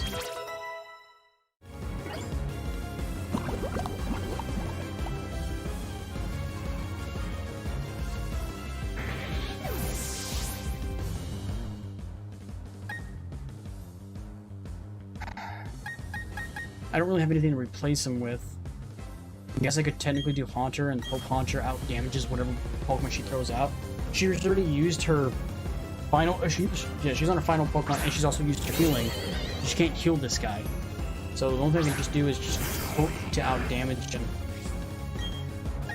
I still have my one guy who still can technically use fire attacks.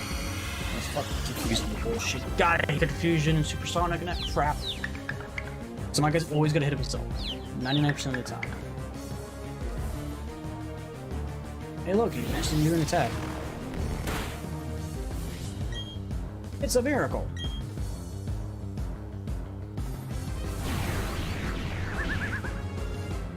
Is this supposed to be like fly or dive or dig for ghosts?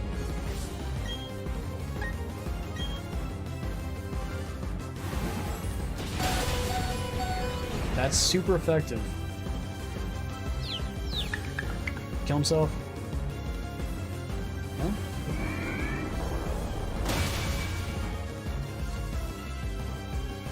Okay. Question.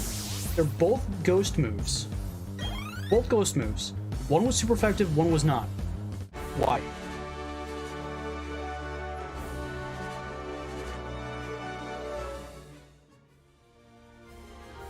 Okay, I am defunded too. I'm right there with you.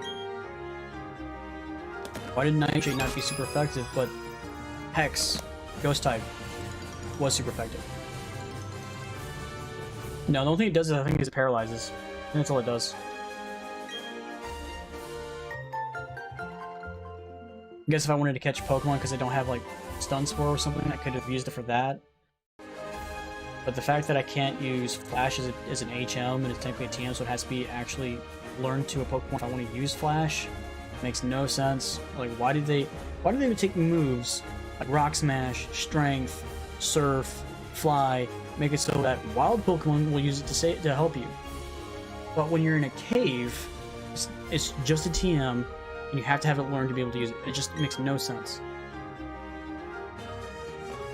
Alright, there we go. That is the 5th gym leader, so now we have 5 badges and 3 badges left. We need to get our Pokemon to level 60 so we can take on the Elite 4.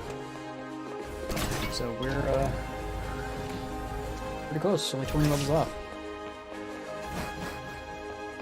Because I think, actually only one Pokemon is technically level 40, but the rest of them are pretty close, besides like Graveler. We're probably going to replace him immediately since we get that Dragon Pokemon, which we can get once we have Strength.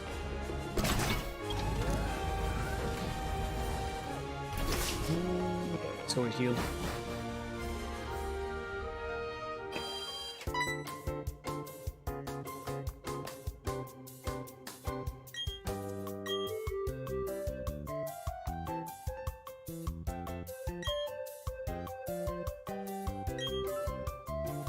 Weird way they dress too. Yeah, this thing, the Pokemon thing in itself adds itself.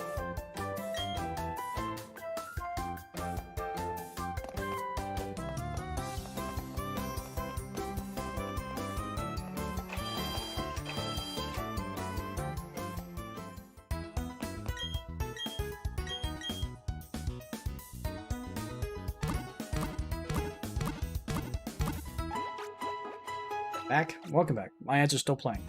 Another 10 seconds. Alright, with that, I think we're done for the day. It's 6:07. So, trigger card, we have... I don't know what any of that means. How do we open the badges? Why? We got 5 of the 8. 3 more to go. We have almost 200,000 monies. Just raking in monies because we have Amulet Coin on everything. And then we have 93 Pokemon discovered. I think we only have less than 33 Pokemon actually caught, because they just are not an option apparently. So, yeah. We got an Infernape, we got a Luxio, we got a Staraptor.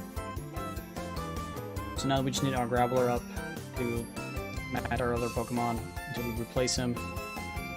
We need to get Gengar evolved, or we need to get our guy evolved into a Gengar, or Sucks that our Kadabra is never going to be low enough to be useful. Stinks. I'd like him to be an Alakazam, but because he can't be traded, can't actually use him. I could have actually caught an Alakazam somewhere back. I don't remember where it was. I kind of actually want to go back at this point. Oh shit, there's my headset. And actually go catch him and then retrain him and do it all over again. Because the current Kadabra I have is trash. I have to fight its whole, oh, it's traded, it doesn't want to listen to you bullshit. Stupid mechanic. I know why it's there, so you can't just like trade a level 5 to get like a level 100. You can't abuse the mechanic that way. That's what the thing's there for. But for a guy that's literally the same level as all the rest of my other Pokemon, it's just ridiculous. But yeah, that's gonna be the stream for me. I'm gonna go to sleep here in about an hour or so, and I'll be back on later for the normal stream time.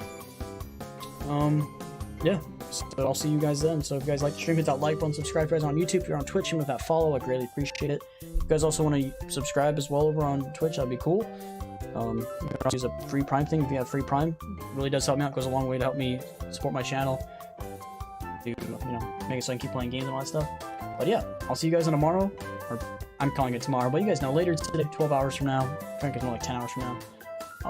Yeah, I'll see you guys then. Bye guys. Thanks for hanging out, Pizzle.